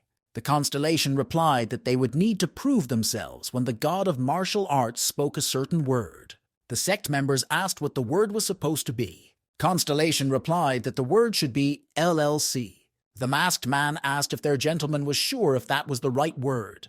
But the Constellation confidently answered that it was right. The next day, Kim Ju-hyuk visited Valhalla's gym. There he was surprised to see a beaten Oh Senyuk, and he asked him what had happened to his face. Senyuk told Ju-hyuk that he shouldn't worry about it. And then he desperately asked the boy to accept him as his disciple. This request came as another surprise to Ju-hyuk. Ju-hyuk told Senyuk that he did not want to take him as a student. He was surprised and assumed that the rumors were true. There were rumors about the guy that he only accepted girls as students because he was building a harem, and this news made Ju-hyuk very angry. He said that Choi Arin and Yu Seo-young wanted to become his students, and on his own initiative, he took only Yen Lan. So Ju-hyuk threatened the boy that if he wanted to stay alive, he shouldn't talk about any harems anymore. Moreover, the guy has already trained 3 people, and he simply won't have enough time for Senyuk. Ju-hyuk's priority was his training, but he still felt sorry. After all, it would be nice to have a person on hand who can stand up to monsters so well. Then Ju-hyuk came up with an idea of what to do about it. He turned to Yen Lan, and she was immediately frightened. The guy said that from that moment on, she would teach Oh Senyuk. They both emphasized physical strength, so Ju-hyuk believed that they would have a great synergy when sparring. The guy told them to get to know each other better while he was training. Senyuk looked nervously at his new teacher. The girl asked him if he had anything to say. Oh Senyuk recalled how Yen Lan turned and hit him in the face when he lost consciousness. He realized that the girl was ashamed of something. He thought that Yen Lan was ashamed when the boy saw her wiping her face with sweat and told her to be more careful in the future. The girl immediately felt better at heart because Senyuk did not understand anything. She clapped him on the shoulder in a friendly way and told him to be careful as well. Ju-hyuk hears Yun-lang say that she's going to show Oh Senyuk how she's training. When he was lifting weights, Choi Arin approached him. The next week is a vacation, so the girl was wondering what he was going to do during it. Ju-hyuk was surprised to hear about the vacation because they hadn't had their final exams yet. But Arin said that the last test they took was the final exam. The academy emphasized the practical part, so the written part was quite simple, especially since they didn't have to pass the practical part. The guy mentioned that they had already passed the maze, so they didn't have to take the practical exam. Ju-hyuk replied that he would just continue training during the holidays and maybe make it a little harder, and Arin said she would do the same. The guy was surprised by this answer, and he emphasized that Arin could do whatever he wanted outside of training. The girl replied that she was already doing whatever she wanted. Arin trains because she wants to become as strong as Kim Ju-hyuk. That was her wish. The girl said that she might also go home several times, as she is training as an heiress there. Soyeon said that she would also stay here for the holidays and train, but the boy wouldn't listen to her. The story moves forward a week to the Hero Academy in the United States. Academy President Beck sat anxiously in his office. He was looking at the strange sword on his desk. The man recalled receiving the artifact a few days ago. Then he entered his office, where Logan was waiting for him. The man was also known as the First, Destroyer Logan. The principal asked Logan if he had come to see his son before the holidays, but the man replied that he didn't want to distract him. He said that he had dealt with the thieves who had attacked his son, but Beck had already heard about it. The first destroyed the shadowy organization of the devotees, whose members seemed to him to be rather weak. He also recalled that for some reason their leader had already been cut to pieces. Logan didn't know the reason, but he felt sorry for him, and Beck assumed it was because the man couldn't deal with him personally. This was also a reason, but Logan wanted to get more information about the Bloodlion.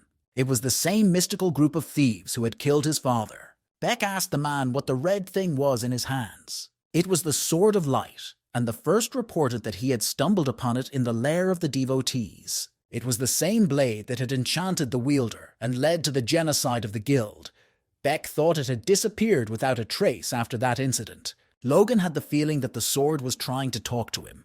The first said that he was definitely not bewitched, otherwise this academy would be in ruins. His mind was clear, but the constant whispering of the sword irritated the man. That's why he would like to leave the sword in the academy's artifact storage. Beck replied that he could organize it, but he was interested in what the man was whispering to the sword. Logan replied that the sword was asking him to find a teacher. When the director left this sword in the artifact storage, the other constellations did not like it and had to take it away. These words were strange and could mean that the constellation inside the Sword of Light has its own teacher. Then the director's attention was drawn to a loud noise outside. He saw that the buildings of the academy had been swallowed up by chaos.